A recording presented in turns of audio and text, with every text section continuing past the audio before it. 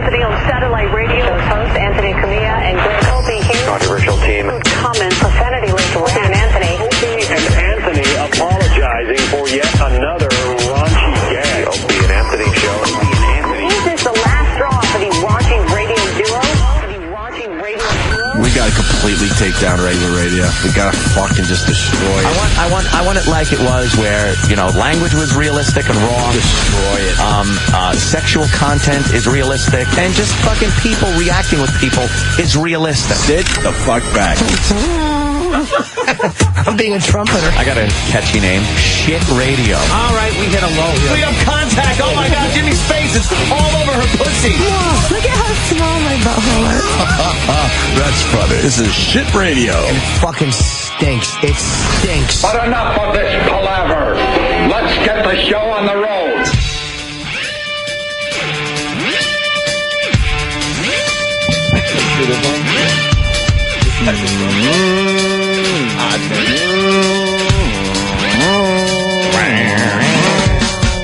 Hi, everybody. How is everyone this fine morning?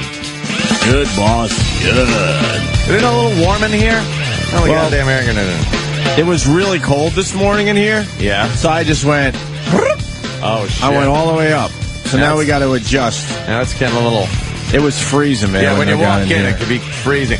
The good thing is the room is a closet, so it heats up or cools off very quickly. No, guys, I got it.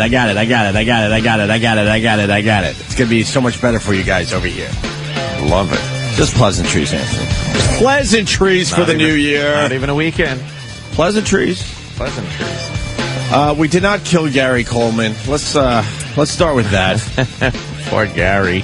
I think we came close to killing Gary Coleman, but we didn't actually kill Gary Coleman. There's a rumor out there. I saw a lot of Twitters going, uh-oh. Oh, I got killed yesterday. What'd you do? One guy just writes, I knew you guys would eventually kill somebody. Oh, he's not dead. I think we have killed a few people, but... Is he okay? I think so. I think he's doing better. Basically, yesterday, Gary Coleman called our radio show. Yeah. He was promoting midgets and mascots. Oh, boy. Or We midgets, can't remember the guy. midgets versus mascots, I think. Right. Basically, the mascots have won. And he was doing our show and a bunch of other radio shows. He's trying to get a full frontal nudity shot taken out of it or something. Oh, really? But I think that's just a publicity Wait, so thing. no one has seen this movie yet? It's out on DVD? I thought it was in some theaters, I like thought maybe it some was, tiny too. theaters in the middle of nowhere. But I have no clue. so I guess the movie's such a piece of garbage that it's only on DVD. You got to buy it to see it. Yeah. And before it is released on DVD, he wants his penis cut out of the movie or Take something. out of the movie, but that sounds like a way to sell the DVD. Like, he goes around saying, I'm trying to, I don't want this released. My penis is in it. Right. And then people buy it because they want to see Gary Coleman's penis for some reason. Sure. But, wow, he was rushed to an L.A. hospital yesterday. Well, just to morning. give you our part of it. We were going old school and doing our Gary Holdman. Gary. Well, it kind of makes sense. Gary Holdman on cold. Right. Well, it was almost. It was almost on cold. Almost. Gary Coleman on hold bit. Yeah. It was a classic bit from our NEW days where we kept him hanging out for, I think it was days. Yeah. Then we got silly with the stupid bit. Yeah. But we decided we were going to just like fuck with him all morning yesterday. And in between us fucking with him, I guess he was trying to do some other radio shows and Maybe a little too much work, a little stress for the poor guy.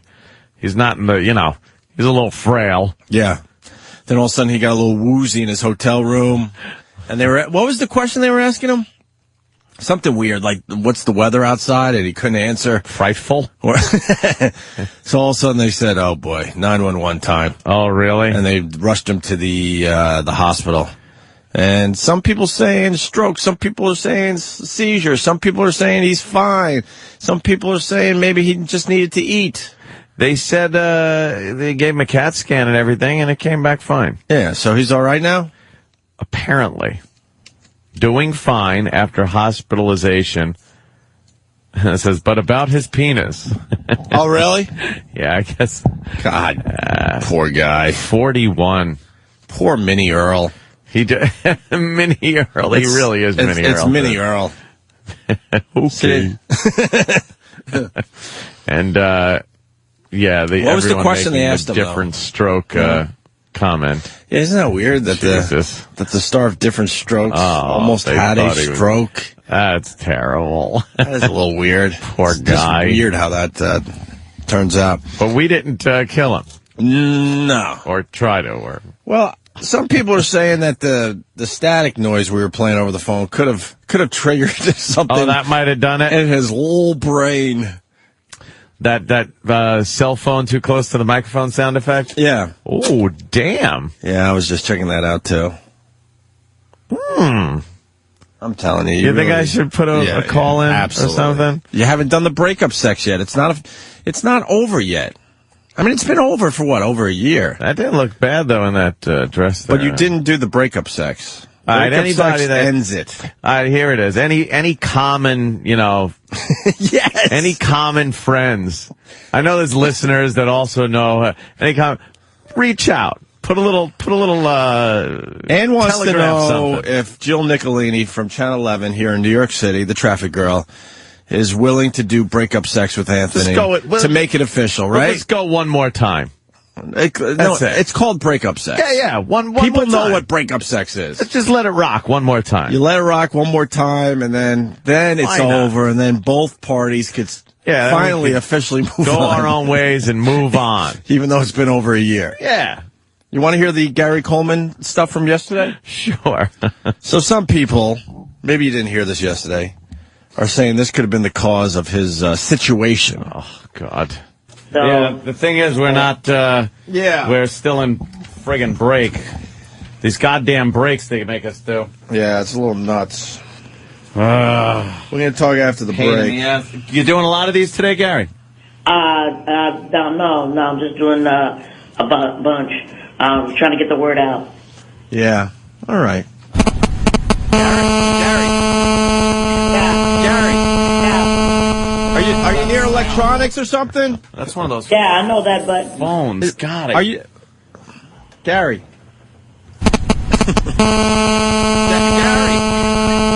Gary Coleman. Gary. Got their phone on. Bad cell service there in L.A. I know, God. I hate when that happens. It's usually a cell phone close to the microphone or some of the equipment. That's weird. Yeah, that's Sure, he'll weird. call back after the break. I'm sure, yeah. Fucking assholes. So we were messing with him all morning. Yeah. And some people are trying to make the connection.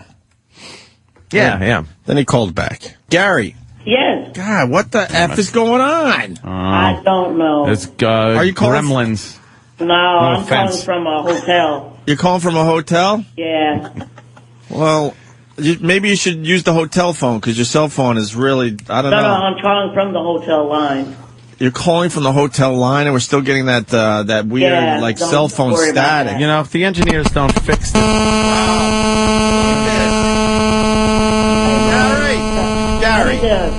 Gary. Listen, Where are you right now? Maybe it's some kind of interference in the hotel. No. I need you guys' help on something. No, I need to get your listeners involved in this.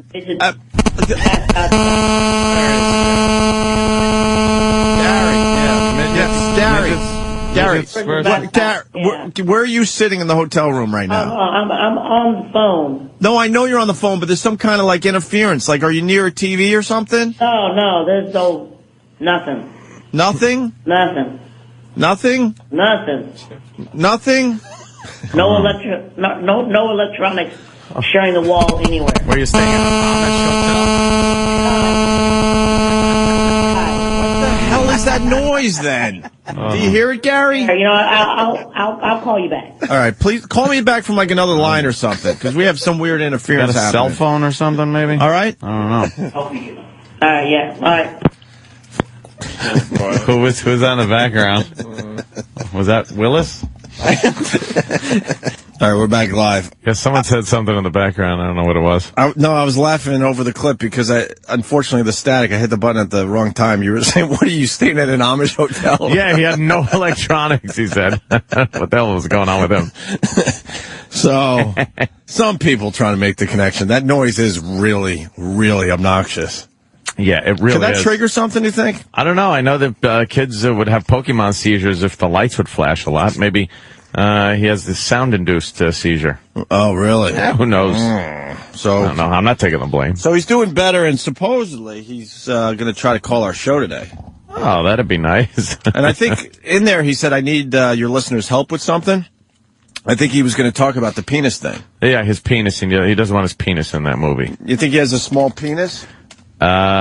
If you have your penis in a movie and you want it taken out of the movie, that means it's small. I would suggest you have small penis. You know, that's a really good point. I would imagine you would have. What guy doesn't want his penis out there if you're looking large? If it's looking impressive. If it's plumped up. Right.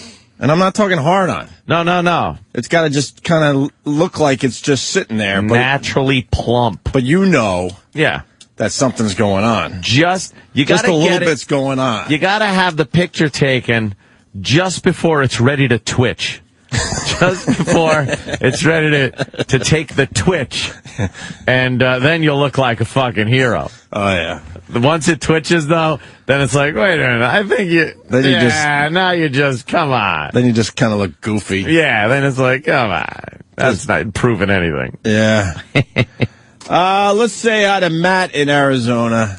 What's up, Matt? Matt. Hey, Opie, last year, 09 was the year of the celebrity death. I was wondering if 2010 was the year of celebrity death caused by Opie. Oh, wow. Well, I mean, Anthony had something to do with that, too. Why do I always have to take the blame? Freaking Anthony was in there killing him, too. Yeah, but you were killing him, too. I was, just having a conversation. Were you? Yes. I sleep well at night, man. I did. I think I did call him a gremlin. Yes, you did. And there were a few in there. Yeah. Let's go to Eddie in Ohio. Eddie. How's it going, gentlemen? Good morning, Eddie. Gentlemen.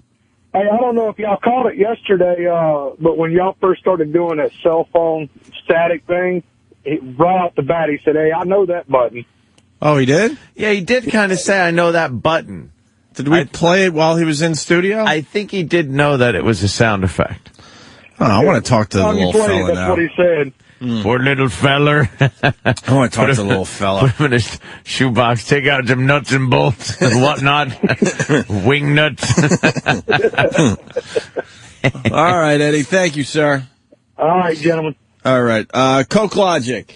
Ooh. Hey, sorry. Midgets versus mascots. Mascots win. Yeah, I think the mascots win in this case. Yeah. Gary Coleman is just miserable.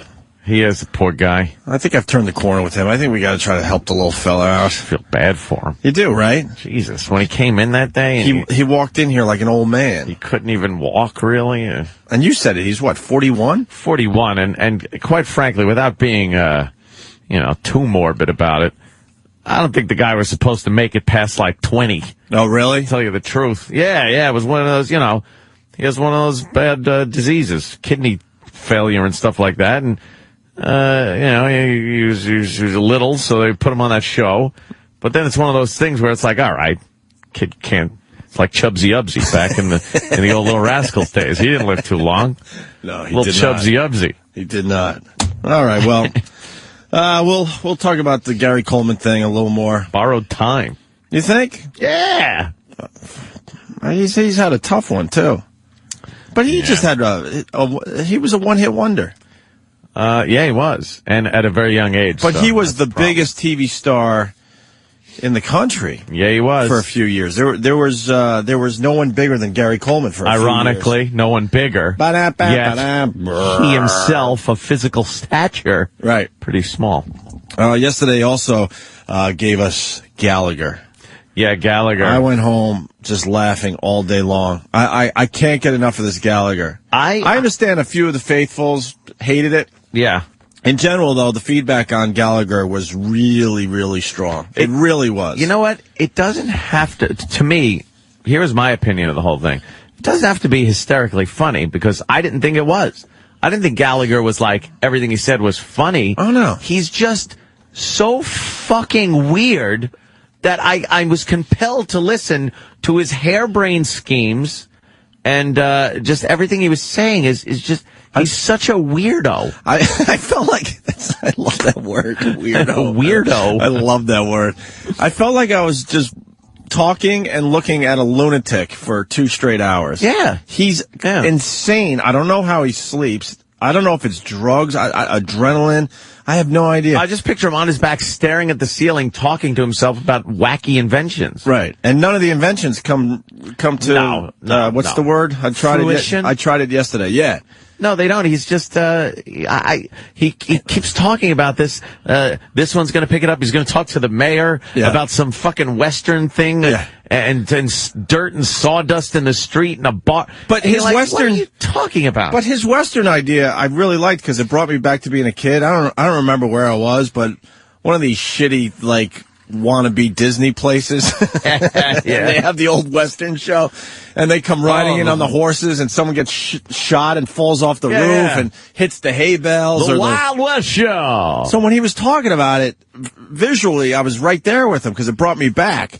But then I was thinking, okay, Mayor Bloomberg is going to allow Gallagher to set up an old Western show, and I think he was saying Times Square. It ain't, Times Square. And he needed dirt to be brought in, and they're just going to cover the streets with enough dirt to make it kind of look like an old Western town. Hey, welcome to the Wild West Show. Fantastic. Here comes our villain. He's riding in. Look out. Oh, no. Well, there goes our hero. Has just got to be fell off the top of that building. Yes. Wow, look at that. What do you think, people? What do you think? Yeah. I hate those. You obviously tell he's falling on a mat with dirt on it. The dirt and rocks bounce with him. Or they fall just out of sight. Yeah. Like there's a fence in the way and he falls behind the fence, and you gotta know that there's something nice and fluffy behind the fence. I know. They stink. I hate them. I liked it when I was a kid. Yeah. Absolutely. He's going to sit there and watch that drivel in New York. And then he came up, I don't think he brought this up on the air because we had to take breaks, unfortunately. As soon as we went to break, he just continued. So we missed out on a lot of great material for the listeners. Yeah, he just goes on and on. Because he's not one of those guys. During breaks, just to take you inside the show, sometimes we'll have a guest on and they'll keep talking because that's what you do as humans, right? Yeah. And all of a sudden they might hit on something and me and Aunt will look at each other like, oh my God, you gotta say that on the air. Save it for the air, save it for the air. And then we go back on the air and we make believe we didn't hear it. And then we set the guy up. But with Gallagher, you know that's impossible. You can't stop him. So all this shit he's saying during the commercial breaks is just going nowhere. I mean, 4 people enjoyed it, unfortunately. But his view on movies was amazing. He talks about actresses and actors that take you out of the movie. And his idea is that really, wasn't on the air? I don't know. I don't think so. His idea was simple. Every actor and every actress should be in one movie. One movie. One movie, and then they're known for that one movie. Yeah, because if you watch him in another movie, you're like, I saw him in this other movie. And then you realize it's an actor. Right. And that the movie isn't real, and it takes you out of it. Right. To a certain extent. So actors can only make one movie. Kind of like the idea. Kind of like it. Some people suggesting he should have made one special. Did you ever see a Gallagher special? I don't even know. Back in the 80s, it was huge. Yeah, he was on Showtime all the time. Was he like that during his specials? I don't remember. He had the beret kind of hat on. No, I know that. This is what I know. Was he crazy like that? Yeah. He seemed a little more, like his thoughts were together a little more. He was more polished? Yeah, polished. That's good. Because what I remember about Gallagher, unfortunately, and he probably hates it, is the guy that smashes the watermelon. And the guy that was the finale. Like, his whole show was, over an hour long, and it was him with various inventions. Right. And other things that he'd have giant props on stage. He's a prop comic. Yeah, but I just remember when it got to the point where he started smashing shit. He'd come out on roller skates. See, I don't remember any He'd of be this. on roller skates like the entire show. Or he came out on a tricycle once with a car door on it and rolled the window down and put his arm out, and he's just kind of like, he would do shit like that. But the point I'm making is he doesn't have to smash the watermelon. No. But I think his audience expects that, obviously. But if you just heard him on stage just ranting and raving like he did on our show, that would be a great night. See, there's a little Gallagher. But he's mellower. It's the yeah. If he just rattled off shit like he does here, people would be sitting there drooling in the audience wondering what the fuck he's talking about. I'd go tomorrow. Danny, you saw him recently. Does he rant and rave? His show that I saw, I mean, he has some material that I guess is prepared or whatever, but a lot of that show, I mean, you could pretty much tell was just off the cuff. He's just talking, thoughts come in his head and they come out of his mouth. He tries things with the audience that I don't think he ever tried before at a different show. I love that. And it's just, I love guys like that. Yeah, dude, you know what? It sounds crazy to say, I went to see Gallagher and it was really good, but you know what? It was really good. It was really different. It wasn't the typical, going to see a comic thing. Yeah, I think you should see him. I think he's going to come back tomorrow. We want him to come back tomorrow. And he told us on the way out, he's like, all right, yeah, I'll come back. He's like, I'm going to see a couple Broadway shows, and then I'm going to come in and give you guys a review. I'm like, all right. But, I mean, anyone else says that to us, we'd go, get the fuck out of here. Don't do that. I'm going to see some Broadway shows. Right. But we just know it'll be good. Yeah. Even he'll be talking about two shows that no one will give a shit about. The content of what he says, no one will give a shit about. But how he says it. Mm-hmm. Oh. Let me go to Charlie in Philly. Charlie. Hey, Charlie. Morning, Bubba Boys. Good morning, Charles. Hey, Gallagher was great. I mean, like Anthony said, a lot of it isn't, gut-busting funny, but, he gets you thinking. The thing I enjoyed yesterday, I cannot wait to be first in line to get my Yow Boy hat. Like the Wild Wild West in China. His Yow Boy hat. I forgot about the Yow Boy hat. And that was when he kind of first came in, a little early in his appearance. There was so much shit he rattled off. I forgot how much material about the Yow Boy hat. How much material you think he did? It was nonstop for hours. How many thought starters did he have? Thought starters. That's all he had. Right. Starters. Not one thing was finished. Right. Just like his inventions. Yeah, his inventions. He's a crazy person. Dude, I would love to get a tour of his house. It's got to be just where a lunatic lives. Yeah, like a hoarder. A crazy hoarder. It has to be one of those houses that have paths. Yeah, because he said he's got all his props. He's got a friggin' foam rubber steamroller. Yeah. I'm sure he's got that big giant couch that he had. What was the couch all about? He had a giant... Oh, is somebody's calling about that? Another Charlie from... No, this is Charlie. Oh. They say Charlie in Philly and Charlie up here in New York. Staten Island, actually. What's up, Charlie? Hey, guys. Yeah, the couch was a trampoline. And he used to jump from one side of it to the other and do tricks off it. Yeah, true. Oh, my God. That was his giant couch, and he pulled things out of it. Yeah, I guess we don't have to watch Gallagher clips, but there's the huge couch. Yeah. And he'd find things in the couch like you would at home, but they're giant things that he would find in the couch. Hey, I mean, what does it take to build, see a potato chip? What does it take to build these props? Jesus Christ. I don't know. Big crayon. You know what? I'm going to watch Gallagher clips later today. Yeah, dude, in the 80s, if you had Showtime, you were watching fucking Gallagher when he came on. And now he's just playing clubs. And now he's doing clubs. He was huge. He was huge. Giant specials, filling fucking huge halls. Right. Hey, Danny brought in a clip. Gallagher pwns his opener. What is this about? I think one of my Facebook friends sent this to me yesterday, and I started watching it. And basically, it's during the now era of Gallagher, where he's back doing the clubs again after all these years. And his opener was just failing miserably. And so Gallagher just decides to step in and try and help him out. I mean, this kid was obviously new and very annoyed. I just thought it was very funny. Okay. Very, very funny. So, Gallagher's opener, first comic up, is just having a hard time on that stage. Terribly. And this is how it goes down. Yeah, this first clip is just about a solid minute of this kid bombing before Gallagher steps in. All right, cool. Yeah, pretty much. So I'm just kind of killing time here. The clapping's kind of weird. You kind of feel obligated to do it almost. You're like, no, here we go. Gotta clap for this guy. Hey, give it all!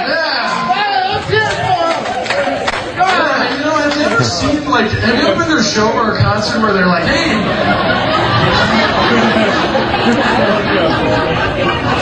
I've been to a show or a concert where they say, hey, put your hands together for so-and-so. Put your hands together? Really? Are we to the point where we don't even know how to clap? But there are really people going, wait a minute. So close. If only I knew the secret. Oh, put your hands together, you say. I might try that. Works out pretty well. But you know, they have a lot of sayings like that. Things that you kind of feel obligated to say or do. You know, there'll be like things like, you lost them. So he just walks on stage. He goes, you lost him. Gallagher looking like a mad scientist. Shit, like Doc Brown. like Doc Brown. Walks up to the mic really slowly and just goes, you lost him. You lost him. Wow, that's harsh. I can't imagine like being trying to break into comedy. And look, whether you like him or hate him, Gallagher is everybody knows Gallagher. Yeah, he's a legend. He's a comic legend, if you will. So to have Gallagher just interrupt you and tell you how terrible you're doing. You lost him. And the comic, he's some skinny guy, just is standing there with his hands on his hips now, looking at Gallagher like, what do I do? He's lost. You lost him. Amazing. Start over. I'll introduce you, and you come out.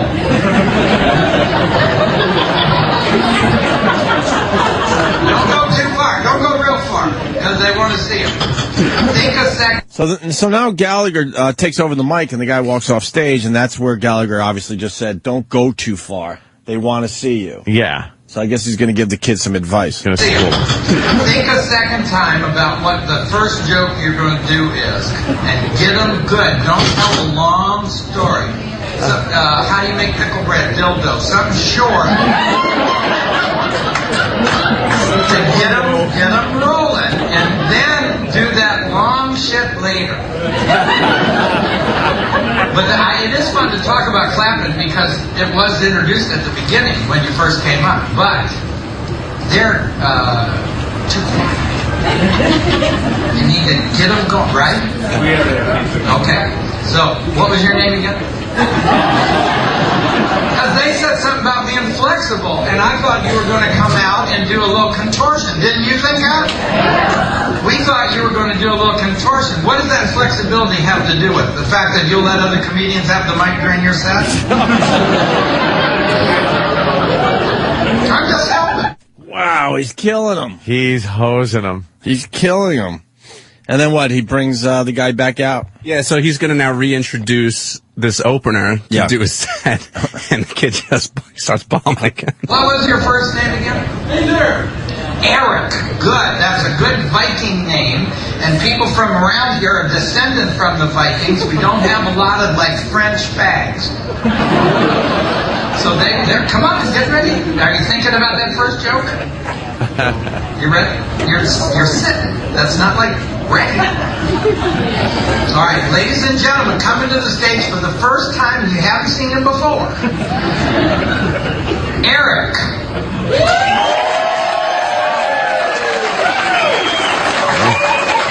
Poor bastard. Thank you.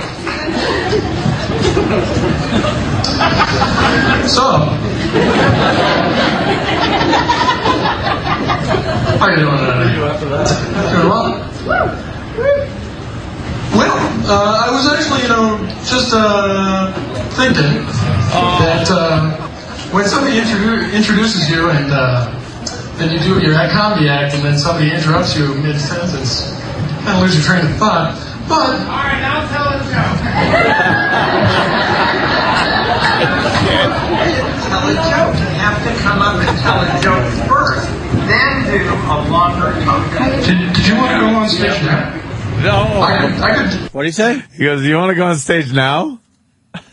Oh, wow. Like, he's so fucked up at this point. He's out of his mind. Go on stage now. I could. How about you do the open, and then I'll do the hour-long smash bill of fruit, and then we'll be okay. No, I do an hour-long of talking, and you get a smashing fruit. That's not good. Hey. Wow. He's schooling that young gentleman. Mm-hmm. The guy had no clue what to do after that. Well, So, humana. I was thinking. I had to rewind that 100 times. He just has no idea where he's going with his own thought. Dummy. Hi, this is an honor. I want to be introduced by the Gallagher, please. Okay, give me one more shot. One more shot. All right. Why don't little girls fart? They don't get assholes till they get married.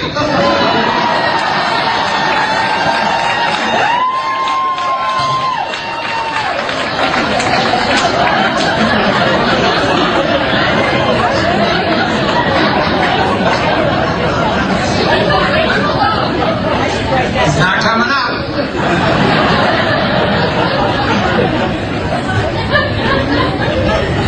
He's got his book out.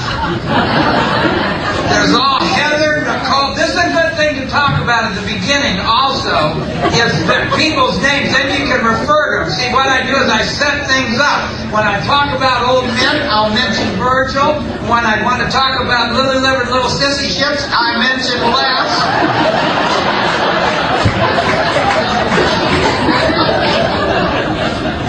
And there's always room for a couple of whores in a nightclub. Killing. Smashing the audience. Killing. Yeah. Killing. That poor little fuck is just sitting there. And then finally, Gallagher, well, his advice might work here, finally. Yeah, the kid finally decide. I think he gets through his head that he can't start out with this long soliloquy to start his set with. Right. All right, ladies and gentlemen, we always want to support anybody that wants to go in this terrible business of entertaining alcoholics.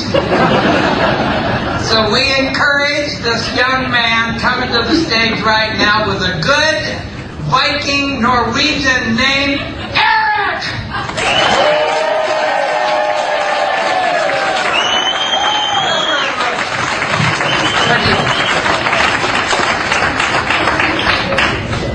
Did you hear that there was a guy with no arms, no legs, and he was thrown out of a truck? Yeah, they call him Skip.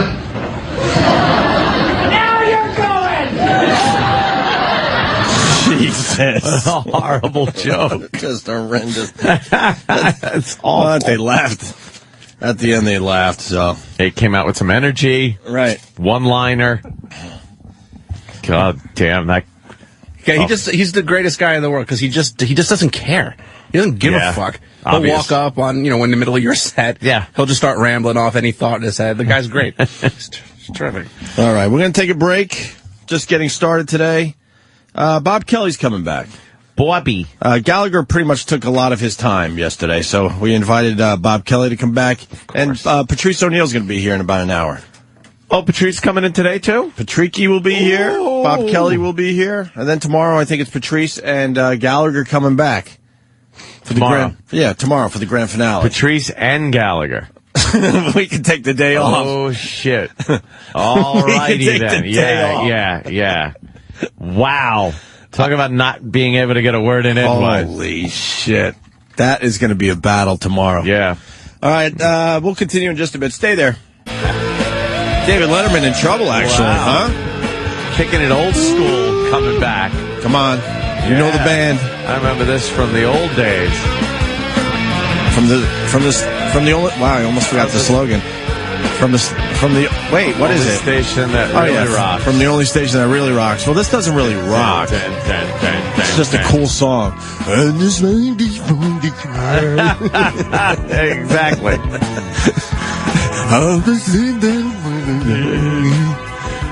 I hate that. When I want to know the words, but I just don't know them. And you gotta just kind of...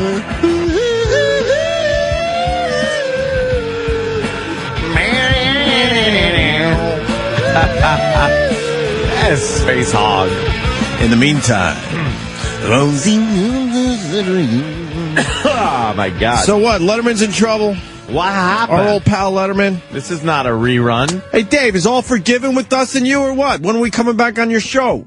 That would be nice. Boy, that was a dumb decision we made 2 years ago, huh? Oh, God, was that stupid. Let's burn a fucking sure thing bridge with a show that we can walk to.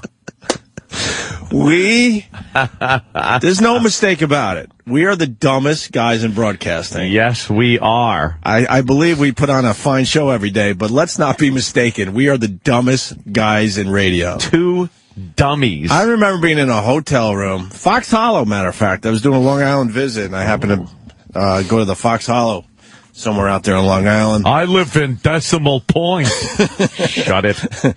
And I'm on the phone with Anthony. I'm on the phone with Super Agent Bob Eatman. Yeah. A month earlier, we had an amazing Letterman appearance to the point where, like, one of the big honchos, one of the big producers comes running in right after our appearance and said, "Oh, my God, you guys were great. That was a great appearance. We're really, really happy, and we want to book you. Have you back. We want to have you back sooner than later." Yeah. And then she walks off, and then the boys that we know over there, some of the writers, they're like, "That never happens.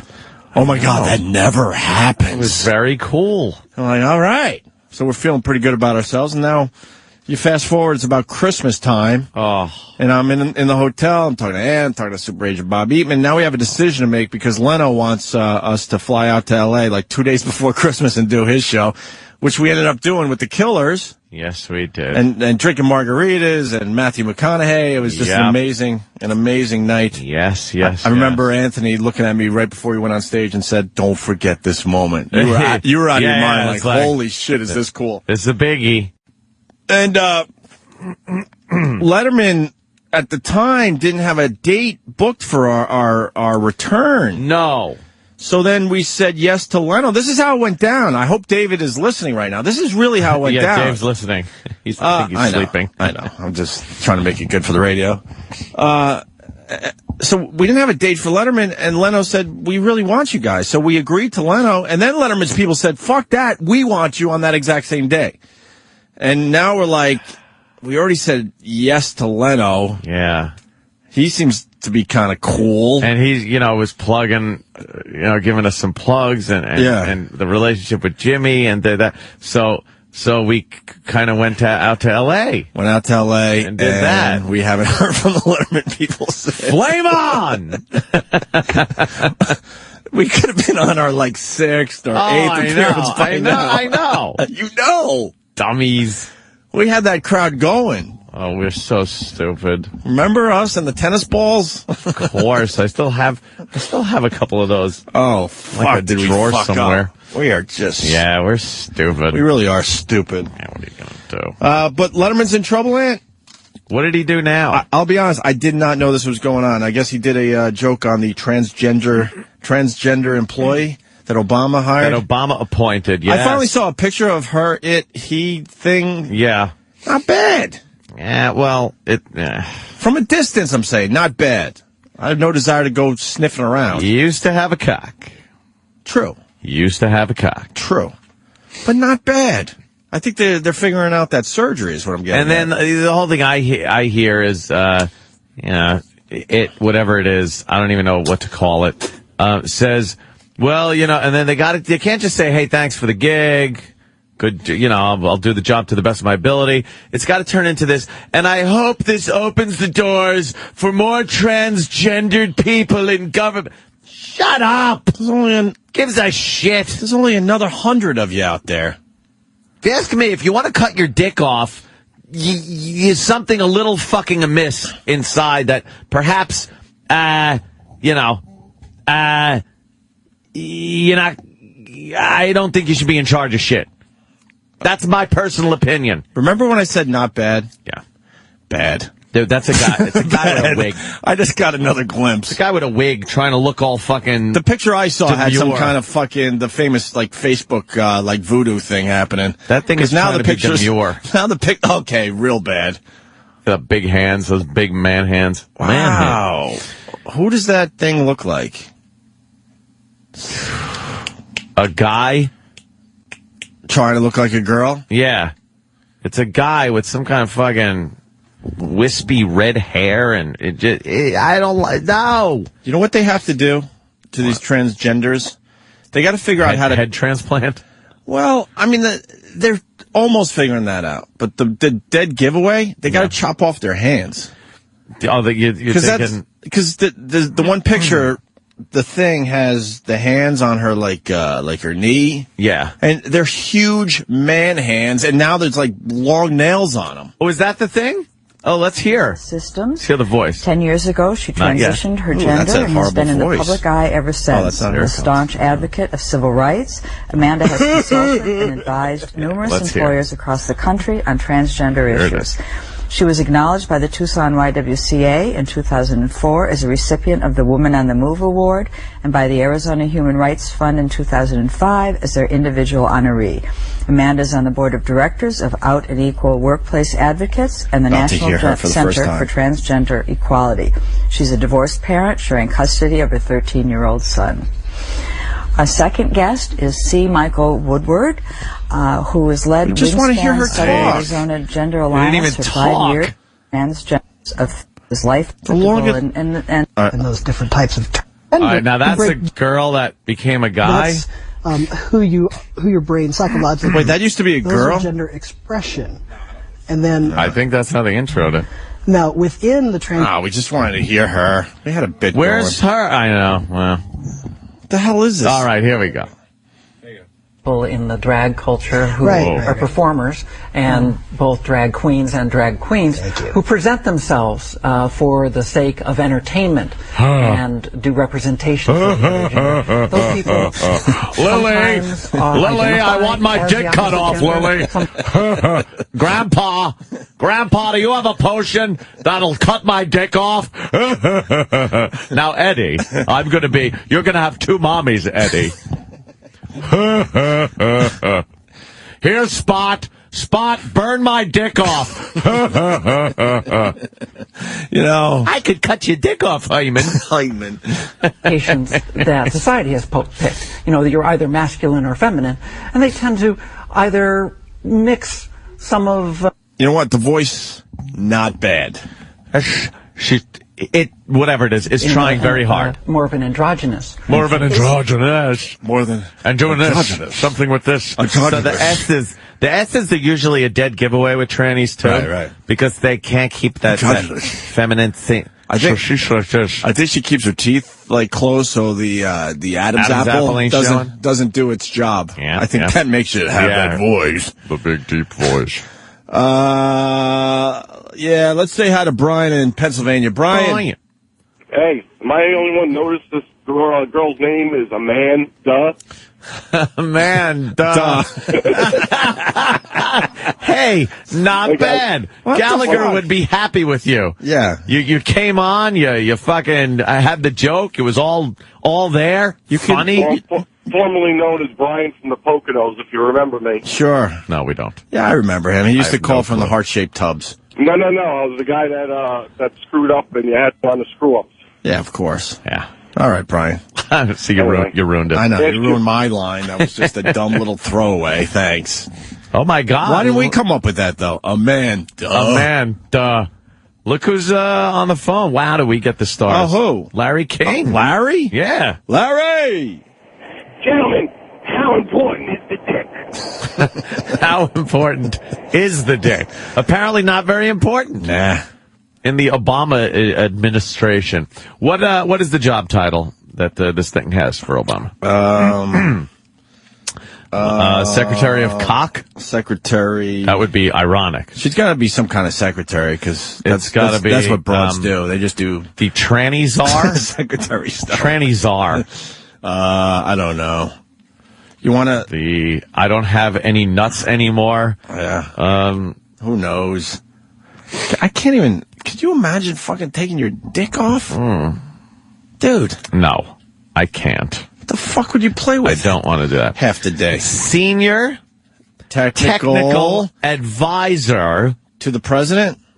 Is there to the president? Dick removal. Advisor, Department of Commerce. What? What does that do? She's losing her own goods, and she's supposed to be. Yeah, the Department of Commerce. Commerce? She's outsourcing her dick. Right, you're supposed to keep your goods. Keep your dick. Well, Letterman's in trouble. Human Rights Coalition asking Letterman to apologize for joke involving Obama's new transgender employee and his announcer. Well, here's something interesting. President Obama has appointed a transgender person.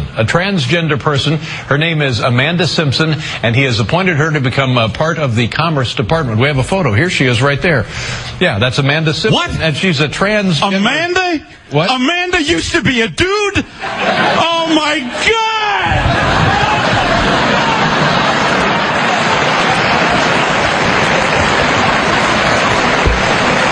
Letterman's in trouble for that. Why? That's a great joke. Yeah, it's funny. That's an honest joke. That's a reaction everyone has. Yes. So some human rights, the Human Rights Coalition, I guess, wants Letterman to apologize. He's not going to start apologizing for everything, is he? No. Kind of understand that he had to do the right thing with that Sarah Palin. Yeah, unfortunately, how to do that. Look at this guy. I love this. The inmate escape. Look at him. He's futzing with his handcuffs, and then he just takes off. That's live? Yeah, that's great. His convict just runs off of the chain. That is video of the day. He got out of his handcuffs. So what? They're doing the perp walk, basically? All the guys, were they leaving the courthouse? Walking him from the courthouse to the old paddy wagon, I guess. And why were they all in chains? Why was the news crew out there? I don't know. They must have just been out there to get a clip of somebody. It must mean that there was a big shot on the chain. Yeah. So you see him futzing with his handcuffs, right, that are connected to the chain. And then he kind of looks around, just slips it, and runs. And then a bunch of cops just run after him, and they wound up catching him. They got him? Yeah, they apprehended him. Oh, that sucks. The guy was he running, though. And then a bunch of rats on the chain gang. Right when the cops came running out, yeah, a bunch of the guys on the chain gang are like, he made it right. Go down there and follow him. Like that's going to help their cause. They're helping him out. Let him go. And Eyewitness News has the exclusive. It's really low, Dan. Good evening. I'm Sade Better-Noir. And I'm Diana Wood. Sade Better-Noir. How about you change your name? Newsreader. For it outside a police precinct, right in front of officers. An Eyewitness News camera was the only one to catch the getaway. Joe Torres is live on Staten Island with the exclusive video. Joe? Sade, the bottom line. The handcuff was too loose. That seems to explain how it was that an armed robbery suspect escaped from police custody here at the steps of the 120th precinct. He wasn't armed anymore. No, he's an armed robbery suspect. I know, but you see how they kind of... Yeah, they kind of scare you. Daring stunt on tape. Stunt. Quan Thompson is wearing a black jacket over an orange hooded sweatshirt. Look at him getting out of it. As the 22-year-old slips out of his handcuff, ducks under a police chain. Run, homie, run. And there he goes. Look at the brother go. That's awesome. Around the corner before stunned police officers begin their chase. Shoot back around Wall Street. Make it right. Between the time that he left the steps and got to the corner, it was probably less than 4 seconds. He was so fast, so incredible. Oh, he was very fast. Incredibly fast. He wasn't incredibly fast. Just a dude running. He's running, man. But they got him, huh? Whoever put those cuffs on, man. Dan, where's that video? It's gonna roll. People want it immediately. It's on a lot of news sources this morning. But if you go to Google News and just put in prisoner escape, it's the first thing. Pretty much the first thing. All right, there you go. You can find I'm out of here, yo. So what do you think of Letterman? No apology necessary. We got to hold our ground. Yeah. People that are in the business of funny. Yep. Whether you're a comedian or what have you, we all have to just stand our ground. Dave has weathered a pretty big storm. As far as that, the Sarah Palin thing? No. Well, that was something. Well, that was. But then that wasn't it. No, with the chick, with the sex thing. Mm-hmm. That was pretty big. He addressed it, and it went away. He doesn't have to. He's in a position now where he could just say "fuck you" now. To people. I think he will. He did it. He did his apologizing for other stuff. So he has a pass now. And that's a great joke. Yeah. I wonder if one of our boys wrote that one. That's a good one. Did one of our boys write that one? Probably. They'll tweet me if they did. I'll say yes. It's a great way to look at it. Yeah. The whole situation. Hey, and speaking of tweeting, you had a fine tweet last night. Yes. Your gun stat, your yes. homicide stat. Yeah. You made a lot of sense with your tweet last night. I got to be honest with you. I really do. Apparently, FBI records that came out indicate that murder way down for, across the country for 2009. Yes, across the country in general and in New York. Well, New York lowest murder rate since 1963, I believe. But we know they fudge with the stats a little bit. Yeah, murder's hard to fudge. But yeah, I know. Murder's hard. That was my second part of what I was about to say. Is it? Yes, I was setting myself up. But murder is hard to fudge. You're right. Like robbery, they can fudge it. They could turn it into, I've heard stories where robberies are committed and, obviously the police commissioners and everything want the robbery stats down. Right. So they go, all right, we'll call it something else. We'll say it's, a petty larceny or something like that. And it makes the stats look like they drop down. Murder's kind of hard to call something else. Sure. Stats are very just deceiving, useless. For whatever purpose you need them for, they could be twisted, turned, manipulated. Yeah, don't believe stats. But when Obama started his run for presidency, and especially when it really looked like he was going to win this thing, and obviously he did, a lot of people, because of his anti-gun stance, bought guns, thinking that, and still thinking, believe me, it's still a danger, that they're not going to be able to buy guns, that there's going to be all kinds of new gun laws put in place, and the assault weapons bans, and pistol permits, things like that. So a lot of people started buying guns. And in the time that people started buying guns, the crime rate dropped. Yeah, there's no way around it. I mean, 2009, Obama was in office, and we heard all the guns. You heard all the stories saying, how many times do you open the paper or watch the news and say, wow, gun sales through the roof? There's a couple things going on here, too. 2009 was a rough year for a lot of people. Yep. And when you're having a rough year economically in the country, usually crime is way up and murder's way up. Yeah. So 2009 should have been a pretty impressive year. Yeah, for murder. For that type of thing. And crime in general. And the fact that gun stores were, during a recession, were seeing record sales. I mean, people were actually spending money that they really didn't have to arm themselves. And then crime drops. And this goes against all the babble you hear from the gun control people saying more guns only means more murders, more crime. And it doesn't when you're talking about guns in the hands of responsible law-abiding citizens.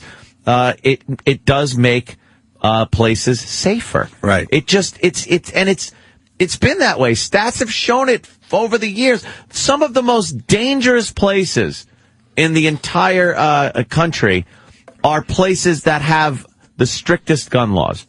You look at a place like Chicago, you're not even allowed to have a gun in Chicago. Chicago is Beirut. It's crime central. D.C., same thing. They're still working on that, but only if you're an NBA player. Yeah, apparently. On a team that used to be called the Bullets, by the way. Oops, change the name of the team, but make sure you hire questionable players. That's why the whole system is fucked up. So stupid. Yeah. But it just, I like to see how the gun control, the gun law, the gun, people are going to try to spin this. Well, you said last night on your tweet, too, why isn't this on CNN? Yeah, show it on CNN. I would like to see a nice discussion on one of the channels. Yeah. CNN, MSNBC, Fox, one of them, take it on and go, wow, this is a little weird. Gun sales way up. The economy sucked last year. But the murder rate way down. Let them really break the numbers down and show it, and perhaps maybe they could twist it around in a certain way where it looks completely the opposite of what I'm saying. Why isn't Wolf doing something on this? Yeah, where's the situation? This is a situation we need to discuss.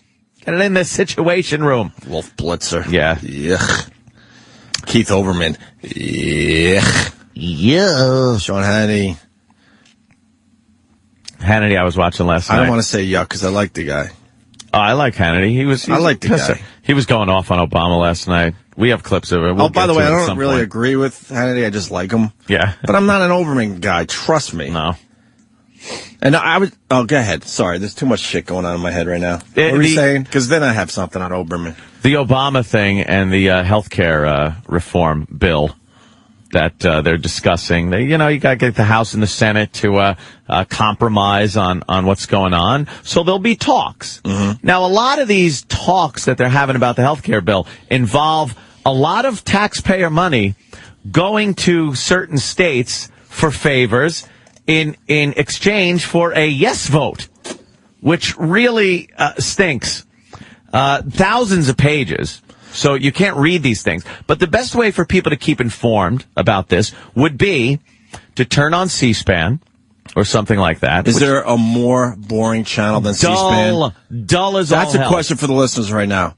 Dull. New York 1 is pretty fucking boring. Yeah. A little local news thing here in New York City, but C-SPAN. C-SPAN is Borefest. Oh no, there is one that's worse than C-SPAN. Worst channel on cable TV. You got it? CNET?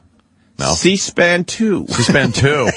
Wow, that's like ESPN 2. Right, only C-SPAN 2. C-SPAN 2. All the stuff they feel like shouldn't be on C-SPAN. It's like, that's not good enough for C-SPAN. C-SPAN is a fucking bore fest. That's not exciting enough for C-SPAN. Oh my God. The thing is, C-SPAN is bore fest. But, if what the Democrats want to do is not have the Republicans in on these compromise talks between the House and the Senate on the healthcare bill, and have them behind closed doors.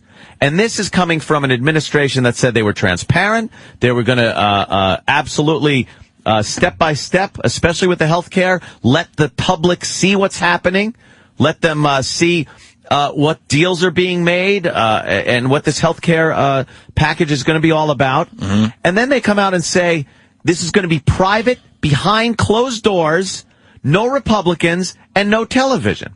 Now, you might say, all right, well, at least they didn't say it was going to be public. Mm-hmm. President Obama, 8 times during his campaign, said that these very talks would be on C-SPAN.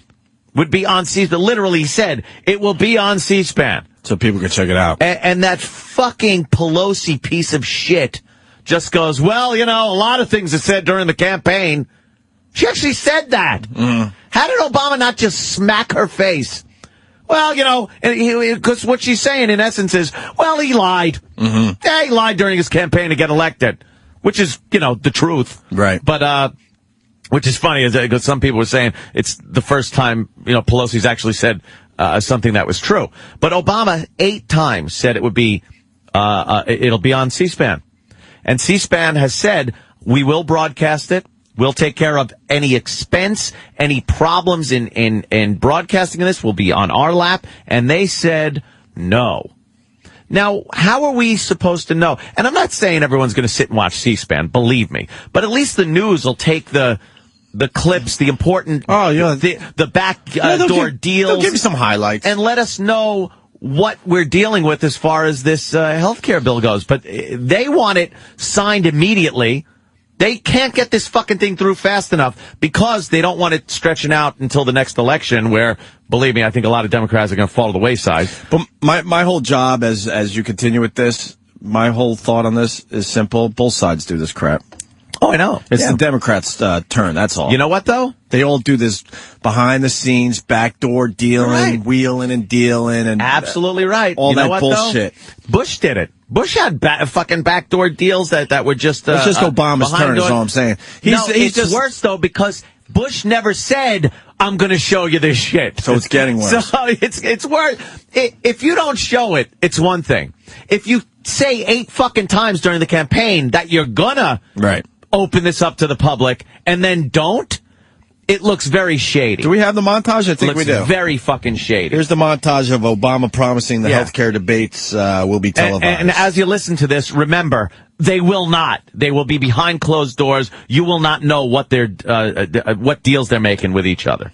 Not negotiating behind closed doors, but bringing all parties together and broadcasting those negotiations on C-SPAN so that the American people can see what the choices are. Because part of what we have to do is enlist the American people in this process. Really? I would put my plan forward, and I would welcome input and say, here are my goals: reduce costs, increased quality, coverage for everybody. If you have better ideas, please present them. But these negotiations will be on C-SPAN. And so the public will be part of the conversation and will see the choices that are being made. I respect what the Clintons tried to do in 1993 in moving health reform forward. But they made one really big mistake, and that is they took all their people and all their experts into a room and then they closed the door. We will work on this process publicly. It'll be on C-SPAN. It will be streaming over the net. We'll have the negotiations televised on C-SPAN so that people can see who is making arguments on behalf of their constituents and who are making arguments on behalf of the drug companies or the insurance companies. But here's the thing. We're going to do all these negotiations on C-SPAN. So the American people will be able to watch these negotiations. Drug and insurance companies will have a seat at the table. They just won't be able to buy every single chair. And we will have a public process for forming this plan. It'll be televised on C-SPAN. I can't guarantee it'll be exciting, so not everybody's going to be watching it. But it will be transparent and accountable to the American people. To the drug and the insurance companies who are still going to have a lot of power in Washington and are still going to try to block reforms from taking place. And so that's why I said, for example, that I want the negotiations to be taking place on C-SPAN. So I'll put forward my plan, but what I'll say is, look, if you've got better ideas, I'm happy to listen to them. But all this will be done on C-SPAN, in front of the public. And no, it won't. Another one of these fucking change, transparency in the administration promises that he made during the campaign broken. Thank you. With that, let's go to Eric in Florida. Eric, what do you got on this? Hey, man. What's up, man? What's up, Bo? Hey, buddy. Hi. Listen, man, I think you're a total hypocrite. All right, explain. What about when Tom DeLay and the other guy frisked, from Tennessee? Yep. When all these guys were in charge, how many backroom brokered deals did you hear about? Zero, dude, because you never saw them because they were in the dark. I know. What I'm saying is they never said that it was going to be transparent. I never said that it's right to do this backdoor shit, and the Republicans, of course they did it. I'm not a hypocrite. I'm agreeing with you. Yes, they did do it. But this motherfucker said, how many times did you hear that it was going to be open to the public? We are going to be able to see the negotiations. You actually did see the negotiations if you watched C-SPAN. Bullshit. Actually, by the way, hey, listen, hold on. Why? C-SPAN 3 is actually the worst channel because 1 is the House, 2 is the Senate, 3 is all the other extraneous. They have three? Three? Wow. Yeah, they have 3. I'm waiting for the Ocho. We got a couple more candidates for worst. 8. We got a couple more candidates for worst cable channel, believe it or not, that we're going to go to in a second. But finish up, Eric. What I was going to say was, they did have open hearings in the House and in the Senate, and I know it's a boring-ass channel to watch, but if you're bored and can't go to sleep, there was your public forum whereby things were streaming on C-SPAN as well as on the web. No, where's the transparency now, though, when the House and the Senate are going to hash out and try to get a compromise between the two bills? And this is a very important process because this is where those favors start going back and forth, and tax money is doled out to fucking different states for favors, for votes, and we're not going to be able to hear this until this bill comes out and they go, the bill's here, sign it, and it's thousands of pages that we know nothing about. That to me, and with him saying that many times that this process will be available for viewing by the public is ridiculous and an outright campaign lie that he said was not going to happen. Yeah. Well, they all fucking lie, so that's why I know, but Thank you, Eric, I'm with you. They all fucking lie, but this motherfucker is the guy that said he's not lying. He's a president. Well, we're on fucking satellite. I can say what we want. Call him a mofo. All right, this mofo. He's the one that said this is a big change. This is change, man. This is a whole thing. This was a guy that was brought in. He did say, and he got elected. He got elected because it was supposed to be this giant change. No more old white guys oh, it's going to be great. We're going to have this new, young, black guy in the White House, and he's got such hope, and things will finally be different. No, they won't. He did say no more business as usual. Right? He did say that. No more business as usual. You're going to see a new Washington, and the transparency. And him and Pelosi just suck. They lied. Yeah. Well, I think as a voter, if you truly, honestly believe that kind of rhetoric, you're an idiot. All right, let me go to Glenn. Obviously, a lot of idiots. All right, hold on. Glenn in New York wants to argue with Eric in Florida. I like when the listeners get going. We got a banter. A little banter. Let's go. This is like what they do in Fox. You get a few banter. Go ahead, Glenn. Good morning. I want to call it the great American panel. Love it. That sounds familiar. It really does. Eric, how stupid are you? Okay, they want you, me, everybody to pay for everybody else's health care when it's just a big crock of shit. All they're doing is getting $300 million for this state. They're just buying everybody's fucking votes, and airhead fuckers like you just fall for it. The hope and change, like O and A were just saying. That ain't nothing. Yeah. That was just a fucking ploy. I know I use the F word a lot, but I do that when I'm pissed off. That was just a ploy for everybody to fall for Obama's little game. He won, and we're gonna lose in the long run. Is it my turn? Yes, there is an observation here. I'm the observation king. Glenn in New York sounds like he should be from Florida, and Eric in Florida sounds like he should be from New York. Yes, exactly. Good observation. It's a good one, right, Ed? It's perfect. Go ahead, Eric in Florida. That sounds more like a New Yorker than Glenn in New York. Go ahead, Eric. Well, let me tell you, Glenn, I know a little something about medicine because I work in medicine. I've been doing it for over 25 years. And the backroom deal that was brokered by where was he from? Nebraska, I believe. And then, what's her name from Louisiana? You know, those two deals that got brokered, that was a crock of shit. I totally agree with that statement. You know, however... Hey, at least we heard about those. Yeah, the healthcare crisis that's going on in this country is mostly insurance as well as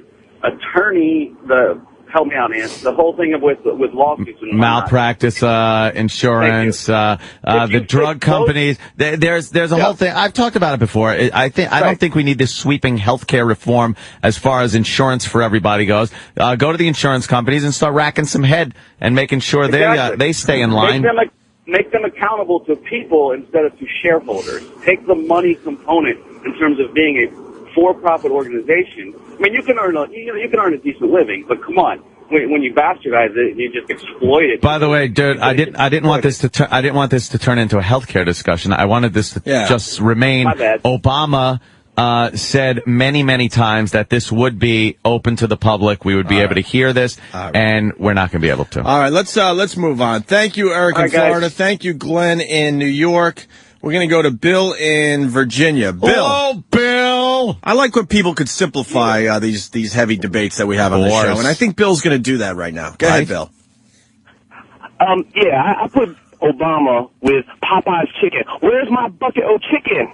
I show up, and he promises a lot of stuff, and where's my chicken? That's what I want to know, guys. Where's my chicken? So now, it's like the Popeyes, when they were going to promise everybody the bucket. It's like the free chicken giveaway, yeah. And then they got there, and there wasn't no bucket. And that's what... Now, how am I going to feed my kids? So Obama basically isn't allowing people to get their bucket. Did you get your bucket yesterday? I didn't get my bucket. Man, you know what? I wanted to get my bucket yesterday, and I didn't either. Yeah, I didn't get my bucket. Fuck, I want some fucking Popeyes now. God damn it. That was good. What am I going to do? Kevin in Connecticut, how are you, sir? Good morning, guys. Happy New Year. Hey, by the way, I still enjoyed your tweet last night. Oh, yes. I retweeted Kevin's little thing, and then it turns out it's a scene from a movie, but I don't care, because it was still really, really funny in my eyes. Funny's funny. Funny's funny. What do you got, Kevin? I enjoyed it. I got a worse channel than C-SPAN, any of the C-SPANs. Really? Mm-hmm. That Eternal Word Television, the EWTN, the all-Catholic programming. Holy shit, I think we got a worse channel than C-SPAN 3. That's pretty bad. That's the one with the really old-looking nun, and it sounds like a cult. Mother Angelica. Yes. Could someone get me some audio of that, for real? She's up there. I can't even watch that as a goof. They're like, He's right. You can't even watch that as a goof. No, I can't even watch it as a goof. No. It makes the Catholic religion look like it's, like it's a cult. That's crazy to think. Yeah. Hey, Ant. Yeah. No audio. Oh, no, it's back. Oh, boy. What's up, Ant? It's back. What's up? All right, then we got a bunch of Obama, I love Obama, I hate Obama calls. Yeah, now it's just going to go like... I think you make a good point, though. I like when you suck, Isaac. See, this guy says Republicans refuse to cooperate. That's why. Well, you know something? The Democrats refuse to cooperate with Republicans. That's why it's got to be, just because one side won't cooperate doesn't mean you lock them out and lock the public out of the discussions when it's the public is the one that's paying for the whole goddamn thing. It's brutal that these two sides just don't want to work together. I'm not being represented. I'm not being represented in these discussions about health care, and I'm going to be taxed on it. So if you ask me, that's taxation without representation, my friend. Oh, shit. That's right.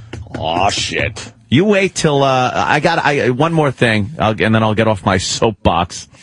Please register to vote and vote in the 2010 elections, please. Could you please do that? Are you officially working for Hannity? No, I'm working for me. Yeah. Yep. Vote. Get out there and throw these sons of bitches out. Balance the power back out again. Just balance it. I'm not talking about one side running the other. Make it so nothing gets done anymore again, where it's all balanced and they just duke it out and no one has a majority. Proud to say that people are acknowledging me as the Observation King now on Twitter. Ah. Look, if Howard can make his own nickname, I can make mine. But you like Seinfeld observations, or? Ooh. Yeah, you know what? A little like that? I can't compete with Seinfeld with my observations. Mine are more like quirky observations. Last night was one of those fucking, I love that hello episode. That one was last night. I was so happy when I turned on Seinfeld and it was hello, la, la, la. That is one of my favorite episodes. I'm back in with Seinfeld. Hello. And then hello. And then they get tired of it. It's fantastic. I rewatched the episode with George, pushing the fucking wheelchair lady because of that dumb story I told with the fire in the movie theater. So I rewatched a couple of those scenes. Great, man. Hello. Oh, you got one? Hello. What's that? Oh, it's just a stupid thing. Well, I'm sure it's stupid. It's not about me, is it? No. Not at all. Me. All right. You know this girl Claire I'm seeing? Yeah. Well, he and I started joking that when she falls asleep, her stomach stays awake all night and talks to me. How's he talking? Well, the belly button's like a mouth. I'm bored. Talk to me. Oh, I gotta start taking these stupid warnings more seriously. See you later. Yeah, right on. Very good. We're just about ready for a break. We got Patrice O'Neill joining the program next. Bob Kelly a little later. Patrice is coming. Hello. You know what? We should probably do this before break. A lot of people asking us about Artie Lang, and wow. There's a thing in the paper today. It's page 6, which is a trash. It's trash. It's a piece of shit. Richard Johnson's a piece of shit. So I don't even know if this is true. Because trust me, I had to suffer because of his stupidity. Richard Johnson, I haven't forgot. Trust me. Having fun, are you? Anyway, with that said, they're reporting this little article. Stern's sidekick and suicide try. Troubled comic Artie Lang landed in the hospital after stabbing himself 9 times. Jesus. In an apparent suicide attempt. 9 times. But they don't get their facts right with this page 6, so I'm just reading what they're saying. In an apparent suicide attempt, sources told the Post, Lang's frantic mom called 911 Saturday morning after she entered his Hoboken apartment and found the bloodied funny man, a law enforcement source said. Lang sustained 6 hesitation wounds. Ugh. And 3 deep plunges. Oh, a source close to Lang's management team confirmed that the Howard Stern sidekick stabbed himself, adding that his mother had come to visit him that day to drop off food. Surgeons managed to save Lang despite heavy bleeding. We all have our demons, Stern said on air this week, referring to Lang's past battle with addiction. Artie has given this show tremendous moments of great comedy. He's a tremendous contributor. He's a good man. Don't forget how great he is. So that's what's being reported. Man. In this piece of shit paper, the New York Post today. That's somebody that's hurting. Yeah, no shit. Because we have our suicide bit that Ant and I do. That's deep. But this is like the real deal. This is This is that's a guy. That's not one of those. That sounds like he's in hell. I took some aspirin and then 10 minutes later call a friend and go, I don't know how many I took. Right. You know, that is somebody that... I mean, the hesitation wounds, that means I'm going to do this. And then everything in your body stops you. Because, just in time. I think your survival instinct just pulls your arm back. I mean, it's got to. Right. And then to be able to do that, Jesus, man. And you know what? There's no jokes here. We just wish nothing but the best for Artie Lang. Hey, Simple as that. I like Artie, man. Simple as that. I see him in the hallways and in the elevator and stuff, and we have a little chit-chat every now and then. I like Artie. I respect Artie. I mean, me and him had a massive confrontation in the hallway here at Sirius XM. It was ridiculous. It could have got real ugly. And then, both sides calmed down, and then I searched him out, and we talked, and I explained my point on the whole thing, and he listened to me, and he respected what I had to say. And after that day, nothing but pleasantries, nothing but, how you doing? Oh man, getting up early sucks. And how do you guys do? Cause, this is rough, blah, blah, blah. It doesn't matter who gets in that elevator in the morning. We always have doesn't it suck to get up this early talk? Except boy, Gary. 2 days ago, I'm in an elevator with him. I'm like, all right, how about you just take your own fucking elevator? I talk to Gary in the elevator. Do you? Well, he fucking hates me, whatever. The feeling is mutual, trust me. Just take your own fucking elevator. With you two? Huh? What happened with you What two? happened? He was the biggest spy going back in the day. Well, he was a soldier for his but general. In front of us, he's like, and then runs to, his boss, and he was a fucking double agent. He knows it. He knows why I don't like him. I just see But then he jumps in the elevator. We're ready to go upstairs. He jumps in the elevator with us, and then he's huffing and puffing. I'm like, then take your own fucking elevator. I don't need you to do my job. So you don't see you two getting back together? We were never together. I'm teasing, of course. He knows what he is. You don't think you'll ever be on a civil basis with Never. him? No. Really? Artie Lang, stand-up guy. Like I said, we had our issue, and I explained it to him. I'll explain to Gary why I fucking hate him. He knows. See, he caused a lot of the problems back in the day with Howard, because he would run to Howard every single time we were doing something. But that's his job. Well, then don't talk to us like we're friends. Then don't talk to us like we're friends. But that was his job. That's that phony shit that I don't respect. Like when you're battling somebody, you want to kind of get in their camp. He was never in our camp. No, God. No, I don't mean get in their camp. I mean sneak in their camp, do a little recon, and come back and tell people what's going on. Right. So, that's how I see it. I'm trying to think if we had anybody that would do the same thing. Right. Like, did we have anybody over at K-Rock when we were at NEW that would tell us what was going on over at Stern's camp? Yeah. We did. Yeah? Name them. I'm not naming anybody. Name them. We're way smarter. Name them. Name one guy. Go ahead. I'm not saying anything. There's not one person alive that can name a guy, except for the guy. Yeah. That's why we're way smarter. But I took the elevator with Sal today, and we were nice to each other. One of Howard's guys. Yeah. Nice. Hey, what's up? Blah, blah, blah. No big deal. But Gary comes in huffing and puffing in the elevator. Then take your own elevator. There's 8 elevators going up to this floor every 2 minutes. Take another one. I just see. I don't have any problem with him. I saw it for what it is. You're in a battle with someone. He was a good soldier. Mm-hmm. For Howard. Whatever. That's it. Fred's cool. Fred rules. Yeah. I don't know Fred is really Fred rules. Fred rules. He really does. You know that this is Fred just looks like a happy guy too. You walk around, you just He's giving him a nod, and he's just like, hey. He looks like Eddie Vedder. I ran into him in the hallway yesterday, and for a split second, I thought Eddie Vedder was coming down the hall. He does kind of. I'll tell you why Fred rules. He doesn't get involved with any of this crap.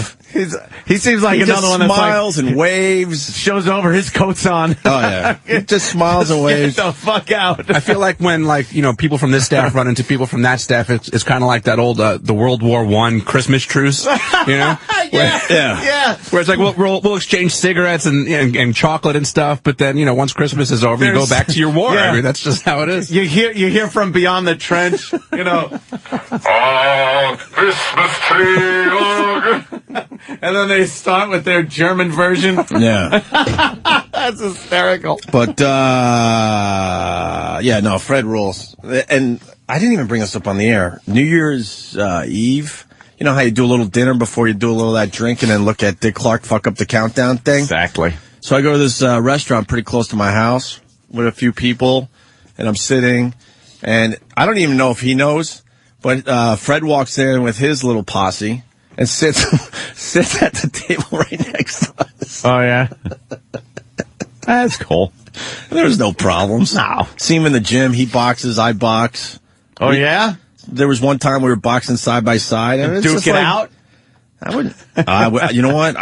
I've seen him hit a bag. Yeah? He's pretty fucking, he's all right. Got some juice? He's got some juice behind that punch. But anyway, this started with the Artie Lang thing. And, honestly, no jokes. Not going to go after the fucking guy. Nothing. I hope he. We wish nothing but the best. Artie knows a lot of the guys that does this radio show. Oh yeah, yeah. I hope he's able to, get rid of them demons. Right. He's been having a problem with that for a long time. And if you haven't seen it, Artie Lang's last appearance on Jimmy Fallon had me fucking rolling. I know. I saw that one. Fucking rolling. If you're looking for something to do during the break, maybe do a quick YouTube. Artie Lang on Jimmy Fallon. I told him, too. I think that was the last time I talked to him. I said, Artie, holy shit, that Fallon appearance. Wow. Yeah, he did a good job on that one. Really good. So enough of this ass-kissing. Well, not ass-kissing, but the guy's fucking... I'm just fucking with you. The guy's in a fucking spot, man. I know. It's terrible. So, I mean... And whatever. I was going to go on a fucking soapbox about... whatever. All right, listen... Norton was on Leno last night. We're going to go to break with who's he? Norton's appearance. No shit. Jim Norton? I think he's ready. Never heard of him. I think he's ready to jump on someone else's coattails at this point. Oh, that coattail skipper. I think he's a flea ready to hit another dog. Ready to jump onto another dog? Fucking our little Jimmy is just blowing up. He had another great appearance on Leno last night. We'll go to break with this, and when we come back, Patrice O'Neill joins the festivities. Alrighty, Jim Norton's a funny guy. We've had him on our show many times. Here he is with his own segment called Jim Norton, Uninvited Guest. Jim!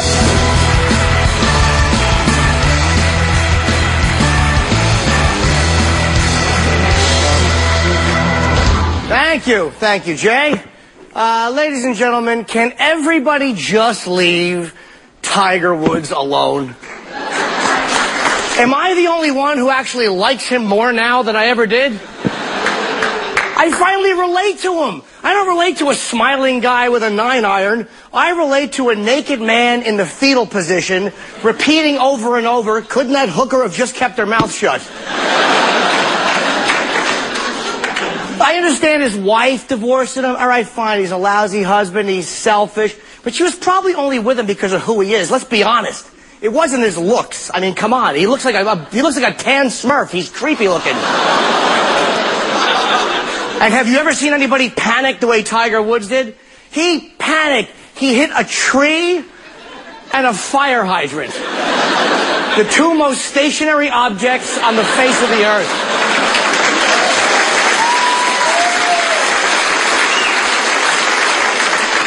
Too bad there wasn't a glacier for him to have a head-on collision with. But that shows you what panic is. This man has the hand-eye coordination to hit a ball into a hole at 300 yards, but his wife yells at him, and he's like, oak tree!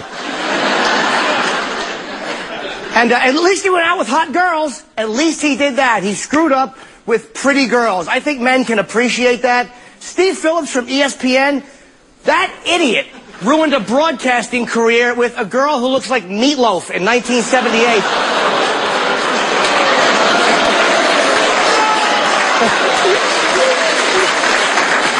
That was kind of mean. I apologize to Meatloaf. And men should not be self-righteous about Tiger Woods. Women, I kind of get why you hate him. I really do. Because I think women understand that on some level, no matter how much your husband loves you, he is as weak as Tiger Woods. And I think women know that. Like, no matter how great your husband is, he's the world's greatest dad, they'd walk through fire for you. If any one of Tiger's mistresses walked up to him and said, "Would you like some oral sex?" he'd say, "You bet I would." So I think that's the problem. And one of the girls said that Tiger wasn't even wearing condoms, which really made me feel a special kinship with Tiger Woods. Because I hate wearing condoms, but I'm not exactly in the same position he's in. He has $1 billion to lose. I have nothing to lose and herpes to give.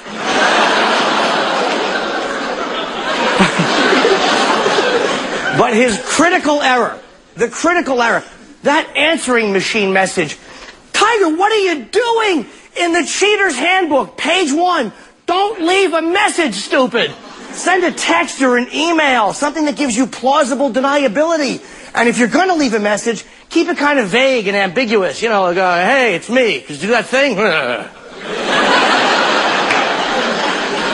See, he gave the whole farm away. He said, "Hey, look, it's me, Tiger Woods, the black Asian golfer. My wife went through my phone, and she suspects we've been having an affair," which, of course, we had been. Malibu was great. "Do me a favor, change your outgoing message, and listen, just do it quickly and be discreet. Again, Tiger Woods, black Asian golfer, sponsored by Cadillac, Nike, and Gillette." All right,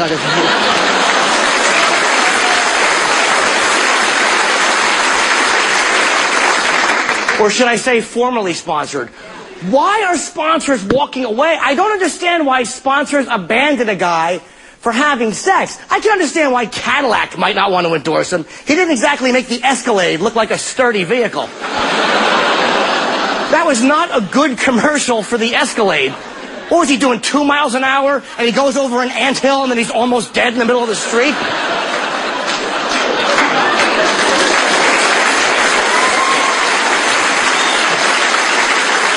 What is the grill of the Escalade made out of? Wax paper? He's like, bonk, and it's just kind of wrapped around the tree.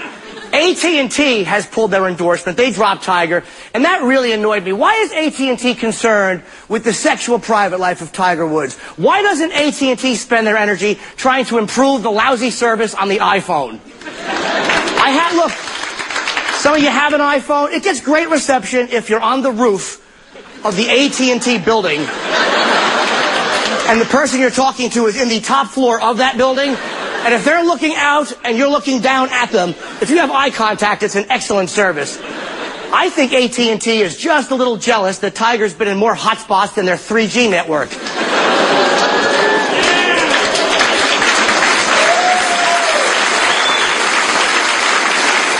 AT&T should not abandon Tiger Woods. They should attach a cell tower to his zipper.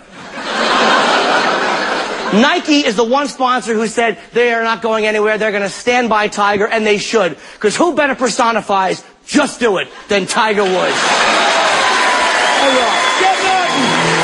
Thank you, buddy. Good job.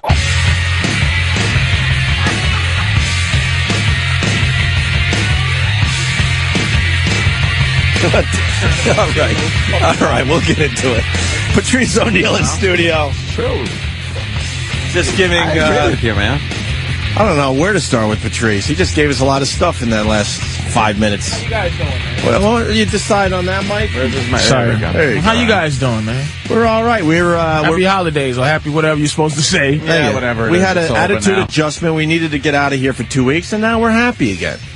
I needed a month. I've still got a month. I ain't working until next week. A month and 2 weeks, man. You needed to just kind of get off the grid. Oh Jesus! I was babysitting, dog sitting, just being square, rethinking. Happy that I'm actually a comic. Were you assessing? No. Self-assessment? Yeah. Well, yeah, because I'm disappointed in show business. It's just. Anything that, you get into the business and you go, I'm a funny guy. I like funny. Yeah. Boy, show business is here for a piece of shit like me who can make a buck making people laugh because I'm a funny dude. I get into it, and in the 18th year, I just realized one thing you don't need in this business is integrity. You're a fucking idiot if you have some type of a core value system. It's useless. You know something? It just makes you stupid to fucking do that. There's no karma. There's no justice. The devil runs show business, and I got in it. You know what it's like? It's like Serpico. It's like if you grow up as a kid, this business. If you grow up as a kid, and your thing is, I'm gonna make sure that no one gets bullied. I'm gonna make sure no one gets fucked over. I'm gonna make sure jocks don't push around the other kids, and I'm gonna be a natural cop. Then you grow up and you go, you know what? Transition will be that. Then you go find out that actually saving kittens out of a tree. All your other cop friends will say you're a fucking idiot if you go and do things that you think cops are supposed to fucking do. Yeah. Same thing with this business. You just go, hey, man, you funny. You fucking do things. You laugh. Make people laugh. And it's all good, right? Fucks no, nigga. It drives you crazy. When Bobby comes in here, we talk. Yeah. At the end of the day, me and Bobby, he is probably my closest comedic friend. You know, there's two different kinds. There's your friends and then there's your comedic friends. Bobby is close to being like in the real friend category. And we talk, but now we have these talks where I'm like, yeah, this fucking business. And Bob has transitioned into, you know, I don't do the dude thing, but Bobby has transitioned into everything is wonderful. Look at the bright side, guy. And I'm like, go fuck yourself. Like, look at the positive side, dude. And we when out did here that doing happen? It happens when you are trying to be you in this business and they rape you. I'm looking at Gilbert Arenas and it hit me yesterday. The only unforgivable crime in this country is if you make white people upset. Gilbert Arenas, the gun didn't bother people. It's not the gun. It's his non-contrite attitude. That was true. And they must make niggas pay for your non-contriteness. That happens to white guys too, though. It really does. When I say niggas, I mean everybody. Like, make a nigga pay. Yeah, if you're not contrite, no matter what color you are, yes, they don't appreciate that. I meant niggas. I should have said because men. That goes across the board. Absolutely. Let me give you an example of something. Arenas, the gun thing, whatever. It was happening. They were looking into it, whatever. But he got suspended and fined for not being contrite. You're absolutely right. Now, if you remember, in reality, not the legitimate reason, but in reality, that's why. But if you remember, we got suspended it was not for the fact that a homeless guy came in and started talking about Condoleezza Rice and having sex with the first lady queen at the and the first lady. time. It wasn't that. Right. If you remember, we slide on that. It was, we weren't contrite about it, and we had goofed on it a little bit the next day or the next 2 days, and that's what suspended us. So, it's the same fucking thing. Yeah, with the same fucking thing. Well, I should have said nigga. When I said nigga, I didn't mean black people. Right, I'm Sicilian. I just meant right now. We understand that. It's just a bad situation. What got Gilbert was the picture, which made me laugh so fucking hard when he's on the sideline with the two fingers like it's guns, and his teammates are around him and they're all laughing their asses off. That got him in trouble, right there. I thought that was the greatest thing I've seen in a long time. I was laughing my ass off. Well, that was sort of making fun of the situation, and he's got some shit to deal with, and he's still freaking mocking it. Two, you know how you get sayings in your life that mean something to you for how long it does. One is there's three sides to every story. It just hit me. I never heard it before. It just hit me. There's three sides to every story. Yeah. Yours, mine, and the truth. I thought that was genius, but somebody was like, "You never heard that?" And I was like, "No." It is a good one. But my tendency is to believe Gilbert but the way these sportscasters, and this is going back to show business. It's just like these guys, you could see the transformation where he was this witty, wonderful guy that we liked. Mm-hmm. And then how dare you make light of this? He said, look, I brought the gun. Me and the guy was gambling. I brought the guns to say, you better give me my money, motherfucker. But I was joking. It's a joke, right? And my guns were unloaded. I just showed him that because it's cool to see guns.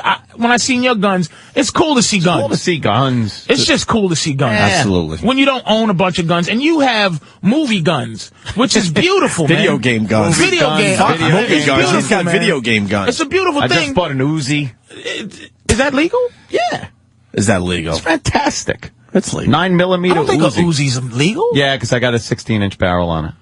I can't have the that's short amazing. Ant knows all the rules. Can't have the short barrel. That's just amazing. You're not going to trip Ant up.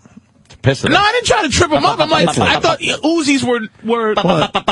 It's fucking great. Oh, that's fucking great. Yeah, it's fun. Can you kill a motherfucker with that if he comes to your house? Holy shit! Oh, if I want to pick I'm saying and choose. without Oh yeah, that wouldn't be a problem. It's a legal weapon. And if they come in your home, you can still defend yourself to the Yeah, death. based on if it merits deadly physical force as per the laws, you could use whatever gun you want. As long as As I'm sitting home for the month and a half. Next week I work again in Tampa, and I just came to the realization that I wasted 18 years. I just wasted 18 years of having some type of like issues with like how I conduct myself. You know what I mean? Really? I try to conduct myself with respect, and it's dumb. You don't see it as a growing process. Yeah, what's wrong with you? It's fucking dumb. You're maturing. Dude, you went from like the guy you were, because I look back at the guy I was,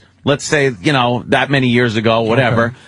It ain't the same guy I am now. I mean, I laugh at the same shit. I'm the same guy, but there are certain aspects of my life that I had to like just kind of, and maturing sometimes is getting immature.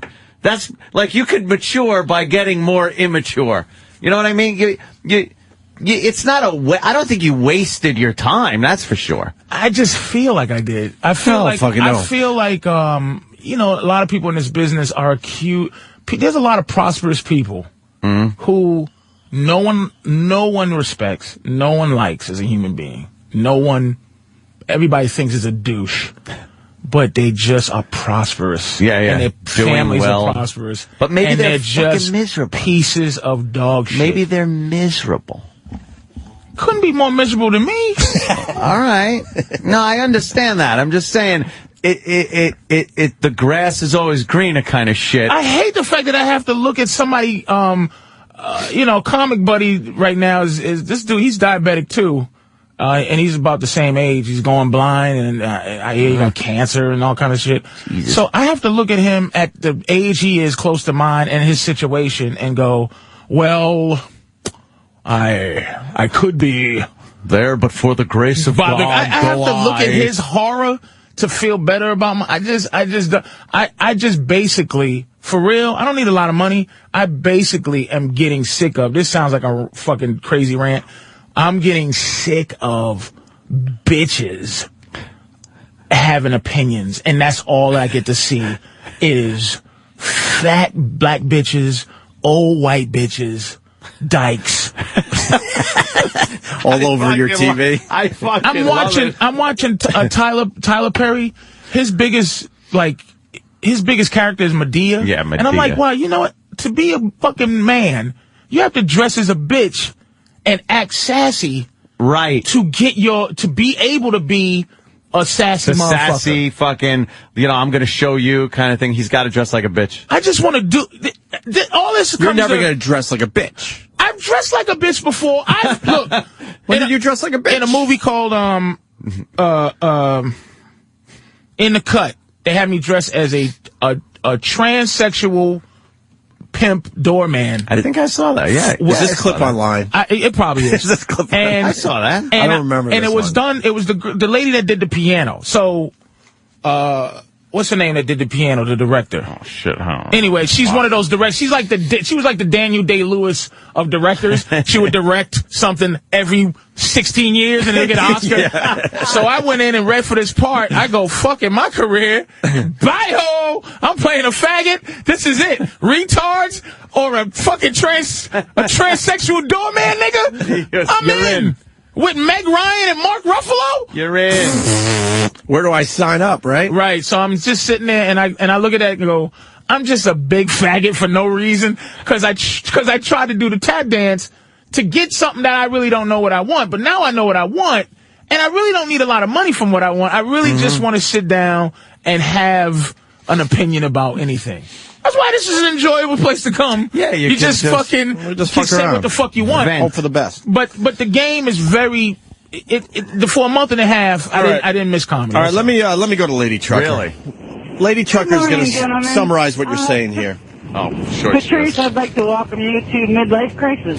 Is it a midlife crisis thing, Patrice? I don't know what. The only context I have for midlife crisis is like a white dude who buys who buys Uzis, who buys Uzis, small cars, sports cars and Uzis. I'm not sure I'm having a midlife crisis. I'm really not positively sure of that. I can't say I'm not, because I don't know the rules of a midlife crisis.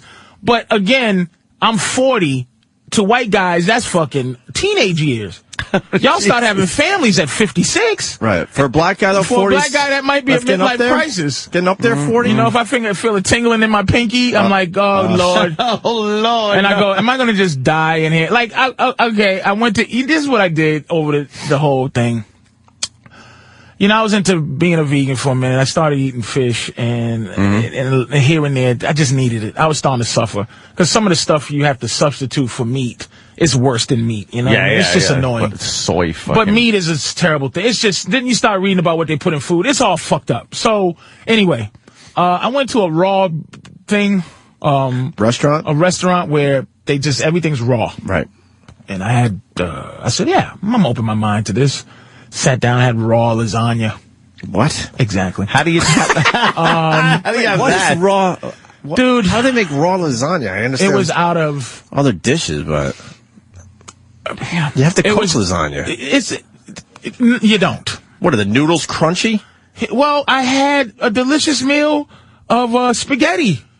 Raw spaghetti. Made out of, guess what they use spaghetti as? Squash. I know, squash. That they Hold on. and Now you spaghetti. Now you guys shut up for a minute. Me and Ann had a squash dinner once from our exes. Our exes got together and said, we're going to make you dinner. You guys are going to come home from work. Make sure you come to the house, because we got a surprise for you guys. So me and Hope, we're run out of work. We're thinking about the best piece of steak or something nice. I'm thinking steak or, something really cool. Nice bottle of wine, something hearty. It's fucking winter in Boston. We get over the house, and both of the girls had just made squash spaghetti. And they're like, here you go. And we're like, what is it? We're not saying. We're not saying try it. Just eat it. I ate this, and I was like, this. We didn't even eat it, Ann. I took like a bite. Tried it. And it was said, disgusting. This sucks a dick. I could say to this day, worst meal ever. Horrid. And then they're all pissed off because we're not enjoying now their they're stupid mad at squash us. fucking dinner. Squash spaghetti dinner. I think we went out to the bar right after that. And got pizza. Like, fuck you. Pizza and a beer. And they were motherfuckering us. Like, well, then don't make us fucking squash throwing away spaghetti. that squash spaghetti. I think the dog didn't even eat it, Aunt. No. That we used to kick under the table. My buddy I went with, he's really a health nut now, and he's just into working out, which is fine. And I was open to it. And Did you try? What did you think? I go, you know what? I said, I'm not going to even fool myself to him. He goes, man, let's do this for 5 days. I said, no. I go, this is, unless they can fucking guarantee me immortality. If I live forever, I'll eat raw food. If you can guarantee me I'll never die like Dracula. But if you say I'm going to die at 70, you know what? Fuck you. I'm not going to fucking suffer through this. Because the raw lasagna, here's how you eat raw food. You always compare it to real food. Yeah. Visually, you're like excited. Your brain's like, fuck, this is lasagna. They make it out of zucchini, bananas, fried, like the plantains. They have macadamia cheese, and this is how they make the cheese. Jesus Christ. This sounds fucking horrible. Macadamia. Don't make it look like cheese and raw food cheese. And look, man, some people eat raw. And look, raw food keep you alive.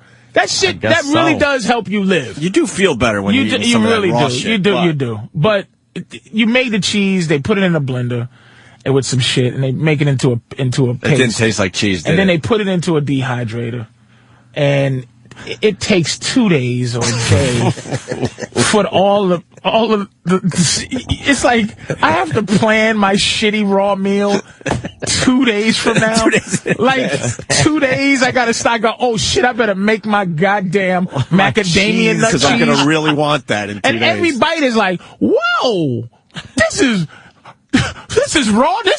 Tastes just like some shit I really want to eat, but this is not what I want to eat. Like it just. Yeah. So my point is, for a month and a half, you're sitting around determining what you really are. Just from that's what I do every year.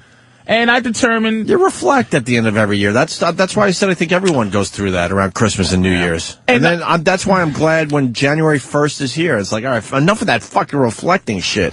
Another thing that scared me was 3 things that happened to me. I realized I'm unfriendly. One thing, I'm not going to fucking eat raw food. And 2009 scared me. I was scared for the first time ever. Is that the year went by...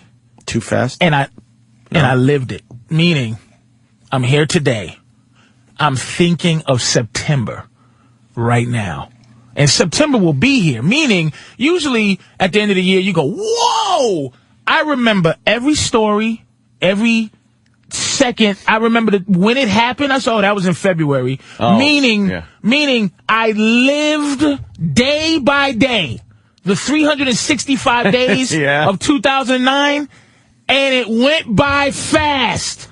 Do you understand what I'm fucking saying? Meaning, it's a midlife crisis. My life is I don't need any more. around. I don't need any more info. You got that midlife crisis. Is it really? Bug. Yeah. I remember January 1st in Vinny's shitty room on New Year's Eve, man. Here's what happens. You got to get an Uzi. When you're young, I got a record. When you're young, you're waiting for things.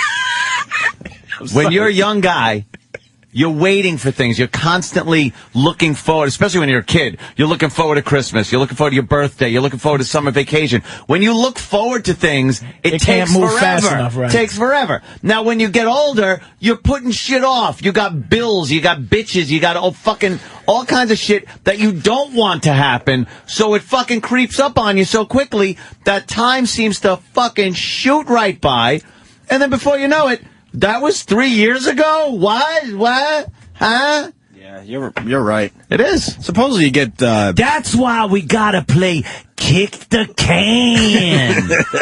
Kick the Can. There you go. Supposedly, though, you get over this whole midlife crisis bug, and then you just move on with your life. I just don't want to die. It could last a couple years. Before I really Make put a a mark foot or in something? somebody's ass that means something.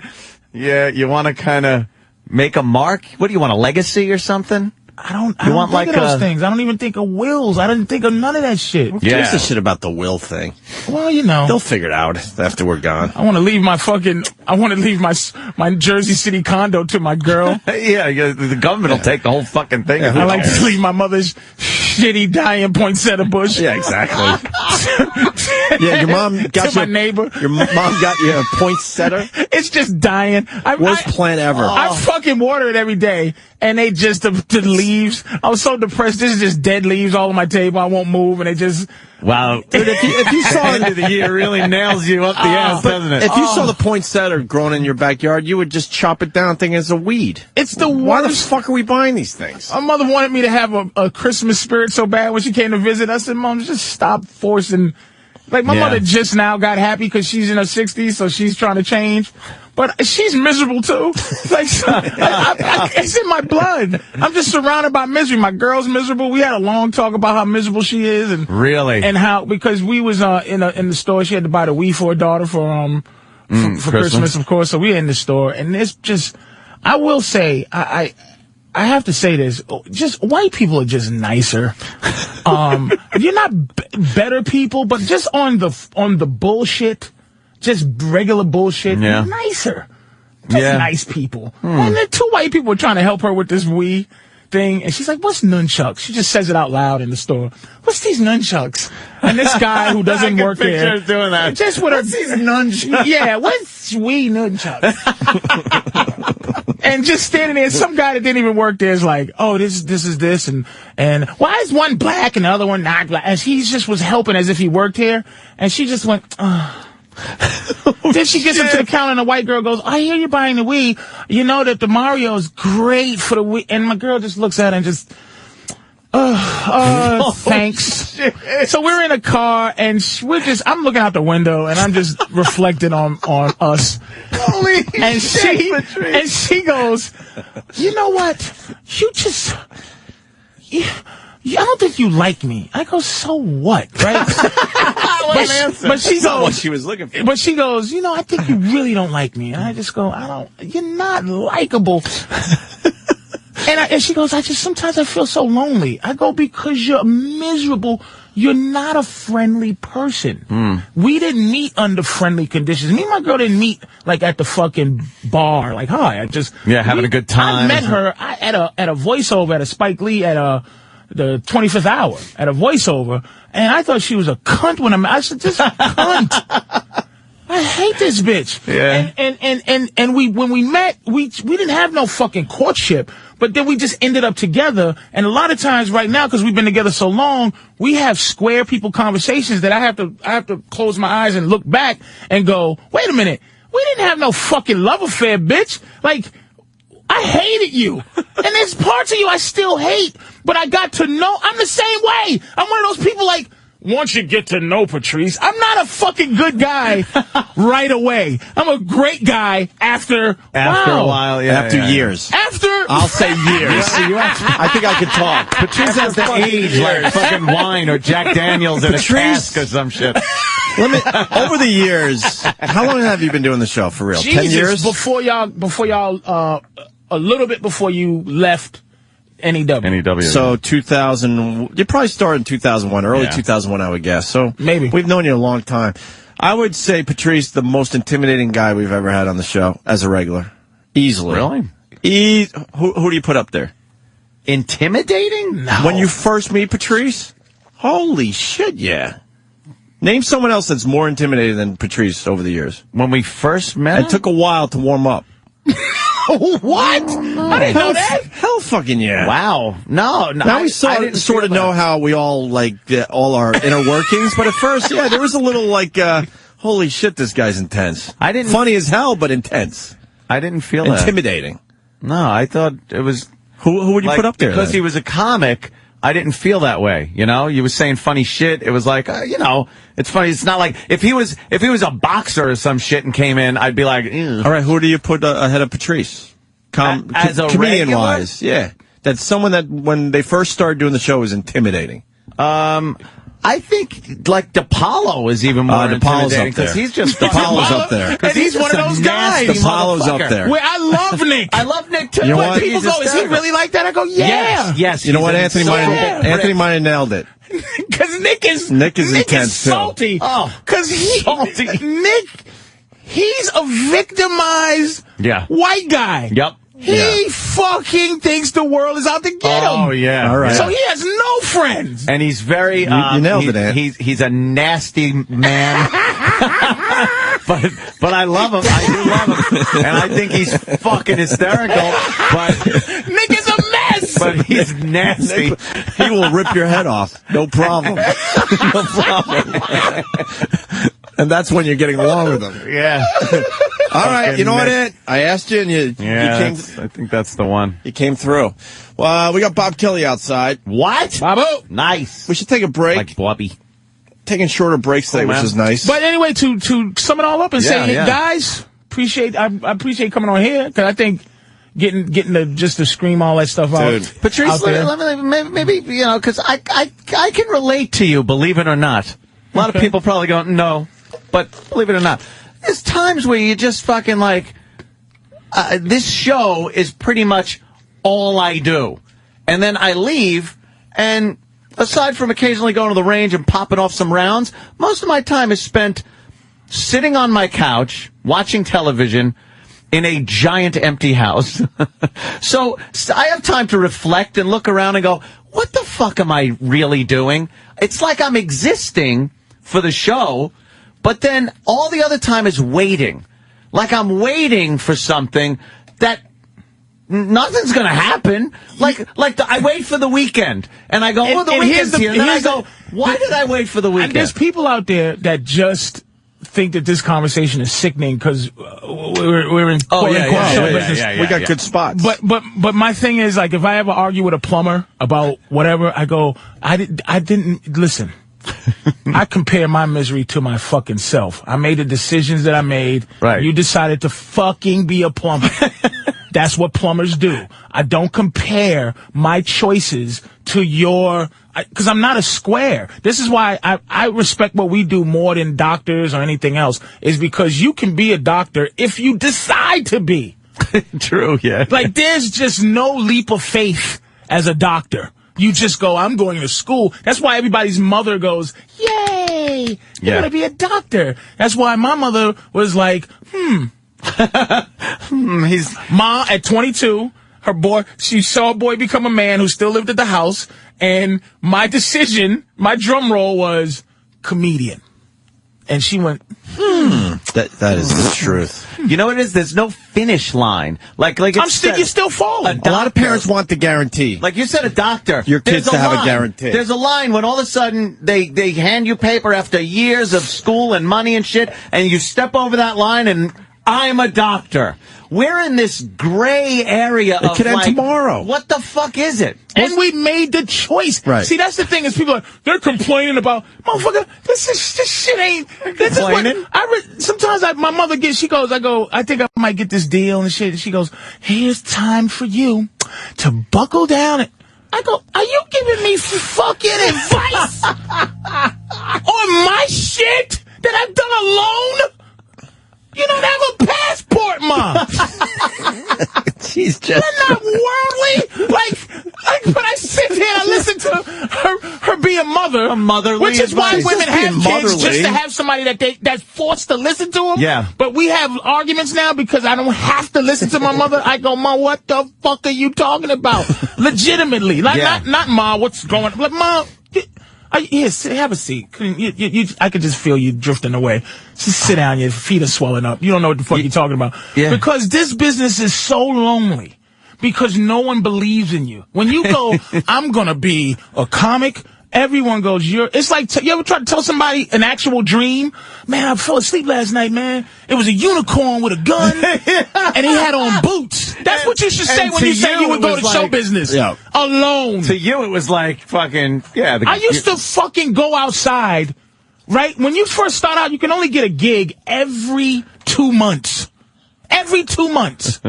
And I used to go outside and just go someplace pretending I was going to do comedy, so she didn't think that this was a fiasco. Shit. I'm telling you. So now it's like you at this point. It's a lonely game. That's what people...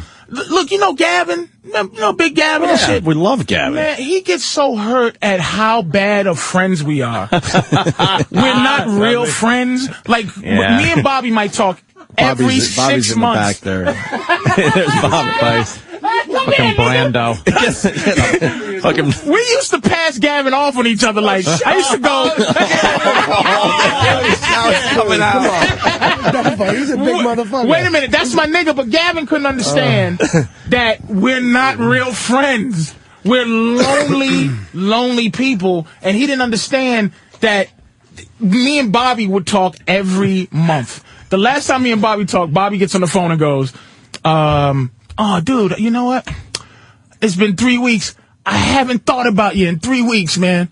So what's going on? Like, he started out by saying, you know what's weird? I didn't even think of you in 3 weeks. That's my line. And I go, okay, Bobby. We picked up from a conversation we had 3 weeks ago.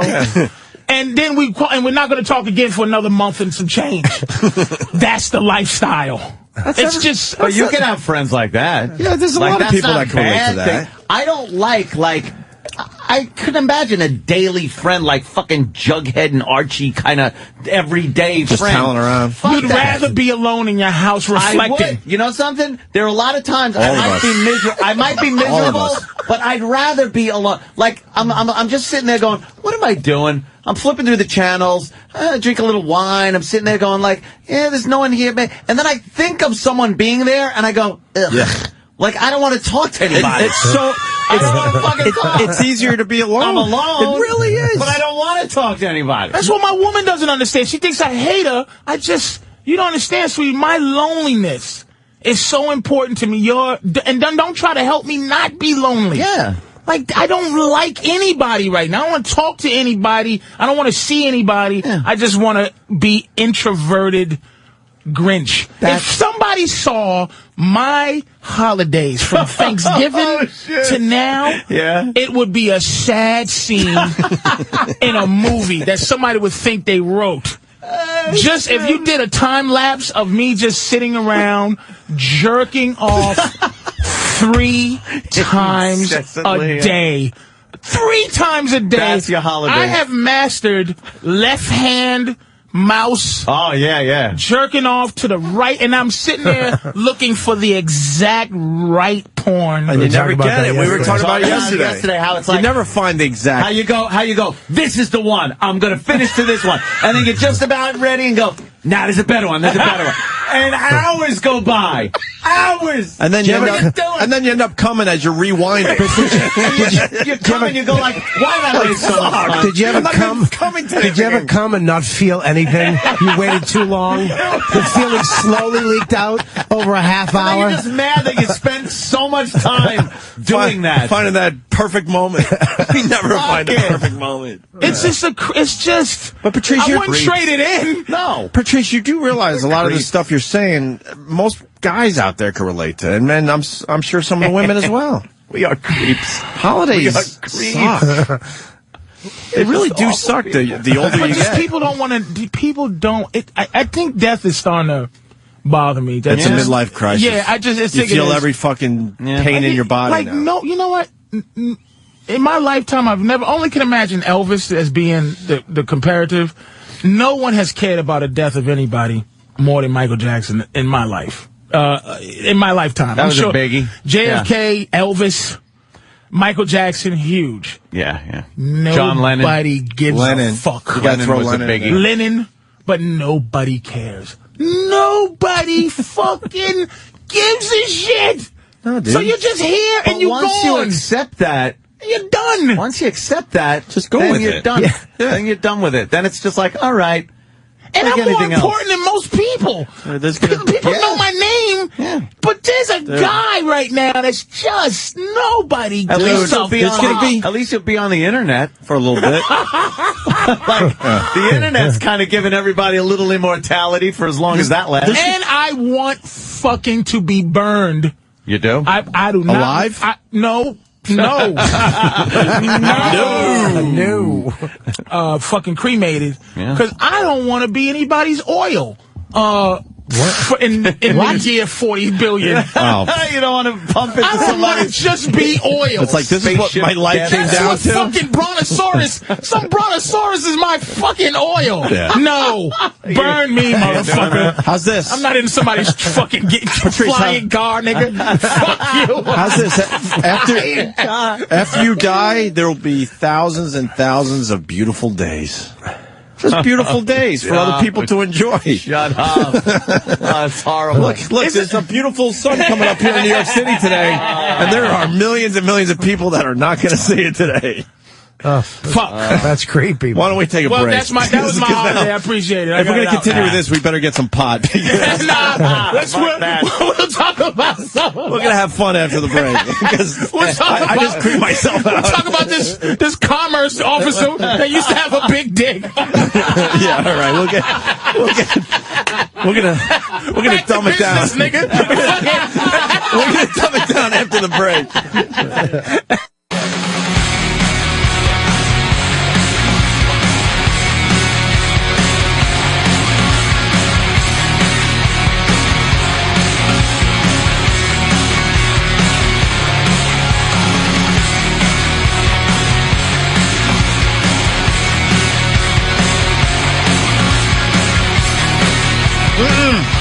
Go on.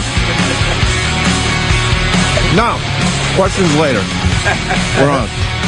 I don't know what that means. Opie knows when let me ask you a question means. No. It's going to go. Not good.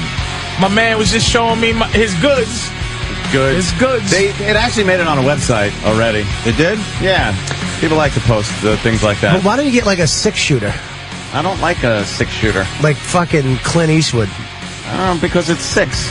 I'd rather have like 9 or fucking 10. You keep your gun clean, everything's nice. Do they make an automatic handgun like in the video games? Like RoboCop, his handgun. Not allowed to own. But they have them. Auto pistol, like a Mac 10 or a Tech 9. No, like a fucking Desert Eagle. Yeah, like in Call of Duty. That. Oh, it's a machine pistol. But do they have them? Yeah, they got them. But I mean, like I said, they're big and bulky. Usually, it's not like you're going to get a nice small. They don't have a 44 machine gun. Yeah, you could probably make one. Or a Glock machine gun. A machine Glock. A machine Glock. They could be modified, I bet. I don't know if they make them. I don't know. I've never looked into it because I can't own. I'm not allowed to own anything automatic, full automatic. You're not going to trip Anthony up. Pop, pop, pop, pop, pop. As fast as you pull the trigger, that's all I'm allowed. Do you own a 6-shooter, like a Western gun? Yeah, I have 2 revolvers that I got in an The kind where you got to load a bullet, each bullet, or the kind where you have the thing where you drop the whole the thing. speed loader. Like No, it's you open the gate like an Old West style gun. I got 2 of those. Six guns. A 6-shooter? Yeah. Click, click, click. You shut the gate. Into the holster. Do you have holster? No. Oh. But, yeah, like that, 6-shooters. Do you ever walk around listening to Bon Jovi naked with your guns on? Won't it? No, I never do that. When I walk these streets. But they put lists up, like, of who has, permission to have a weapon. You ever get suicidal? And Howard's in there. Imus is in there. In what? Hannity. In what? The list. They put a list of Trump. Of what? Of people that are allowed to carry guns, tote a weapon around with them, and all those people have a license to carry. And within a day, my name was on the list on the internet. Who else is on there? Who else is on there? He just told you. What's her name? Yeah, fucking Joan Rivers. Joan Rivers. Joan fucking Rivers. Jesus. Joan Rivers. Are you kidding me? If she pulls the trigger, her whole wrist bone will pop out of it. She's all. She can't pull a trigger anymore, can she? You ever get suicidal? No. You ever think about, like, you ever have one of them, I'm just gonna fucking blow my head off? Never. Oh my God. Wow, don't own a gun. I am Mr. Yeah, if you got that thought. Like I've talked to Jimmy and stuff, and Jimmy's been over the house and he's seen the collection, and he goes, I could not have a gun in my house. There'd be Something a day would happen. They would just find me with a shotgun in my mouth and fucking, Fuck that. If it didn't work, then you're just sitting there with smelling that smoke, burnt flesh. What are you, Tyler Durden? Yeah, exactly. Just like, No, I'm not saying in terms of being a suicidal person, but I mean, you get intrusive thoughts. What would it be like just to fucking... Like, I've shaved my mustache off before. That's the same. But I'm saying, I've been trimming my mustache. And you fucking And up. I've had a thought that went, shave that shit off, nigga. And then you don't leave the house for 5 days. Right when you're thinking, you just a thought that said, do it. That's why I don't hold newborn babies. Like, if anybody gives me throw it immediately. When I was 15, it just punt. Yeah. Throw this kid as far as you can. Just in your head, and but I just like, dude, I don't like it. But I've shaved my mustache. I've done it once. I've just shaved my mustache. Does it look awful? It looks. I look dumb without a mustache. I look stupid. He looks like Victor, half woman, half man. Do you have a picture of me with I look like Fantasia.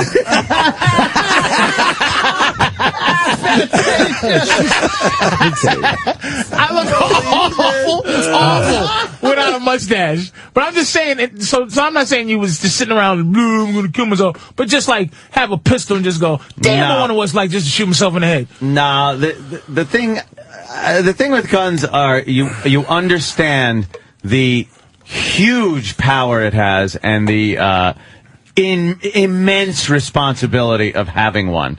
And really, Spider-Man? Really? I am Spider-Man. Shut the fuck up, nigga. With great pistols come great responsibility. I know you have a superhero outfit in your fucking house. Fucking melodramatic motherfucker. You know why? Shirt with an A on it. I swear to you, I'll be honest with you. You don't realize that until you own one. Like you could go like, fuck you with that shit. But the second you own one, you start thinking, this fucking thing can kill people. Fucking. Like, dude, if I had a fucking gun, you're just that type of person. Dude, I have a sword. I have a sword at my house, and I swing it around all the time. What if you had a sword? If I had a gun, it would wind up just on the table. I'd be careful at the beginning, but then after a few months, it'd be on the table. I'd have a fucking... Martin Sheen should come over and chop you up with it, you fucking... Bobby's right, percentage, though. as a percentage of why you have a gun, what's the percentage of protection? The percentage. Percentage of protection? Probably 90. Yeah. You have a gun 90% for protection? Yeah. Well, I enjoy shooting it too. So I think it's kind of hard to. You can't really do a percentage because I enjoy going to the range. I enjoy shooting them. They're fun. But I also enjoy that. Yeah, I have the right to protect myself. You never just leave it out at night and fuck. There's like you come down. There's like a gun over there and a gun over there. That's pretty responsible. They get locked up. I know being exactly a really irresponsible person. He's really irresponsible. That's why I'm irresponsible with everything else. Say everything again. Everything. Everywhere. I got like. That's what's weird about Anthony when it comes to his guns, though. Major responsibility. Alarmed. Yeah. Everything. I mean, you got to James Bond yourself in to fucking even see the goddamn things. Dude, I would leave it out all the time. I would forget it on the table all the time. You would be that guy. Dude, I leave plates and video games on my computer and if you have kids and you leave it around, it's a crime. Even if they don't pick it up and fucking shoot themselves or you or something like that, it's illegal to just leave it unattended. Because I don't know what you sometimes. There's two different conversations going on. Patrice is asking me stuff. You guys are talking. No, which is fine. I'm looking at Fantasia. Can I just say something? Perfect. No, she was on TV. She is my favorite. That's my type of black girl. Get the fuck That's out of here. my. They get way better than Fantasia. Dude, I like that African. Oh, fucking Bobby likes. If he's gonna be with a black girl, it's gonna be. It's like a white guy. Right. He'd rather be with like. He likes Bush fucking woman. Buffy. Bobby wants to be with like LaQuisha, and that's what fucking Fantasia. But you know what? You did fuck it up. She has Patrice's mouth. Yeah, now you're fucked. Now you fucked it up for me. Patrice was the same mouth. I can just picture him going, Bobby, you want to fuck me? I'll fuck you, you motherfucker. Patrice was asking me if I have a gun, and I certainly do not, because of what Anthony was saying about Jimmy and what Bobby was saying. I just know you get to, and you know jiu-jitsu. No, I don't get the whole I want to shoot myself, but I know I'm irresponsible. Temper? No, it's not even a temper thing. I'll probably shoot myself in the foot by accident. No, I was kidding. It's not a temper thing at all. I just know that it'll be laying around. I'll pick it up the wrong way, and I'll shoot somebody in the fucking knee. I just laying around. I think about killing somebody. I have everything else laying around. So what? Am I going to put a? I think about killing somebody every day. Listen to me. If I had a designate, I would pray someone kick my door in. So I go, oh, I get to use it. I fucking think I'm out last night. Every time I walk my dogs, and I try to instill this in my fucking naive wife, who thinks we're living in Ohio.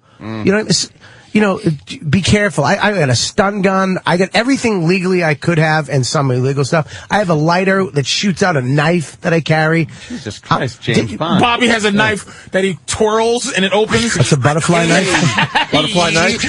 Fucking ninja stars. I was out with a misfits. Yeah, but I'm out last night. There's a guy on the stoop next to me, drunk, yelling at his girlfriend. He doesn't live there. He's just hanging out. It's like 12 o'clock at night, walking my dogs. And I walk out, and I'm immediately thinking, all right, I'll grab that old Christmas tree, and I will bash his head until I see fucking brain. With a Christmas tree? Yeah. Well, they are laying around.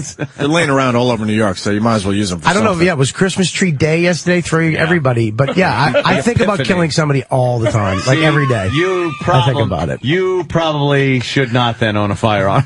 No, because I really... So you're not homicide? You don't think of... No. Not like that. Why would you think about killing yourself? No. He's fucking in his mid-40s, fucking 20-year-olds in a gorgeous house. I think about having superpowers all the time. I didn't mean to offend. I think about having fucking some kind of X-Men powers that I can kill somebody with. Oh, X-Men powers. Now that would be cool. To kill people with. Like I don't think about it like to save for just. Just. Yeah. I really want to have Magneto's powers. I just want to just. I think about it all the time. I wouldn't kill people. Right. I would just make people be respectful. All right. Like, that's all I would do. What an ass. I would just. You want people to beg for their lives. Exactly. I would take them up. I actually thought about this. I would take them up into the atmosphere and shake them. And then like Hancock, the little fat kid, he grabbed them and threw them back down. I would do that. Yeah. And also freeze them to death when they're up there. Like, they get the literal. Now I forgot about Iron Man. You're bringing Iron Man into it now. That's right. Cold up there. The scene from Iron Man. You get too But cold. you know what? Bobby's not far off because when you walk around New York City, Bobby lives in the city, I live in the city, there's a lot of fucking assholes out there, and you do wish horrible things on them. I was sitting for doing outside, the dumbest things to you. I talked to Matt Frost about this. I'm sitting outside on my cell phone on a curb of a building. As I'm walking up, I saw this hot, young Asian girl, and I looked at her, nothing crazy. She looked at me. She was kind of looking at me like she knew me or she hated my guts, but I chose she knew me. Okay. So we all choose that. I walk around. You told me a story too. She stops by me. She's looking at me. I'm on the phone talking to my manager. Blah blah. I'm not saying anything. We're talking about a gig or something. Then out of nowhere, she walks over, cringes her face up and goes, "What the fuck did you just say to me?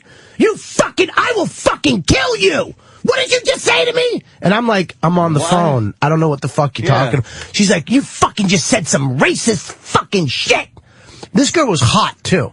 This girl was a hot Asian young girl. Shit. Dude, that's a hot story, by the way. I didn't know what to... What did she hear? She was, dude, she heard Bobby going, "These gooks are always staring you in the face."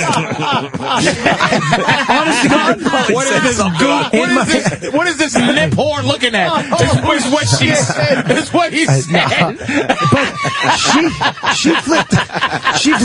she flipped out so bad, I actually thought that I might be crazy, that I might, like there's another part of me that does say, "You fucking gook." Like, I might be nuts. Because she fucking snapped. And she wasn't dirty. She was young, hot Asian girl. Some crazy And she Asian fucking, and then she's following me down the street. She goes, "I will and it's either I'm going to fight this girl or I'm going to walk away." And I chose knows jujitsu and shit. Dude, I didn't know what the fuck it was. She goes, "I will fucking step on your head and crush your fucking brain." Some shit like that. She hates being Asian, huh? Wow. She was fucked, dude. Join the club. Damn. I hate her being Asian too. The Asians bug me. They bug me so much that story would be bad for me because they bug me. Yeah. I got to jump in. One of my favorite things Patrice does is talk about the Asian restaurant owners and stuff. Where you go to the same restaurant over and over again and they can't even give you a goddamn free egg roll. They're seeing you for the first time. I'm telling you. Usually, I mean, when you're going out to a lot of restaurants in New York again, you make relationships with some of these people, and all of a sudden they go, "Hey, I threw a little dessert in there for you and your wife." Yep.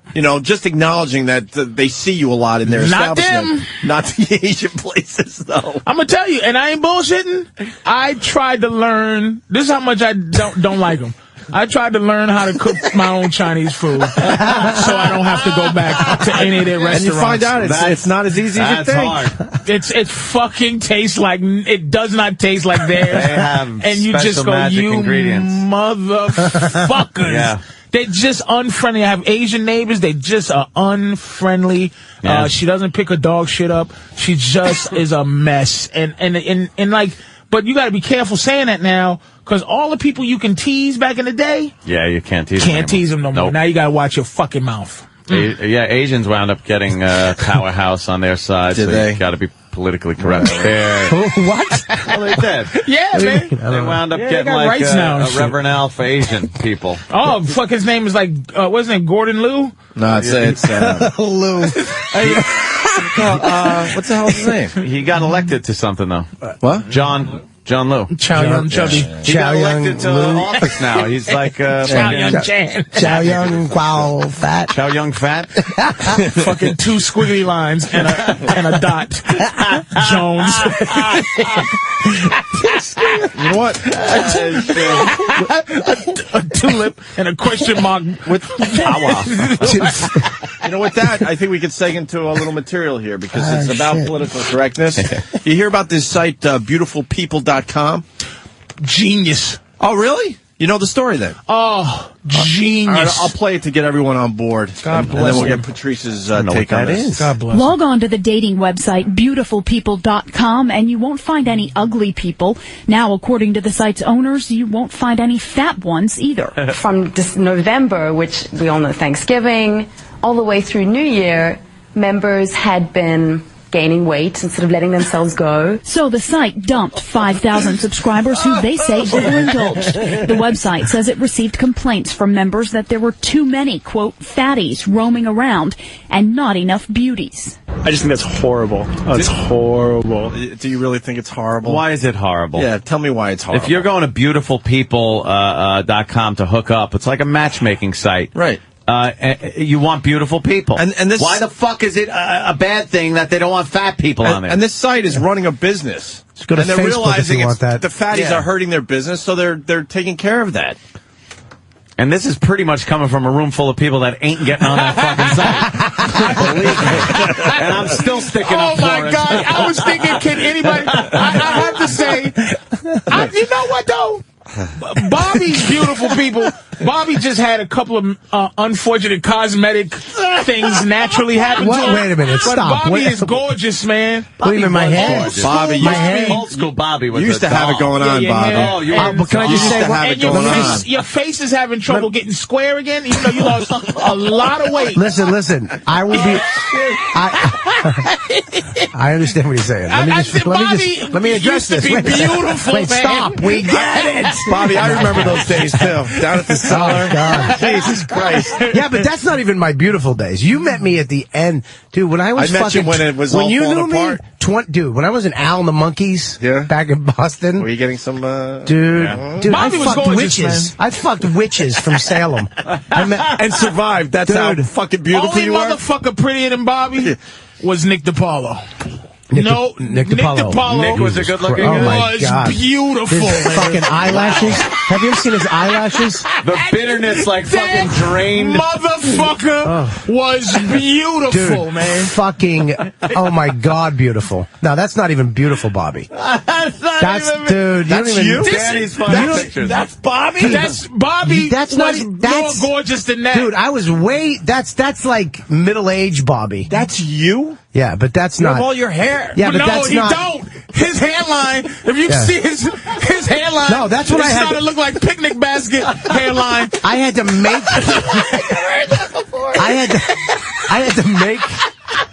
I had to make hair.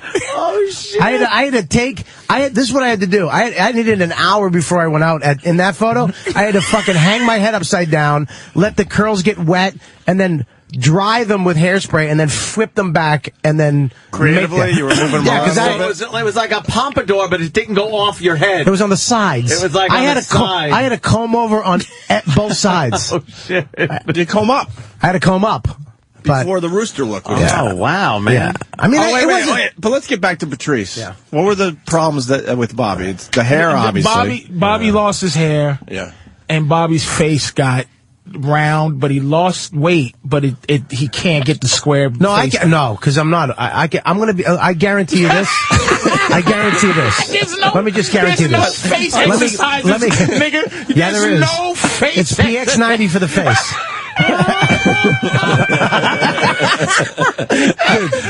I love a good guarantee that'll never happen. Bobby.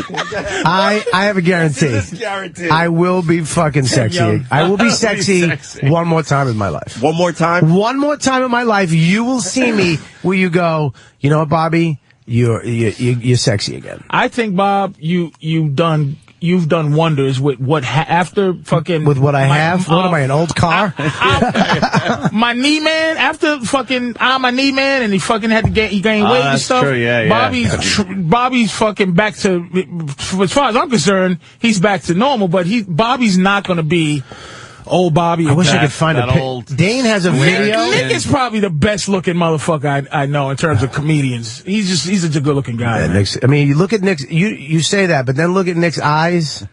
In one of his photos, his eyes. Well, one isn't half shut and twitching from but that's anger. all the racism. That's making him blind. You can't count that shit. Racism sweat. I say in this room, I think Opie can get on beautiful people. I think. No offense to you, Ann. I got my own issues. Yeah, but Opie, you know what? It's all starting to fall apart in front of your eyes. There's some people, like I was saying this to somebody the other day. Is starting. Damn. There's some people, that's not even gorgeous, Bobby. It doesn't look like you, though. That's what's Jesus, so fucked look up. at the jaw. But look at the fucking... you do. You have a jaw like a look fucking... at the confidence. We haven't seen that in a long time. Hero. What the fuck are you talking about? I was at the fucking Madison Square Garden, you fucking idiot. You have a Remember Superman that confidence, jaw. you shithead? You have a fucking Superman jaw right there. Clark Kent fucking... Jesus. Yeah, but that's not even fucking good-looking, Bobby. We're not even hearing the sound, right? But what's happening Please in this... don't fucking do the sound. Listen, what's happening is the crowd, the girls wouldn't stop clapping Listen for to the him. girls. I don't get that anymore. I don't get It's like a little wimpy name, ain't it? Massachusetts. Well, this is... Oh, please. How did this turn into this? You know what, Danny? I hope you fucking slip on some shit today. Danny will find anything, It's man. too bad the volume's a little lower. You were ready for a beating. Killing them, though. They're Fucking- all clapping. The all the girls women, are look at them. It's the girls. They're all sitting up. masturbating in their seats. They're all sitting up Some of the straight. guys. He said Bobby. one joke. lose Massachusetts their sucks, minds. and they clap. Dude, I used to be a twink. Wait, he's Irish, guys. I look like a little Mexican dishwasher, but It's true. Look at the girls. Oh, look at him like that. valet my car. I do it myself. Look, you got guns on you and stuff. Like you doing, Holmes? Come on, help out, essay. He's holding the mic and he's got like a muscle. Look at my fucking broken nose. A little pug boxer nose. And you're starting to get a gut. No, let me just say something. Patrice brings it back to reality. Stop. This Fat fucking. I'll be It's honest. the beginning of a fat fucking. No. This is after my first fat. What? This is How many fats have you had? I've had 6 fats. You're counting them, right? No, 7 fats. 7 fats? I had a fat when I was in. Wait a minute, I'll tell you my first fat. After when my stepdad, the one that used to beat the shit out of me and stuff. Yeah, that was when your first fat? When my mom left him, I got fat because I don't know. We moved into like a 2-bedroom apartment. We ate fucking just rice and chicken, like and tuna and shit Sounds like that. You shouldn't get fat from Dude, that. no, believe me, I just fucking was a fat moose. Yeah. And then I blew up, and then my teacher, Mr. DiPerzio, became my dad. I wish he did. That was another guy for a steak. But he became like my dad. He came to the dad potluck supper, but he was a jogger, so I wanted to be like his son. So I started jogging, and I lost all the weight. I ran like a marathon, 5-mile marathon. He came in 9th.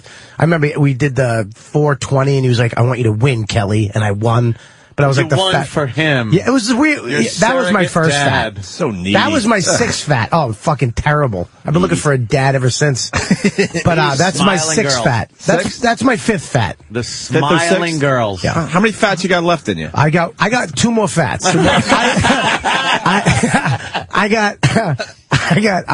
gonna get into shape. I'll probably next time you see me by the summer, because I said fuck it a month ago. Yeah. After Thanksgiving, somebody gave me a nipple. Have you ever had a nipple? What's a nipple? A nipple is a Besides, he pretzel looks like a with different a white chocolate Hershey Kiss. Melt it, and then you put a fucking M&M on top of it. I fucking lost my mind. They sell these things? No, you make them. You make them? I fucking lost. I had a nipple, and I've been fucking ballistic ever since. Good shit. I just got my shit back together. Oh, dude. I went to the Colognes. Nipple. You want a nipple in? Let's get some nipples. I'm gonna make somebody nipples. Can we make some nipples? No. I'm gonna get into shape, and then I'm gonna get fat again. I don't think those are too hard to make, really. No, you get the. They're really, really good. You gotta get the mesh I have them pretzels. on a, yeah, exactly. The mesh pretzel. They're at your house. One of your How about peanut butter pretzels? Yeah, really good. Peanut butter, you can't fuck with that. They're great. But anything better than that? If I went to see Bobby based on this clip, Look at Bobby. and I came to his show, say, I seen this kid and he's over here, this Robert Kelly. The first thing I would go is, oh my God, what happened to him? Oh shit! Like if you saw me, wait a minute, if you saw me now? If I looked at this. How long ago is that? And when I gotta go see Bobby Kelly. A year and a half. A year and a half ago? How long is this? You fucking idiot. How long is this? How long ago is this clip we're looking at? That's Premium Blend. Fucking a long time ago. It wasn't that long because this is the last season of Premium Blend. No, it wasn't. No, Can't be. Are we talking 10 years? 10 years ago, yeah. Hang on. I'll tell you why. Because I lived in 99. We're looking at. I lived in L.A. I had to fly in from L.A. for that. I lived in L.A. maybe 8 years ago, maybe 8 or 9. Look at this fucking crowd. All women just loving you. This is Premium Blend? Yeah, Premium Blend. Who was the host? You killed my kid. I don't know who the fuck was it. David Allen Greer? I don't know. My pants. Maybe. Is that who you are? You the piss the pants 2002 monster? probably. 2000. No, because it was before September 11th. Wait a minute. Is that when I was over your house and you cooked? You was that guy? You know, that's why I moved back from L.A., right? Do you understand that? That's why I moved back. Because when I was in L.A., that was my 5th fat or my 4th fat in L.A. I was out there. I booked a pilot. I thought I was going to be famous. Never went anywhere. Fucking stayed in L.A. Wound up fucking watching the Food Network every day and started cooking shit. He came over to my house to stay with me, and I knew how to cook everything. But my specialty was barbecue chicken. I knew how to flip it at the right time, 3 minutes, 2 minutes, 2 minutes, 1.5 minute, 1.5 minute, 50 seconds. And it was perfect, juicy barbecue chicken. And I had this barbecue sauce. He came over, he's eating my chicken. He goes, Bobby, you gotta move the fuck back to New York. I'm like, why? He goes, this is the best barbecue chicken I've ever had in my life. You're a cook, motherfucker. I said, fuck out of here. I said, no one should be able to, you should not be able to make chicken this good. That means you're not working. You're not working, right. Yeah. Right. God. You're spending time cooking. This is too delicious. My wife would wake up in the middle of the night and have Cornish game hens with fucking almond sauce. That's depression, man. You learn how to cook like that. That's telling you learn how to cook, learn how to make fucking curry chicken, and you just, delicious, and you have no one to invite over. So I'm just sitting there alone eating. I have the entire pot in between my legs, and I'm eating. I have the rice on a spoon, and I dip the rice in the pot with the sauce and the chicken, and I'm just fucking. I was like, I gotta get a fucking job. I did that I made a pie one night. I did the same shit. I made a pie at like 3 in the... Dude, I went to Ralph's at 3 in the morning. I had this invention that I was going to do chocolate pudding... No, chocolate, then vanilla pudding, then vanilla chocolate, white chocolate, then chocolate pudding, and then whipped cream. Christ. I made the graham cracker crust myself by scratch. I did everything. Then I woke my wife up. She got mad at me, and she went back to bed. I ate it by myself with my dogs on the fucking couch. I didn't give them any because they fucking died, but... Unbelievable. Let's get to part 2 of the beautifulpeople.com website. Beautiful people. That's right. Those who didn't meet the beauty benchmark received an email explaining they had been expelled because of their extra pounds, some tips on working out, and an invitation to reapply when they slim down. Body image expert Karen Salmonson says the website's harsh rejection could be damaging even to people who aren't on it. I think it's kind of actually scary. You know, that they would kick off people because they packed on a couple pounds over the holidays. It's a wrong message. I mean, chemistry is such a mysterious thing. Those behind beautifulpeople.com make no apologies and say what their site lacks in political correctness, it makes up for in honesty. Yeah, I like the honesty. There's got to be a fatpeople.com out there. Go there. Yeah, it's called everything else. Go there for your dumb chemistry. There is a fat website. It's a business, and they should run it how they see fit. And I don't think fat people should. I'm serious. I don't think fat people should. Yeah. It's a placeholder. Okay. But it's called. They do have fat couple like hookups. You know. Yeah, what about fatfucks.com? Let's see what comes up. Something will come up.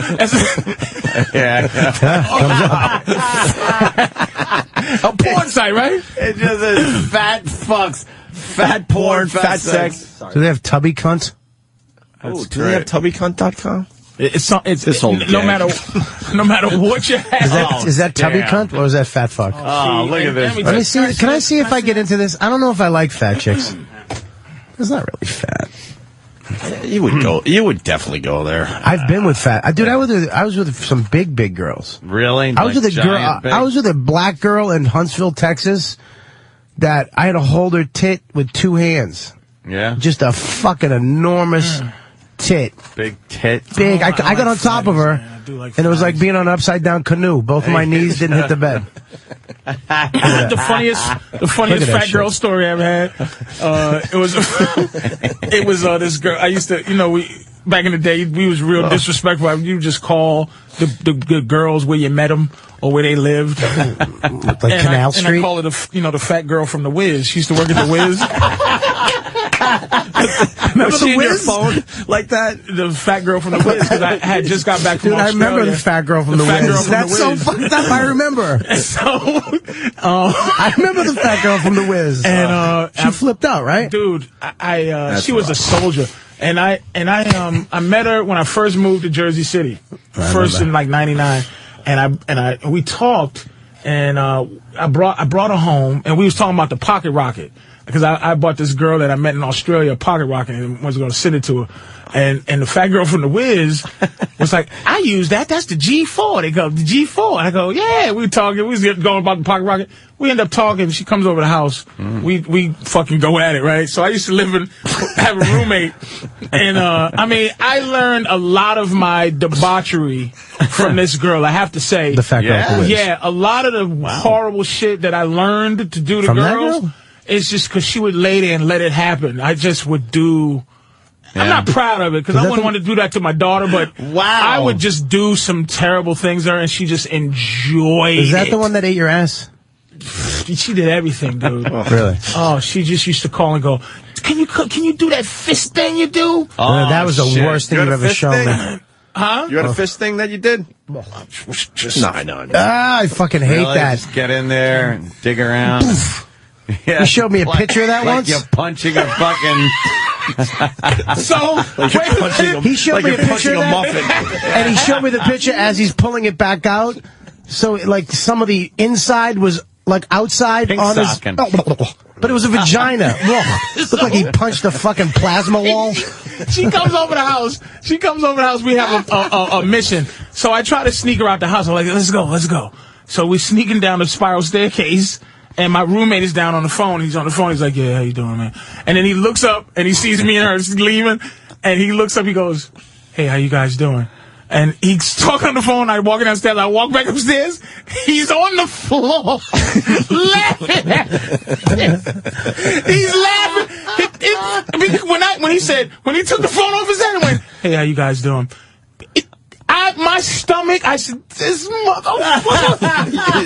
I walked back upstairs. He was in tears crying. Patrice, did you think he was going to let you slide at all when you're walking down? No. Because, you just knew, right? he said, how you guys doing? And I was coming down the stairs, nigga, like, doom.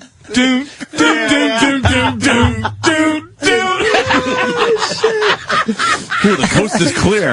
But in terms of this fucking beautiful people thing, when I go look to the TSA downstairs today when I came in, when you're a visitor, the security guards have to let you in. Yeah.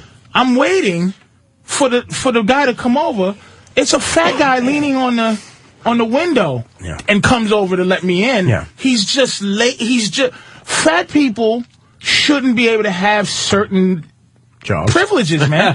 And I'm going to tell you, and being a fat motherfucker, there's many a times that I want to figure out how to catch a nap when I'm not supposed to, like during non-nap times where it's just if I'm supposed to be doing something and I'm just like, man, I would love to just go someplace and be sleep based on being fat, based on being tired. And I agree with this website, man. I agree with what they did. I agree with what they doing in terms of fucking... Look, fat people should be discriminated against from time to fucking time, man. They're an inconvenience. Added fucking time to fucking time. I mean, the buying 2 seats thing, for me, I do. I mean, I don't want... You buy 2 seats? if I can't afford first class, sometimes first class 3 Gs. Yeah, it's just crazy. Ridiculous. But if I can't afford first, I'll buy two coach for $325, man, $650. Yeah, but they fucked with you on that, whole though. Fucking thing. They fucked with you one time because they wanted to give that seat to a stewardess. Oh, right? and she said, "Is someone sitting here?" One of those stewardesses that get on when there's no seats. Standby. Is someone sitting here? And I go, "Yep." The other half of me. And the other half of me, my ass, I folded down a thing, and I'm arrogant. I put my hat, my fucking bag right there, and the other person that sits there is looking miserable, and I try to help them out and go, I just I'm real arrogant. I go, nobody will be there, my friend. Bullet fucking pistol, because I bought it. But the lady goes, to you, I pull out 2 tickets, like, hot hell! I buy 2 seats, man, because I need it. I need 2 seats. Some of these fat people can't. It's just. You're on the brink of needing 2 seats. I don't think you officially need 2 seats yet. Let me You're not one of those people that are like, oh, fuck. I'm not a 2-seater, but I am a deep, breathtaking someone next to me. If I'm walking down the aisle, we used to take motherfuckers is like, Lord, please don't let this giant nigga. You see him sit coming next to me. and you start praying like, oh, please, no, please, no. Me and Patrice used to take the fucking Peter Pan to New York from Boston. You know, that buzz. We used, and I'd be jammed in. I would just be jammed in on the seat next to him with my head on his fucking shoulder. It's like he couldn't care. It was like, fuck it, go ahead, take a nap, Bobby. Taking a napkin in here. All right, listen, why don't we take a break? Holy shit. Hey, Patrice, you were gone for like a month and a half. Did you see Avatar? Yes. I want to get your thoughts on it next. Sorry. Go ahead. I mean, it's the biggest movie, like they're saying, ever at this point. So let's see what you thought of it after the break. All right. And other movies. You see any other movies over break? I've seen a few. What am I, fucking chopped liver? I've seen I'll go with you too, Bobby. Keeps fucking talking to him like he's a fucking movie with superstar. Jill Nicolini. Yeah, Whoa, apparently. shit. She's in a new movie? Apparently, my chances now of getting one last blast is pretty much over. And I'm trying to talk to Anthony about breakup sex. Bobby, you know what breakup sex is, right? Nope. Never had. That's why I go back to Patrice. Patrice, you know. I never had breakup sex. I know what breakup sex is, Opie. All right, well, why is Bobby being difficult? I guarantee Bobby, did you see any movies during the break? I saw Avatar. All right, we'll get your thoughts on Avatar, too. No, Patrice is the movie guy. He sees every fucking The fuck? He's not Avatar. the movie. I've seen it, too. He's seen way more movies than you ever have. We're both the lonely Patrice, guy. how many movies have you seen in the last month? Be honest. Probably 7. Oh, that's not that I've seen 18. All right, Bobby wins. Bobby can't name 3. No, yeah, I can. We're going to figure it all out Jeremiah next. Johnson. Stay there. Stay there.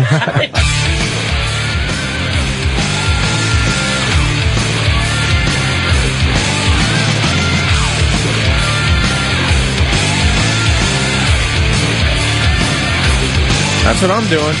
That's what I'm saying. That Asian Shut girl? up. I had the Asian girl, yeah. I have that little gold badge. You know, the cops give you the gold actual badge. It's a mini badge. Yeah. I panicked so bad. This is what a faggot I am. I flipped my wallet open and shouldered that.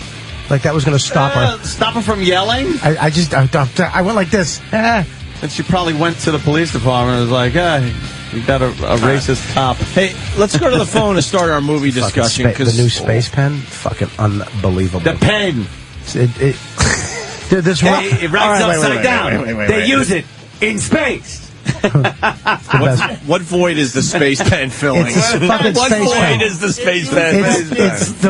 It's the most fluid writing pen ever. I was wondering why that Check it out. pen Write just your name kept in that showing shit. up. You fucking cocksucker. It's a gag pen. An electric shock. Bobby's such a dick. You just went, It made my thumb tingle. I was wondering why I've seen that pen. I've seen that pen too much today. What are you doing? And here, wait. That would have stopped Patrice's heart. Thank God he didn't do it to Patrice. And you're the only guy, because he tried to give it to fucking Kenny. He goes, hey, write your address. I'm going to send you something. Yeah, Kenny goes, I'll text it. He won't even take a stupid He pen. texted it and emailed it to me. I think Kenny has to take off to go to Dallas, but is he still here? Kenny. Because watch, he'll do it. And you won't even get a reaction. No. I bet that was a good one, though. How was the shot, Cam? Was it pretty good? It's good. It went from Impressive? Went from my thumb All right, knuckle here. Kenny, before you to leave. the tip of my thumb. This is a gag pen. What does he have to do to get the shock? hold Wait, his get a thumb mic down. on him.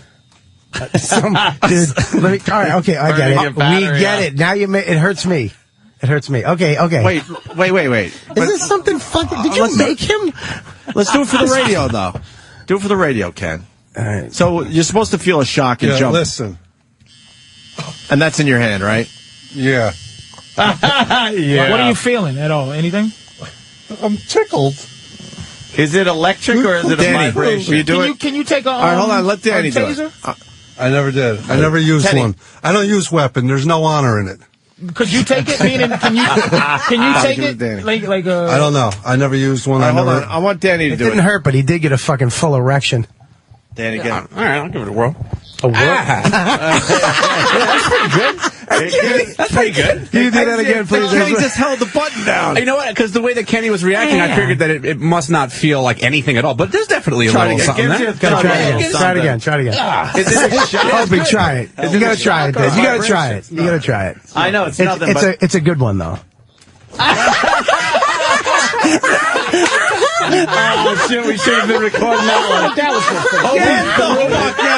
Opie threw it and fucking... He threw his fucking soul out of his chest. Holy shit. The face you made is great. Dude, you balanced on your asshole on the chair. Trees? Oh, shit. You want to try? I've just seen everybody scream. Hang on. Kenny's the toughest guy in here. Yeah. Kenny, hold down the button. I vote Kenny's the guy. Watch what Kenny does. Hang on. I'm gonna get a photo. Kenny doesn't do anything. He doesn't fucking move.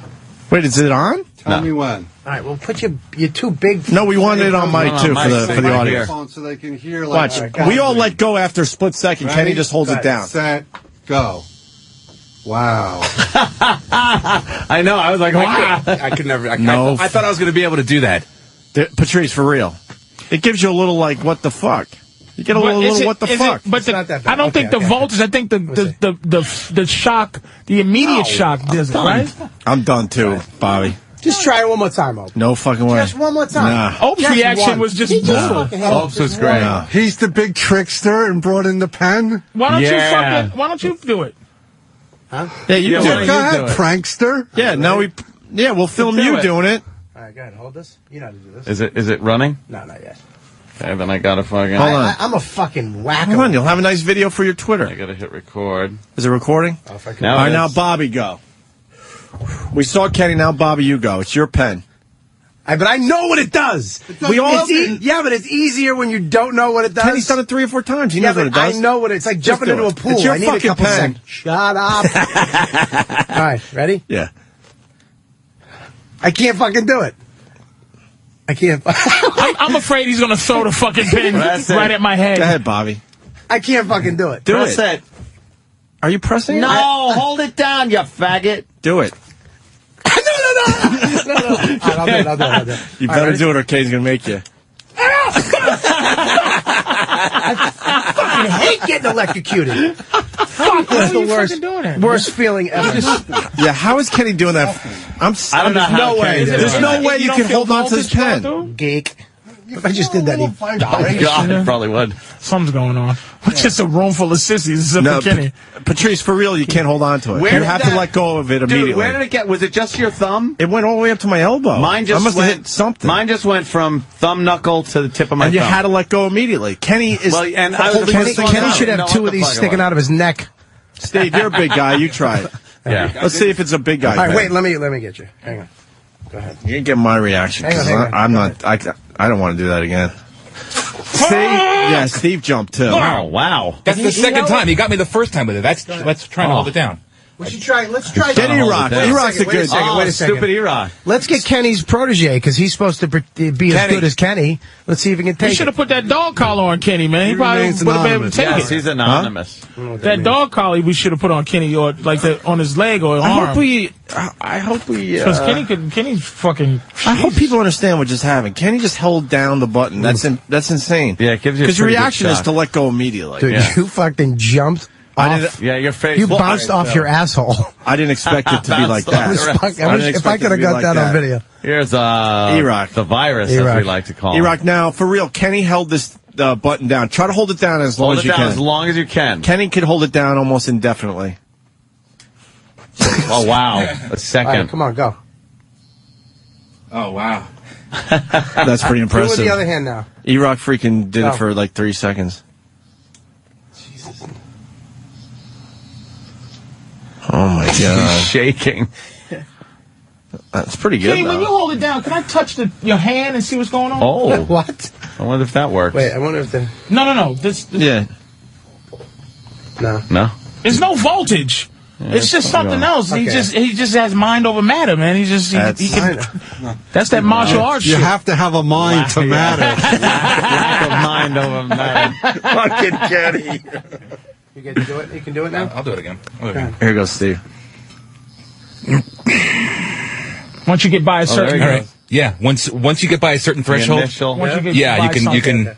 Okay. Yeah. Does it? All right, Bobby, you do it now. No, electricity fucks me Where's up. the battery? It's inside. Oh. I'm not a I fan. assumed it was inside. It's over there. It's wireless battery. It's from Samsung. I got it new from fucking Vegas. Fucking Kenny. It's the new Palm fucking battery electric phone. Shocker. What are you gonna do? Yes, Kenny. I'll tell you this: when I was a small child, I did stick a small child. Screwdriver in an electrical socket once, and I got shocked, and I was afraid to go to sleep because I thought I was going to die. If you went to sleep? Yeah. What kind of science fiction is that? I know, I was a small child. Oh. So you haven't slept since? Right. I put tweezers in the socket. Wow. But I was holding it so far back that it shorted out because the metal touches, so it shorted out. But if I would have been holding it before where the metal comes together. You know what I like to do? What? I like to stick knitting needles up my asshole. Alrighty. Why bother, Ed? Why bother? He just sees pinwheels wherever he goes. Fucking Kenny. Can we put it? Can we splash water on his hand and then have him do it? Oh. A little more conductive. Let's look batteries now. Put it on your tongue. Oh, remember that 9-volt battery? That. Oh, when you put a fucking 9-volt battery on your tongue, that hurts. Gives you a weird, tingly. Have Kenny do it on his feeling. tongue. Let's see how brave he really is. We should have him do it on his temple. Great. He starts just reciting Shakespeare. Yeah, he made him smarter. Math. Let's go to Toronto. We're going to go to the phones. Anthony, Dan in Toronto wants in. Dan. Hello. La, la, la. Did you get your bucket on? Yeah. Dr. Parnassus, that movie you're talking about the other day, it's only on 4 screens. Yeah. This Friday it opens wide. It does. Friday wide. Did you see the movie? Not yet. This Not Friday. yet? Okay. I kind of liked it. Did you see the Heath Ledger thing? Punch Up. Thank you. Dr. Parnassus or whatever. Parnassus. No? All right, Avatar, Patrice, obviously is the big movie. I saw it. Did you see 3? All right, let's slow down. No, I though. didn't see 3D. What do you mean you didn't see 3D? Oh, you got a thing? 2D. I just saw it. So, don't want to listen to you then. We don't have to talk about it. Because you got to see the 3D. I thought it's all in 3D. The way I saw it, it was quite frankly. Look, 3D now isn't. First of all, it isn't like Jaws 3 where they just show a fucking finger coming at you. Yeah. It's a process now. It's just it's filmed in a way. Right. I saw it was great. The fucking movie. I was torn. It was in a genre. Okay, I said generally it might be one of the best movies I ever saw. It was deep because basically what they did was the concept of the movie. The story was decent. It wasn't. I thought it would be a lot of Titanic-y shit. Yeah. But the love was like you wanted it to. You go. I'm into this love story. They changed black people, Asian people, Mexicans, and the downtrodden and oppressed of this world. Yeah. Into giant blue things. Okay. So and white people stayed the same. White people are bad guys, I'm sure. What made it a great movie, I think, in a genre? In its genre, where you put it in a Star Wars kind of genre, probably as good as Star Wars. It's as good as that. It's probably one of the best, if not the best movie in that genre. Is it in the top 20 all time? of any genre? No. I don't think it is. I would say no. But from top to bottom, never bored.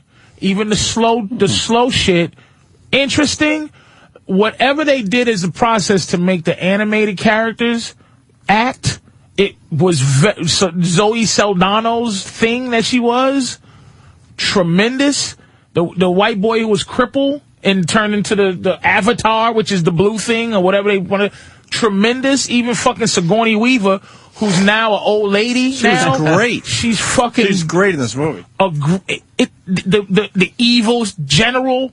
It was in terms of a movie, fantastic. You can't beat it, man. This fucking James Cameron, he has to be talked about as in the argument as one of the best, man. Yeah, you know what? In terms of entertainment. That movie, and I'm getting sick of it when they do this in every fucking movie now. I hate when they make the fucking Marines in America these fucking, we're the shit hunk of fucking douchebag people that don't give a fuck about anything and we just blow up a fucking tree and kill fuck you. We can't even fucking kill anybody. We have to send a rocket through a window and hit the exact guy we're supposed to hit. We can't kill anybody. We're fucking ruined. No collateral damage make it anymore. make it Arabs. Make it fucking terrorists that will just go in and blow up a tree of life. To be fair, I understand what you're saying, but to be fair, the movie essentially it was a spoon feeding of American history. Right. Without, it is what it is, Bobby. The big giant blue people were Indians or Africans or the Irish back in the day. They were just oppressed people.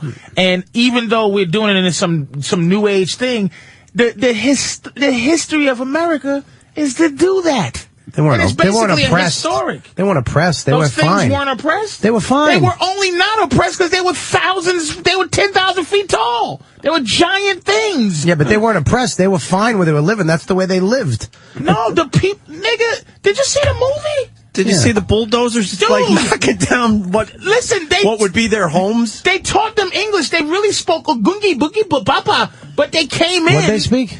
Booby boo boo. And they came in and they taught them English. That's how long they had been there, fucking up their land. Dude, how impressive was the made-up language? What the? Sigourney Weaver's talking this made-up language better than Klingon? It was impressive. You thought you were listening to some fucking foreign language. Well, all that stuff makes sense. He actually wrote a language. That's what I'm saying. Yeah, all that shit's crazy. Yeah, real shit. He fucking, that movie it fucking was spectacular. But when I tweeted, do it again and go IMAX. I might go deal with the crowd. Go IMAX. Get the goofy fucking oversized 3D glasses. You got to watch it with the glasses. Hell, yeah, you have to. But it is fucking amazing. Dude, it's a fucking, and the glasses aren't stupid glasses. They're pretty good glasses. No, they're really good. I wear mine out. The 3D was amazing. I thought I was going to get like the dumb motion sickness. Nothing. I mean, the shit is floating. Like you're looking around, like you're looking at shit over there, like a floating fucking bug. If I go to the Black Theater, they'll have glasses for me when I go in. They won't be clean, but yeah, hopefully. There's something to pull off some seats. What did you think about it? You liked it a lot. I loved it, and I'm not an action movie guy for the most part. It was a story movie. There was a lot of story. The action was amazing. The machines were amazing. I liked it a lot. I didn't even mind the love story with the big blue people. I wanted to see a little blue twat. I think that's going to be on the DVD or whatever. The extras, them having sex on. I walked out at that point when they were about to fuck. I didn't. Not that I wanted to. I had to piss. But did they fuck with the tails? Are they ponytails? She rode them. Did they have to join the ponytail? She fell in love with that motherfucker. She rode them. There was some docking going on. Did they dock their ponytails? Those fucking tails. Docking. Is that what happened? That's how they fucked? Yeah, there was a lot of docking going on. And he woke up. They opened up that thing. Cum all in it, all in the machine that he was locked in. Yes. Yeah, they gave him a bukkake while he was still sleeping in the pond. He didn't feel it because his legs is dead, so they made him roll around with cummed up legs. He just kept coming over and over with blood in it. The evil general said, "You came on yourself for this blue cunt soldier?" And he's like, "Hey man, I love him." Have you seen Avatar yet on YouTube? What's that? Almost good. Almost good. Avatar. If Danny can pop that up. Speaking of things you've seen on YouTube, this is probably old as hell. Reservoir Dogs and the Muppets? Oh, really? Did you see Reservoir Dogs and the Muppets? Yeah, I did. One of the funniest things I've ever seen, man. Where they're doing the whole opening waitress scene. Yeah, it's very, very funny. Fuck balls. It's fucking hilarious. Is it a visual? Check that out. It's More a visual than anything? yeah. All right, I'll check it out later. You then. gotta watch it. Avatar, almost good. I think it falls just short. And it looks like a lot of people want to see it today. Oh, here we go.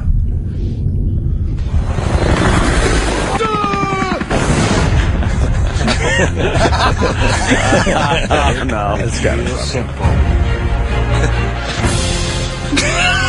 Give me 5. Tiger it. Oh, I'm sleepy. It's hard. Sugar rush.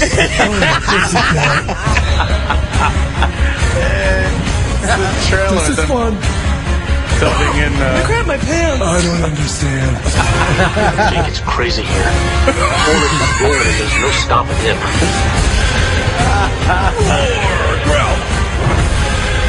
I gotta go to the bathroom. Horsies!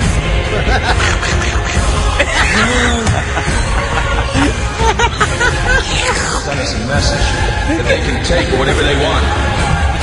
But we will send them a message. I want ice cream!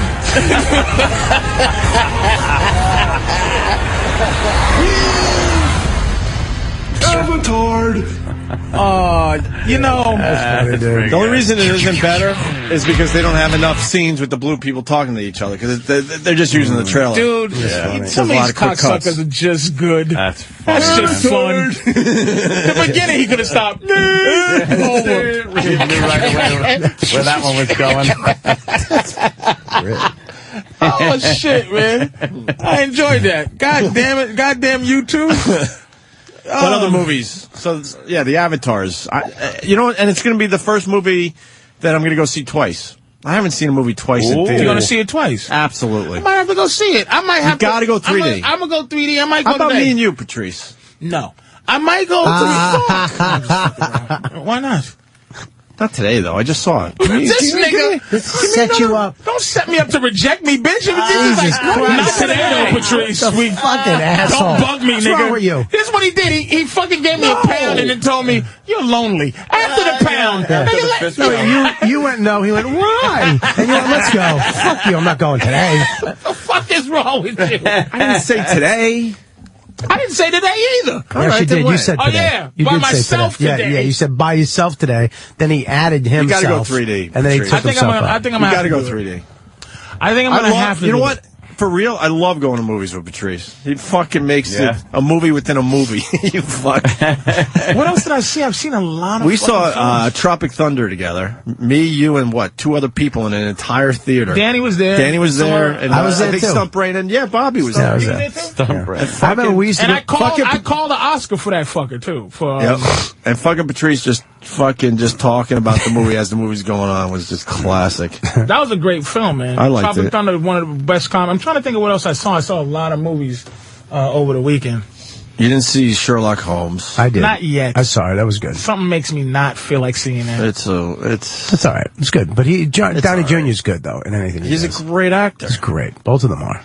I seen Bangkok Jude Law's not a great Dangerous. actor. Finally. What? Bangkok Dangerous with fucking movie sucks. Nicolas Cage. I'll tell you what movie's going to be the best, the fucking best movie coming out that is going to bring Nick Cage's career back.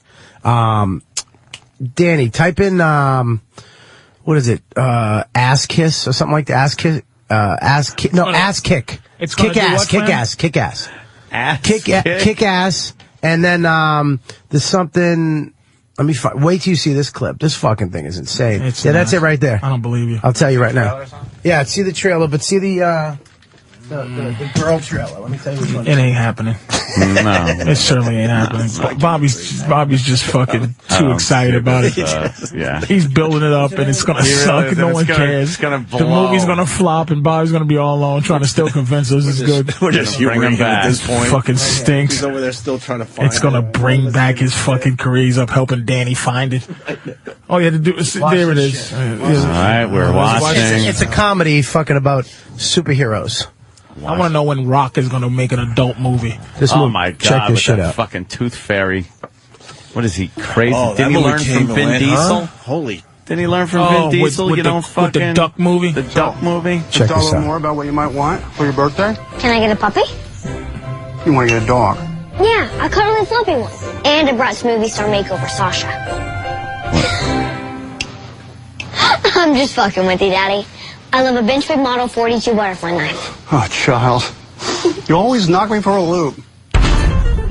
All right, stop it. Watch. Wait. Stop. So far, this sucks. Watch. Just watch the fucking trailer for fucking 10 seconds. I saw a big red flag there. And I tell you Yes, something we're a that's third of really the way bad. through the trailer, and not one left. No, the worst part. Go ahead, Anthony. Lionsgate. Go. Yeah, Lionsgate. It was a Lionsgate Do you understand what movie, so Lionsgate does to D-Boy? D-Boy Go. has to Get hate it. D-Boy in here. He's coming. All right, good. Kid cursing. Tool up, honey bunny. It's time to get bad guys. That's a little kid.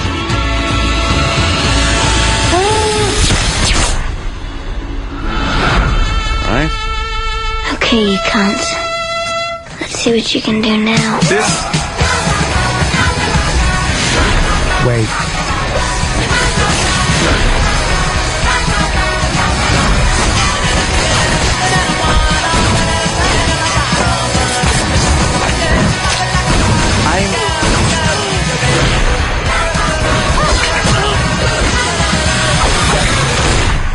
Who are you? I'm that girl. You can't have a kid say cunt. Why? I don't know, I just never heard that before. Oh shit, sorry. Is that real? Yeah, that's real. That's from Lionsgate, by the way. D-Boy. Why is he in here? What is it? Where you going? D-Boy That trailer sucks. hates Lionsgate's movies. Yeah. Dude, that comic book is a fucking good comic It's book. stamped with the mark of failure. Why? That logo. Why? Because everything that movie company puts out is shit. For the most Really? part. Yeah. See, he knows. Don't he even has challenge him. A psychopathic aversion to Lionsgate. Have you ever looked at a movie company and thought, I hate the movie because the movie company is... Only D-Boy would come up with, I hate every Lionsgate movie. Anything they do. Well, I mean, they had some good ones. In Like the what? past. Well, they did Traffic. Traffic and... American Psycho. American Psycho, that was another one. Yeah. What was the other one that Jimmy really likes? What did with Jimmy the say? Good luck, Chuck. No, it's the one that won all the Oscars. Being sarcastic. What is that? But, that girl can't be... I'm boggled that they let a kid It's about speak like even that. Nick Cage is a superhero too. He's like a Batman type guy. Yeah. And I all love the, Nick Cage. All the fucking Ugh. all the kids are superheroes, but then they don't have Patrice superhero O'Neal power. is speechless after that trailer. He's trying his phone. I don't want to hurt my friend's enthusiasm for that horse manure. You don't think that movie would be funny? It can eat ass. That little girl can blow me since she's saying cunt so much. It can eat dick. You don't like that movie? I didn't see the movie. No one likes that movie. It'll It'll make $6,800 at the box office. I'll bet you no right one now will care. that movie is a fucking Who'll go see it? blockbuster. It can't be. Why not? Because the little girl said cunt. Rated R movies can't be They will blockbusters. not allow that to happen. There's no such thing as a rated R blockbuster. You know what? I bet you that scene is not even in the movie when it comes out. Really? It's going to hurt the box office. Yeah. You think? Yeah, it'll be one of those things. They get rid of Nicolas Cage, they had to pay him $20 million. The girl, $4. $4. It's the movie will make $40 million. Are you That's out of it. your mind? That's it. You can't. A movie can't make $40 million anymore because of DVD, hotels, all the shit that goes on after the movie comes out. Yeah. Here's what and let me tell you I mean, something I hate about movies. A shit movie will make $100 million. Remember when Jaws was important? It made $100 million in America. Worldwide box office is a cop-out, and that shows you the failure of films. I used to only be concerned about what a fucking movie made in America. Here. Now I gotta go worldwide, 462 million pesos. Yeah. Avatar. Worldwide. Avatar, $1 billion made worldwide. Can you please, can I please see the highest grossing Lionsgate movie ever? That's going to be a tough one. Okay. That's going to be a tough one, he says. Bobby. You know, like he enjoyed. Let me tell you what Bobby Can you enjoyed. say enthusiasm again? Enthusiasm. No. He enjoyed watching this concept of a little girl. That's Matrix shit in there. Yeah, it just stop. No, I like Nick Cage, and I like the concept. You of the don't and like I Nick Cage? The comic book is. What did you like Nick Cage? Name one fucking movie like Nick Cage. The Rock is one of my favorite movies. I love The Rock with Sean Connery. Here's that. Wait, Can I Bobby. finish? We've seen. Wait, don't just name movies. Can I finish? We've seen The Rock. I like The Rock. One of my favorite movies. You don't like it because Nicolas Cage is in it. I love Guess him who in else that. could have been in it? Anybody. No, I like any movie, and if No, you no, say no. Con Air, you motherfucker. I won't. I don't like. Replace First of all, Nicolas Cage with Jerry from up the street. It doesn't he matter. doesn't add anything. Nick Cage in The Rock is. I love him in The Rock. His performance in The Rock. No, you don't. What? Absolutely. What do you love about Absolutely it? you don't. I love that he's a fucking kooky nerd that's a badass Could in be what anybody. he does. No. Patrice is right. You could cast him anybody else, and the movie would be. But I like Nick just as Cage. good. I love Nick Cage. I love Nick Cage. Do you really? Yeah, I like You're Nick lying. Cage. He's trying to be I'm different. fucking lying. Ed Harris is in honest to that God, movie. He's trying to be the only guy to like Nirvana before they were famous. No, I'm not. That's not what I do. First of all, fuck that's you. not. No. That's what you're doing now, motherfucker. No, I'm not. I like Nick Cage. Always have. Loved him in Wild at Heart. You don't like him in Wild at Heart? You don't think he was fucking great in Wild at Heart? Can I say something about Nick Cage? Yes, You can take any other actor and put him in a Nick Cage role, like any movie that he's been in, and that movie will be successful. Yeah. He sucks. He doesn't make any movie that are like decent. Yeah, it doesn't. I don't fucking argue. actor. I don't He's argue horrible. a guy with a beard. I don't fuck with people. What All right, happened? Bobby, let me ask you this. Nick Cage's best movie. Yeah, Pussy Wild Face. at Heart. Wild at Heart was a great movie. I don't remember the movie. Wild at Heart? You don't remember that? No, I'm being honest. I don't. I brought you a snakeskin leather jacket, baby. You know what this jacket represents to me? grossing Lionsgate movie was a goddamn documentary. Fahrenheit And 9/11. Medea and goes all to those prison. Fucking Medea B-Boy's movies. onto something. And then a bunch of Saw movies. They did Saw 2, 3, and 3, 4, 5, 6, Tyler 7, Perry's 8, Medea 9. family reunion. Medea goes to jail. Tyler Perry's Why Did I Get Married? That's the and one. the original Saw. Lionsgate Fahrenheit 9/11. Jeez. Lionsgate. And you know what's going to take over number 8 spot, The Haunting in Connecticut? Kick Ass. With the little girl superhero. Little girls with Yeah, the you just said it. top You out. just said it's going to be successful. It's called sarcasm.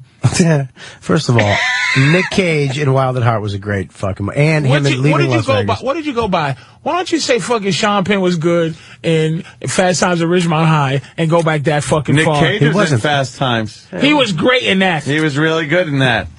So was in Forrest Have you Whitaker. ever seen these movies I'm talking about? Or you Wild just, at Heart? No, but I'm exactly. But no one here has said yes, Bobby. There's no You one said has seen Wild it. at You Heart haven't seen 8 it. times. What the fuck is it? Wait, give me a little synopsis. It's one of those 80s movies that it was Yeah, one of those Wild at Heart. fucking things. I know about that movie. What is it? What It's does he do? What does he play? A cop? No, he's a fucking, Bad guy. gets out of jail, goes back with his chick, and he fucking, Robert, what's his name is in it? Go ahead, Patrice. Go ahead. Go ahead. Opie's disgusted with this film. I hate Nicolas Cage.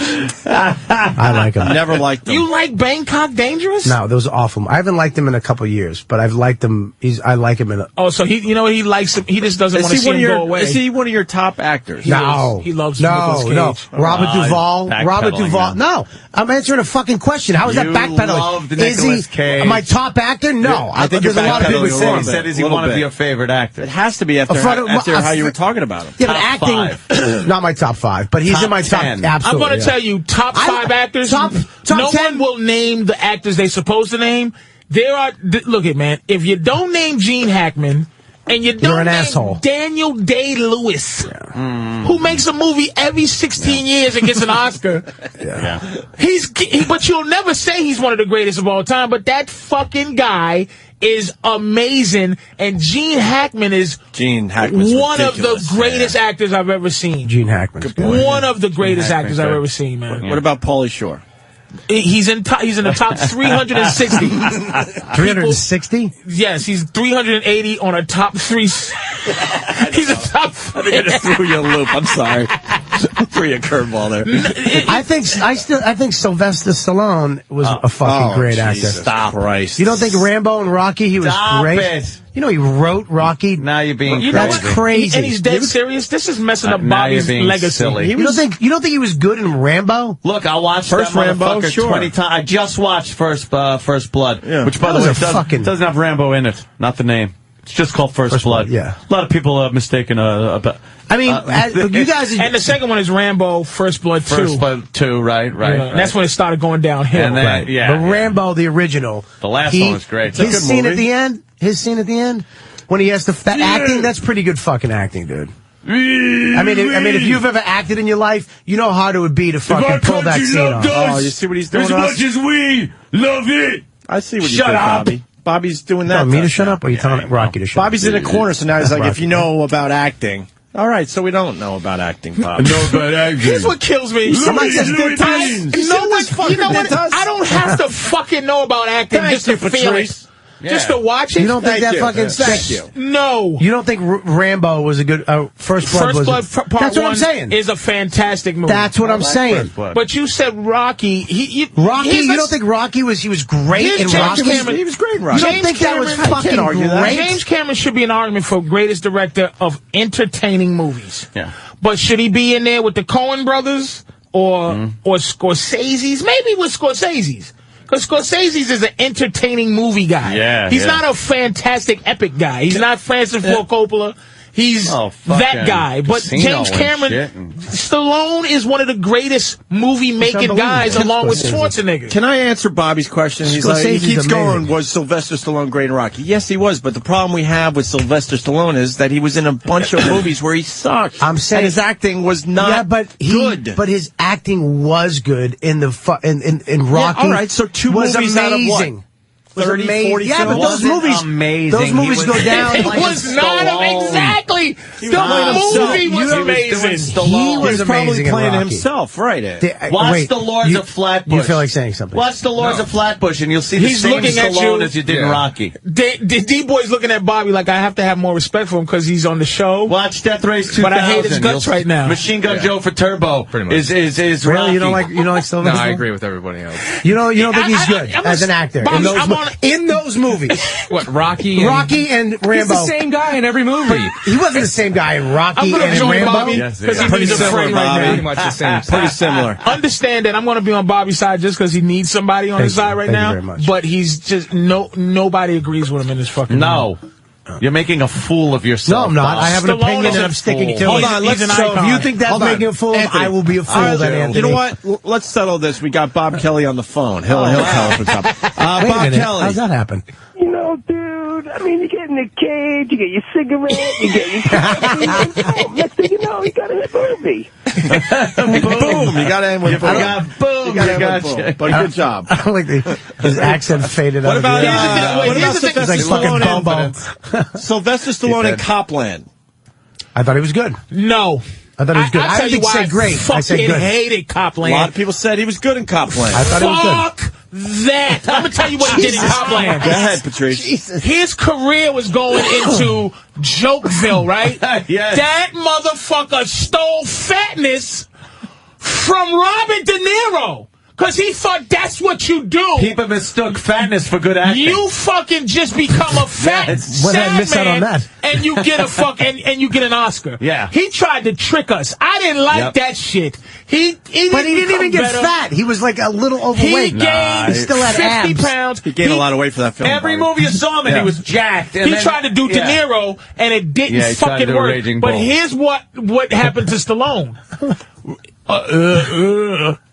Was new in Rocky. Right. It was new in First Blood. And then became a joke. It became a joke because Rocky, that character was that he was that character. He was kind of slow. He was like a childlike kind of beast. We go to the He zoo. loved this girl. It was a love story. Rocky was a love story. Right. Yeah, but then Rocky. that became and in First Blood didn't do a lot of talking. Did a lot of same thing, mumbling. But when he started having more lines, he still mumbled.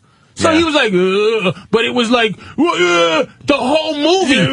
In First Blood, they was like, where you from? And he's like, what are you doing? And then they fuck with him, and he's like, and then that last speech was like, How does it go? How does this movie go? And then they what? And where you from? And then what happens when they fuck with him? What are you doing? And then they fuck with him? And then at the end, so the stuff you say that he was good in was beginning him. Just like look, Schwarzenegger never became a character. Schwarzenegger never became bad because wait a second. What do you say? Because he always was a fucking fool. But his movies were entertaining. Great movies. Bad him. Terminator, he had 2 lines, I think. Yeah. Something like 2 or 3 lines, 4 lines or Fuck something. you, asshole. Genius. But Stallone, dude, stop. Don't say he was a good actor. He was a good actor. He's an icon. In those 2 movies. He's an icon. In those 2 movies. He's not acting in those Get your hand off your gun. Settle down. Now he just yells. What is that? Turn up the volume. It's great.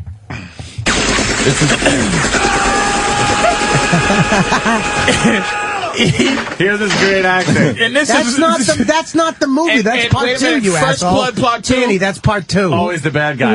This is part 1. No, it's not. It's part 2. One of the greatest he doesn't have a lines. bandana in fucking part 2. One of the greatest lines in movie history. He's got the microphone, and the guy goes, The guy goes, "Hey, John, where you at, man? I'm coming to get you." And he goes, "Murdoch, I'm coming to get you." Murdoch. This is part 2. This is what I'm talking about. Yeah, but I'm not talking about this. I'm talking about 1. This is a terrible colorful names. They're like the evil Russian guy. Colorful names. That's when Russia was the villain in every movie. Every movie. Now it's Ahmed. Oh, look at that. I wish it was Ahmed. Now it's just bad white guy. And you notice I'm saying in Avatar. At least we had a good evil villain. And you notice in video games, the toughest levels are who is our enemy now. Like, Russians are the training level now. Yeah, but they're the training level. Remember Yakuza used to be the hardest level on games? It's true, though. It's like the Russians. You know who will always be kick-ass on video games? Fucking Nazis, man. I just played Wolfenstein. Nazis in video games are great.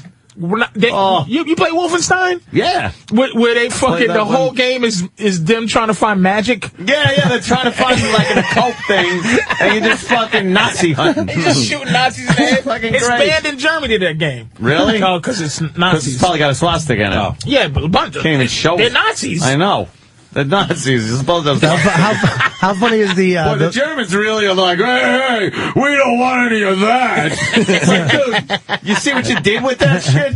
Come on, stop. Yeah, but when they yell, Anthony, when they yell in the video games, the Nazis yell in the video games. Oh yeah. Bang, bang, I like that. They scare the shit out of you coming around. Bang, bang, bang, bang. I watch it with the subtitle. You watch it with what? Me and Patrice have had a thing going for a few minutes here. The enthusiasm comment really just bummed me out about Bobby, because you're so right. You don't want to crush his enthusiasm for liking a kid movie at Nick Cage. It's just, I don't even know what to do with that. That's gonna be a good movie. I guarantee you go and see it. I guarantee if you go and see it, you'll like it. You were so excited, and all of us were looking at this trailer. Let's not get fucking carried away. First of all, the movie's been made a million fucking times. Was that the excited? action scenes are all the same shit you've seen, and a girl saying cunt. I'm going to tell you why you was excited, Bobby. A 9-year-old girl. And Bobby goes, was I really that excited? Yes, and I'm going to tell you why. You really were excited. He went completely away from everywhere we were going to go.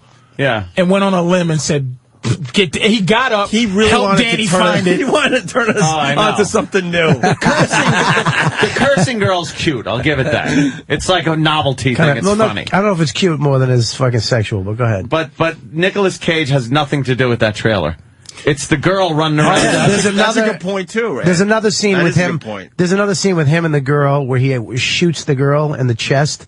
Why? To teach her how to take a bullet. She has a jacket on. He's like, okay, honey, this is gonna hurt, but blah blah. And then he just shoots her in the fucking chest. It sounds like a bomb. I guarantee. I'll bet you right now it does. I bet you right now it does good. Bomb.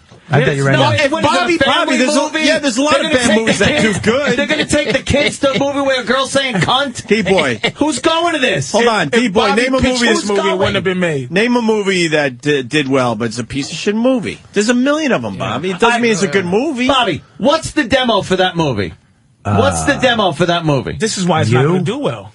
Hell fucking no, I won't even go see it. Are you making a joke? Because it's guys cute. like won't see it. Guys like us not going to see that movie. Unless, if we have a family, we're going to go see that movie. G. Right. If this was The Rock. If it was and Lava the blue, Girl blue, blue, and fucking... She said cunt. Yeah. What are you saying? No one's going to see it. Now you can't take your family, and there's a kid running around as a superhero. And so wait, as an adult, you're like, you're forgetting the Banana Splits music in the background. Na na na na na na na na na na na na na na cunt. It's Shark Boy and Lava Girl with curses. Bobby's childlike. I didn't realize that just now. I really do. Sylvester Stallone's a good actor. This movie's great. Bobby cries a lot. Bobby you know cries a lot. Jan Michael Vincent, fucking great actor. Shut up. Wait a minute. Speaking of guys that are bad now and wasn't. Fell off the face of the earth. Fucking Eric Roberts. Oh shit. Yeah.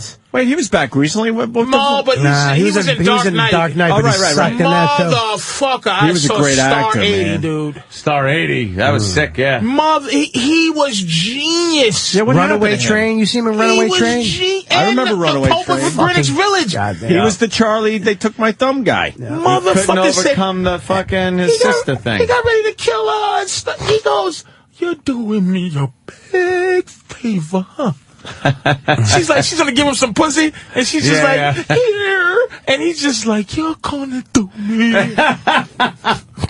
I think he fucked himself up in Hollywood because of his sister.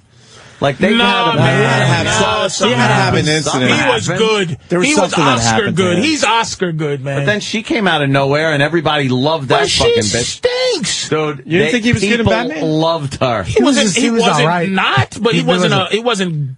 I think he could have played. That was an easy role for him, though, right? And Tom Berenger. Like, what happened to Tom Berenger? Barnes and Platoon is in the top 5 greatest movie characters ever. Yep. He's good. Absolutely right there. Ever. And he just gone. Not as good as Sylvester Stallone, though. No, not. You're right. I agree. Oh, you're being sarcastic. Top movie characters ever. Bobby, that's a rough one with Stallone, for real. Dude, Eric Roberts, you seen Star 80? Yes, not in a long time. Not in a long time. It's one of those not in a long time movies for me. Well, even what's his name? What was the guy that was in Runaway Train with John Voight? Yep. John Voight. But he had a shit. renaissance though. He's now good again. Yeah, but he's good. But he's doing those fucking cheesy movies. Enemy of the State. He was great in that fucking film. Right. Back in the day, though, he was like a character actor. John Voight was the Midnight shit. Cowboy, but in not Runaway really Train, he was a fucking evil, badass motherfucker. You see that movie? He's a badass motherfucker in that movie. He had that fucking weird accent that you don't know where the fuck it's from. It's like half Russian, half fucking Southern. John Voight fell off the map, but I think they just get tired of you. But they don't get tired of Kevin Costner though. Like they allow him just to. He's done too. What has he done? Pump out another but movie. they let him stay in movies. After Waterworld, I like Waterworld though. I did too.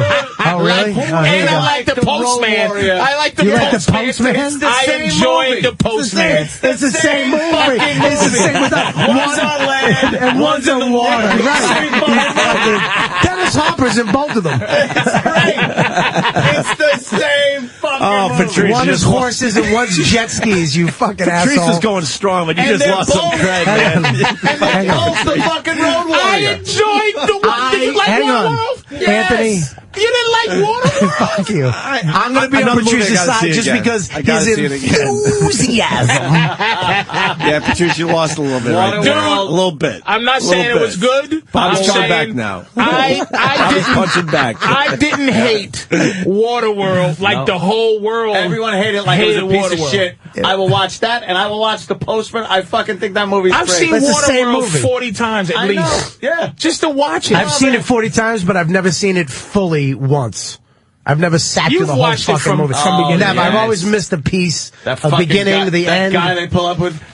What happens at the end of the movie? Is that the movie? He finds they find land. He's selling pussy for paper. 45 minutes. He's selling pussy for paper. They used to fucking do that back. Hawaiians used to fucking get nails for pussy. 45 minutes with the wee one. Fucking Can maniac. you believe he wanted some young girl pussy? He's like, I got people. And then with that bitch who fell off the map, but she's back on HBO now. But yeah, she was hot. Oh, she's always but she's always been on the map. What's her name? She was What's her name, man? I know who you're talking about. She was in Pollock too, When right? she drops that. She had weird lips and shit. Yeah, she got them weird fucking lips. What's that girl? What's that lady's name? She played the wife and everything for like a second. But she was in Fuck, I don't know. The Firm. What a world. She was in I know who you're talking Pollock. about. She was in fucking the one with Sharon Stone. The fucking. Right. She was a killer. Someone. What is that fucking girl? Help Someone me put it out. up here. Somebody's got it. Come on. Someone put it up there. What's her name? All right, Eric Roberts got Jean Triplehorn. That's Jean not her. Triplehorn, Is that her? Yes. Hold on, we got Thank some you. info on Eric Morning, Roberts. Because, that's the strange one that came up today. Rich in Ohio. Rich. Hey, guys. Eric Roberts had a massive car accident happen right at the height of his success. But the thing was, about the same time, Mark Hamill had his big wreck, too. Because it was like a back-to-back thing in Hollywood. But what kind of injuries did he have that he went away for so long? Fucked up his face. That's why his nose is all crooked. Oh. Fucked up his face. So like a Mickey Rourke kind of situation. Huh. That's why he's sporting the Owen Wilson nose. You see Mickey Rourke in the Iron Man 2 trailer? Yeah. Oh, shit. Yeah, but Mickey Rourke, he's a fucking good actor. Thank With you, his Rich. face fucked up. What was that movie? He was a bounty hunter? He was good in fucking the cartoon movie there. Mickey Rourke's Year of the always Dragon. Mickey Rourke was on. He's always good. He's all right. But that fucking dude, look it. I'm just saying there's some bad movies that we've all seen a lot. Dude, I'll watch any movie. I watch a Jan Michael Vincent movie twice in the same day. I don't give a fuck. I'm retarded. I'll watch I've seen any. I don't Jaws give a 3. Shit. I'll watch 75 times. I watch it every time it's on. Every time it's on. Ridiculous with the tunnel and the fucking. I watched. Remember Rob Lowe was like Brad Pitt famous and that good looking. What's the hockey one? What's the hockey movie? I watched it last night. The hockey movie he was in with Rob Lowe. Yeah, Rob Lowe. That was a fun. I watched it from beginning to end. I fucking. You see Jaws 3 a bunch of times? Oh fuck yeah! The best greatest line of Young Blood. Young fucking Blood. guy goes. The girl goes. He goes. The bites. She goes. The fish was in the park. He was attacked in the park. The mother is in the park, and then Lou Gossett Jr. goes. The damn fish, mother! you said the damn fish, mother? It's in the park. Can we get that clip possibly? I don't know if we can find that, but I got it. You saying the damn fish, mother? It's in the park? That's the chick from Waterworld. Yeah. What did you think of the new Star Trek? Man, I saw it without sound. I haven't seen it. Are you shitting I've me? seen it on a plane without sound. Like I didn't even put the earphone. It was amazing just to look at. That is one of my new favorite movies. That fucking movie was unbelievable. I have watched that probably I gotta watch 10 times already. I've watched and it I'm not already. even shitting you. Yeah. Since it's even come out on DVD, I've watched it 10 fucking times. great movie. And I could still watch it tomorrow. Dude, I didn't see sound. Great. The story it was unbelievable. Story You good, didn't too? see that movie? Yeah. Story's I good. was one of those guys, and we had him in here, the director. What's his name there? Fucking great. Abrams. Abrams, thank you. J.J. Abrams? And he even said, you don't have to be a Trekkie to You don't. enjoy my No, movie. but And if Dan said the same thing, so if you I gotta go are- see it. That's the guy that did Sorry about Cloverfield, that. J.J. Abrams. Yeah, but he does Lost. Does Lost too. Yeah, And he does the other one too. Yeah, he knows what he's doing, man.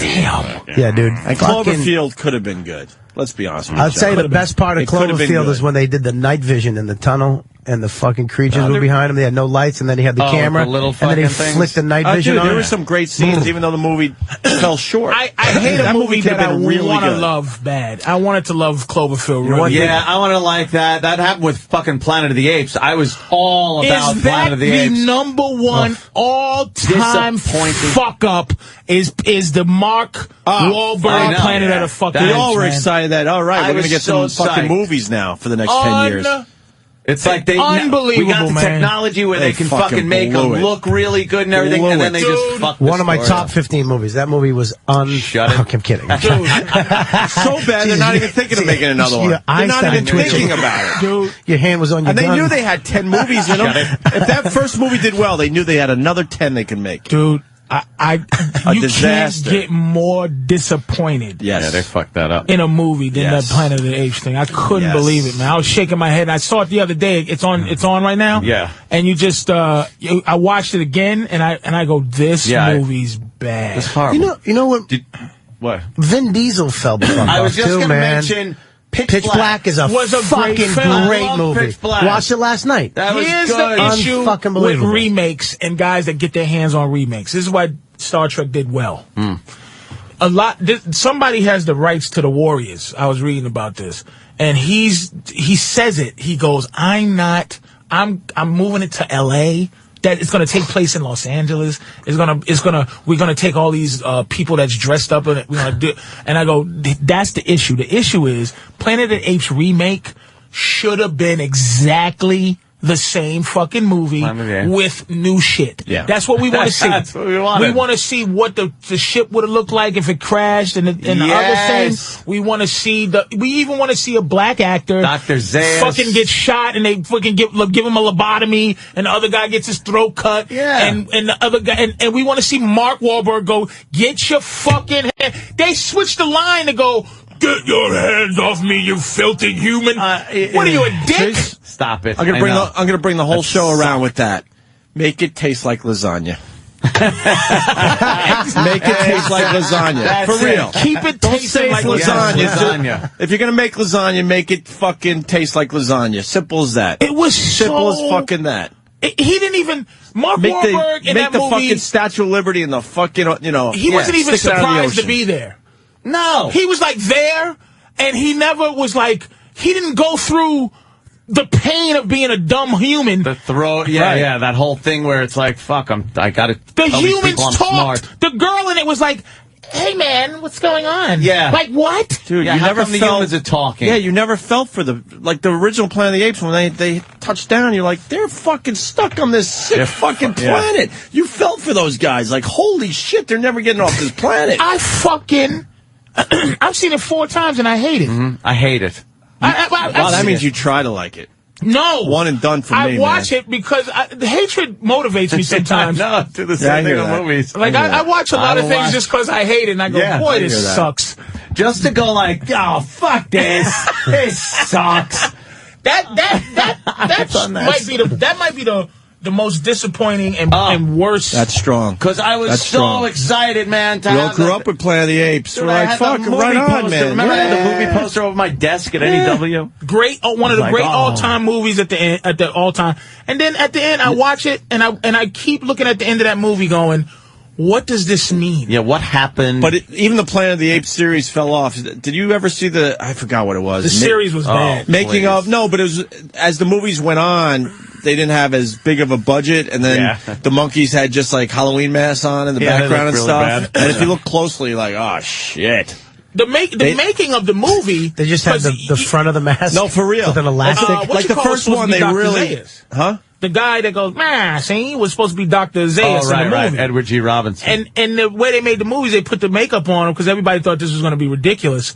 And they put the makeup on him and had him do a serious scene. And it was like, wow, this is not fucking so bad. And that movie, the details and the love of that movie, because look I'm a big Clash of the Titans fan. Yeah. It's coming out. They're coming out with a remake A fucking now. remake, and I'm really nervous. Because I like stop motion animation. Clash of the Titans was so cool. It's a great movie. And you know what? The original Planet of the Apes still holds up. Clash of the Titans in Dinorama. You're looking at the costumes and the makeup, and you're like, holy shit, it still fucking holds up. The heart holds up. Man, look at they did 4 movies. None of them were bad. The Conquest of the Planet of the Apes was a fucking. I like them all. It's a great movie. Yeah. They all were great. And they could have remade all of them if they didn't fuck up. Fuck! Yeah, why was it so bad? Because that idiot. Because some pompous asshole thought he could reinvent the thing. It's fucking what they were able to reinvent the Batman series. I remember. We got to give it to them. They made it darker. Yeah. Fucking great. And so It's they evil. were thinking, all right, I'm just going to reinvent this fucking Planet of the Apes. You didn't have to. Yeah, Batman sucked. If you watch the Batman movies now, you see the ice is shaking because it's plastic when they go by. It's like, ugh, how do I even fucking like this? You think the Jack Nicholson holds up? Jack Nicholson holds up, cartoony. but Heath Ledger fucking... Yeah, I don't even think of that shit anymore. He killed the series, I think. Yeah, he was fucking the How shit. do you make another one after He just Heath Ledger? he redefined the Joker. And He Jack popped Nicholson. up That's pretty fucking brave. into the top 5 movie villains of all time, I would say. Fuck it. Popped right up in Easy. I think He's not number 1. He didn't take over Hannibal Lecter. I don't think he took over Clubber Lang from Rocky 3. You like the guy from No Country for Old Men? Shigar? That was a good fucking film. Great to watch, but not in the top 5 villains of all time. I think That Barnes is quarter in the top 5. Yeah, Barnes is I think great. the Joker's in the top 5. And I think Damn, yeah. Wow, that's tough. I would say Hannibal Lecter, Barnes, Sergeant Barnes. But he wasn't a bad guy. He wasn't a villain. Sergeant Barnes. Hannibal Lecter wasn't a villain. He was actually a good guy. The villain was Buffalo Bill. Really? He ate faces? Yeah, but he hung the guy on the fucking thing. But you didn't like that guy. He was an asshole. You didn't like I either see one what of you're them. saying. I see what you're saying. You liked He Hannibal was the Lecter. guy from fucking Rambo. Yeah, but he wasn't. He was. No, he always plays a douche. That was the cop, yeah, that he fucking... No, the cop was hung up and splayed out. Oh, that was wasn't on it? number 2. On number 2, yeah. Yeah, no, Hannibal Lecter wasn't a villain, dude. I would say Hannibal Lecter's got to be. He's a villain. He's a villain. He's not a villain. He's a fucking... All right. You like him. We have come to the end of the show. Oh, damn. I was trying to think of good villains. Well, Joker's in the top 5. We can still do the villain thing. Yeah. I'm just He's trying to think of and should have one. What's the last? fucking, I don't know where this fits in, but it just popped in my head. Motherfucking Mr. White from Reservoir Dogs. What a scumbag. Yeah, he's bad. Yeah, Michael Madsen? Michael Madsen That's a was fucking pretty cocksucker. fucking bad, man. He was pretty fucking bad. Come on, with that cop in the chair. No, he was. I'm thinking the top 5. Yeah, He's a great villain. It's just like Shigar. He's a great villain, but you can't put him. Yeah, top 5 worse. I mean, but the who else motherfuckers is you hate. The Warden from Shawshank Redemption, just a piece of shit. What about the guy from the Green Salvation Mile? lies within. The guy from the Green Percy. Mile. That motherfucker. Fucking Percy. Who played that? Sam Rockwell. No, Sam Rockwell was the prisoner. Crazy prisoner guy. Yeah. Percy was the guy that was like, he wanted the Francois Delacroix. Yeah. Oh, You are shit. sentenced to death. I know you're talking He about didn't that wet guy. the sponge. And he plays a douche. He's another one that plays a douche. Yeah. Just like Michael Rooker always plays a racist. Greatest racist in movie history. Michael Rooker, from the guy that played he was in Mississippi Burning. He always played racist guy. a raging, frothing at the mouth, country racist. All right, they're coming in now. De Niro and Cape Fear. No, not a top 5. Okay. Not a top Really? 5. You don't think no. fucking De Niro? He was great, All but right. not a top 5. Darth Vader, the obvious. Nah. Coming in? No? Nope. Nah, that's silly. I know why people say, Cartoony. but it's an all-time. But no, You need someone ruthless. I mean, really It's ruthless. Yeah, really fucking bad. ruthless. Really, really bad. I mean, really good and bad. I mean, the Joker was brutal, and if it was a rated R movie, he would have been. Patrice, you might have to move Heath Ledger up. He's top 5 right now, but you might have to move him up. He might be 3 Might be because he's a not little going to go. higher. He's not going to be higher than We Barnes. haven't even picked fucking 5 yet. Barnes is I know. We That's picked why you 2. move I'm telling you, Heath Ledger up. Mr. T is Clubber Lang, man. That kept him. I think that he's one of the all-time great movie villains. Yeah, he was is good in Clubber that. Lang. Oh, Hey, damn. woman. Hey, woman. Hey, woman. You want a real man? He just was Come on, brutal. my place. I'll show you a That made real every fucking white guy go, motherfucker. Motherfucker. He's gonna fuck a what? Clubber Lang was genius. Oh, you just pictured him on fucking Adrian. fucking Just big Mr. Teacock. Yeah. Got one from Tommy in Drinking Brooklyn. some fucking Colt 45 while he's fucking her. Got one from Tommy from Brooklyn. I'm gonna give you a little question here. Female. All right. Someone to think about. Female villain Tommy came up with in Brooklyn. Did he That have was one? an all-timer? Could be an all-timer. You got to think out of the box a little bit, slightly. Female. Kathy Bates in Misery. Oh, shit, that's a good one. What a fucking... There you go, Ed. Huge. There you go. Bad. Shit. She might be in the top 10. Hobble. Top 5. Fucking hobble. Top 5? Dude, she named one more. Dude, she hobbled the motherfucker twice. Fucking said, no, you're staying. Shit. And then... That might be... But didn't she... what else did she do? She did something else, too. Let me tell you, though. Tommy Brooklyn came up with Nurse Ratched. Nurse Ratched? She was a cunt. She's a cunt. Yes. She's a cunt. Top cunt of all She time. was a cunt. She wasn't villainous. She was just what people are. She wasn't internally evil. It wasn't like... Yeah, you need like evilness It wasn't and ruthless. evil. Yeah. It's Kathy ruthlessness. Bates, evil, yeah. Dude. Yeah, no remorse, just evilness and she was void. Yeah. What's her name? She was void of it though. But Glenn she was Close in fucking what's that movie? No. That fucking crazy bitch. Psycho bitches don't get top. No, she's a psycho. She's a psycho bitch. She was a psycho. Wait a minute. There's cunt, psycho bitch, and then evil villain. Evil villain. Kathy Bates was You have to scary. break it up with women. You have to You can break break it it up with guys. We did. You can't That's why we didn't give cunt? Darth Vader. You can't give a guy. Who's the top cunt guy? Well, we doesn't said exist. Darth Vader because he's not a cunt. He's cartoony. Blowing up planets. He's not a cunt. He was cartoony. Right, he blew up a planet. He wasn't like, oh wow, this guy scares me to death. Darth Vader's just aggravating. I feel like I'm missing something. I'm going to have to go home. I know. I You know really what? do But feel Patrice, like you're back tomorrow. I mean, Bobby, you come back tomorrow too. All right, everyone, do your No. homework if you want. It's up to you. Find your. And let's we'll your continue villains. the discussion. I do want to tell everybody that Bob Kelly and Patrice are doing a show together. I did not know this until today. Ebony and Ivory. This is pretty fucking cool. What an asshole. They're calling it. Who came up with the name Comedy on the Edge? What's it called? Not us. I didn't think Not so. us. I didn't think so. Some guy who don't know. You don't need to name what it is. Comedy Watch on the out. Edge with Bob Kelly and Patrice O'Neill. You don't have to do that. The crazy stylings. Oh, all right. Somebody that We don't know. should just go there and be crystal clean and do really nice TV Dude, humor. I'm going to do it. I'm going to go there and not even swear. Where's the fucking wild, crazy? Can I say though, because these guys, I want to do this for them here. Bob Kelly and Patrice together. That's a really solid fucking Hell show yeah. right there. Anybody else playing with you guys? Little warm up guy or something. MC. All right, but you got Robert Kelly and Patrice O'Neill. I saw Robert Kelly recently warming up for Dane Cook at the Garden. Fucking had the place in stitches, man. For real. I Bobby's got closing the show too, by the way, because Bobby's a big theater guy now. Fuck you. He's moved along, so I ain't closing shit. Why are you always you are the, listen, funny man. You are the closer. You have more credits. You're bigger. You Hey, probably but fucking. I'm not fucking as powerful in front of a lot of people as Bobby Kelly.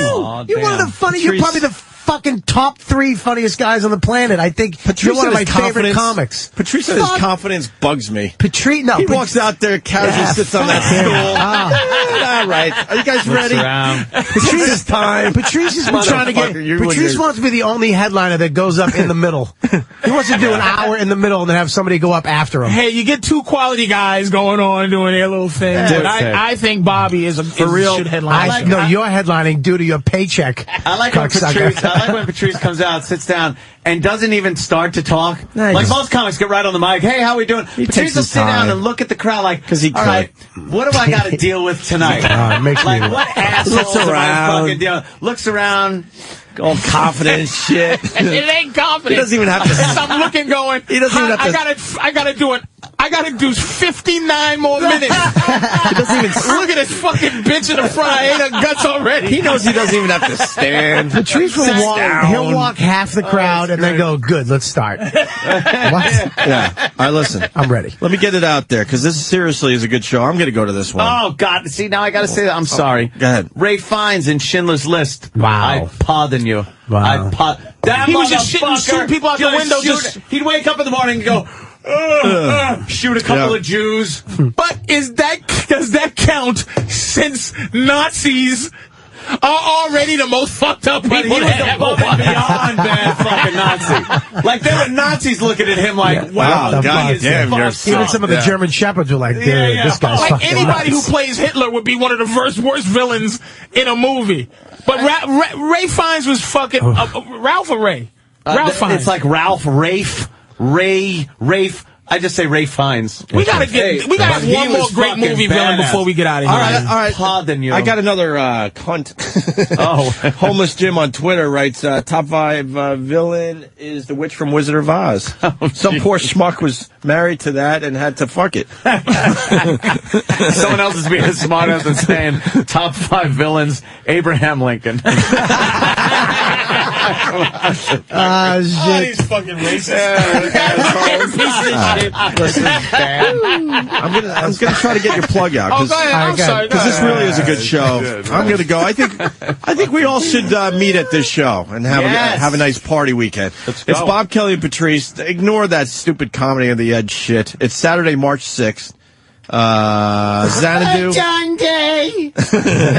Xanadu at Trump Taj Mahal. Nice. In Atlantic City. So come on. So save $1. It's $25.50 to get in. Yeah. Save $1 a day. Yep. You know what? To get in there. I know times are tough, but dude, you know, just fucking book a room in advance and let's have a party. Bob Kelly, Patrice O'Neill, Xanadu, Trump, don't Taj say Mahal. if you don't meet him. Why don't you come through? Place Anthony will be there, but he won't be coming to see us perform. Place your bets. I'm like, oh fuck, I missed the show. I'm still at the blackjack table. Patrice, I will be there. Bobby, I will be there. This is a good show. March 6th. Come through. Saturday. Tickets $25.50 on sale now through Ticketmaster. It's close to Philly, Ticketmaster.com or 1-800-736-1420. It's a perfect place for the Philly and the New York crowd to meet. Come on through. Perfect. All right? All right, man. Thank you very much. Patrice will be back tomorrow. Gallagher will be here. Maybe Bobby. We'll see. Is Gallagher coming in? Yeah. Jesus. I might come in and just lie on the couch and listen. Talking about Gallagher. Huh? Really? I heard y'all talking about Gallagher. But Let's do it tomorrow, Patrice. We'll start the show tomorrow. You He's crazy, talking about but he's Gallagher. fucking. There's something I heard about you him. guys talking about him. I heard you guys. We love him. Yeah, I heard it was great. Yeah, I don't we know love what to make listening of to him, him. We love watching him. He's a lunatic. But if Wasn't you he turn on the his phone with us one time? He's insane, right? Like, I'm not sitting there as he's going off. I'm not sitting here laughing my balls off or anything. Occasionally I'll chuckle, but I'm just looking at him like, what the fuck is this lunatic talking about? And does he still have that Hulk Hogan hair? Like he just... But he gave up on the hat. So he's just walking around with Hulk Hogan hair? Shit. Now it's more like fucking You're gonna love him Larry tomorrow. from the Three Stooges. Crypt Keeper? Yeah. You're going to love him tomorrow. It's frizzed up a I bit. want to follow him around for one day. I want to know what he does after he's done with the radio. You might be able to resurrect. Get a pocket full of change. I bet he's outside with a cup somewhere. He bragged that he took a subway or a train from JFK with his mallet. He got his mallet with him. He's got dirty stays hands. He stays in shitty motels and hotels. He don't care. There he is. But he did. He said some shit that made sense, man. He makes sense.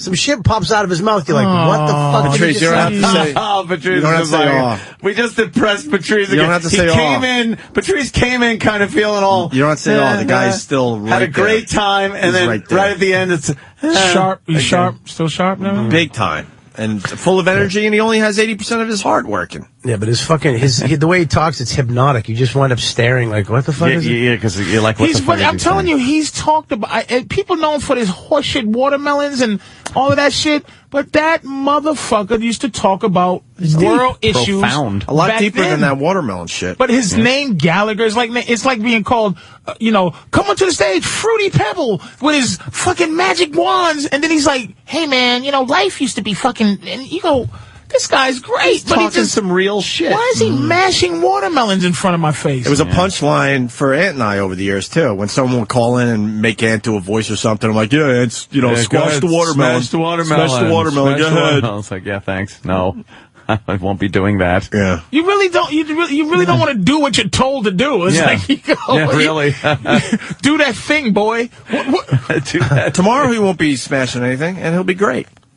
He'll be great. So the plastic was up in here. Yeah. Oh yeah, everywhere. I got a video. Did he smash it like? I gotta buy it. Nah, he did it like he was doing it for the first time. And God bless him. He did it with God love. fucking bless him. He did it with love. He did. Absolutely. And he knew everything when he smashed it. He goes, this one ain't gonna go good. Bam. He goes, this is a good one. Bam. Like he knew the shit that really flies out and the stuff that just kind of crumbles off the table. He got mad at some of the stuff we bought. He's like, this ain't over the years, he just knows what smashes and then he goes, if you break it in half, it'll smash good for you. I got a video. Fucking genius. I got a video on my YouTube channel, Opie Radio, the physics from yesterday. behind it. Him smashing shit. If you want to check it out. And last thing I got to say about World today. What happened to goddamn the great? Are you renting the studio or?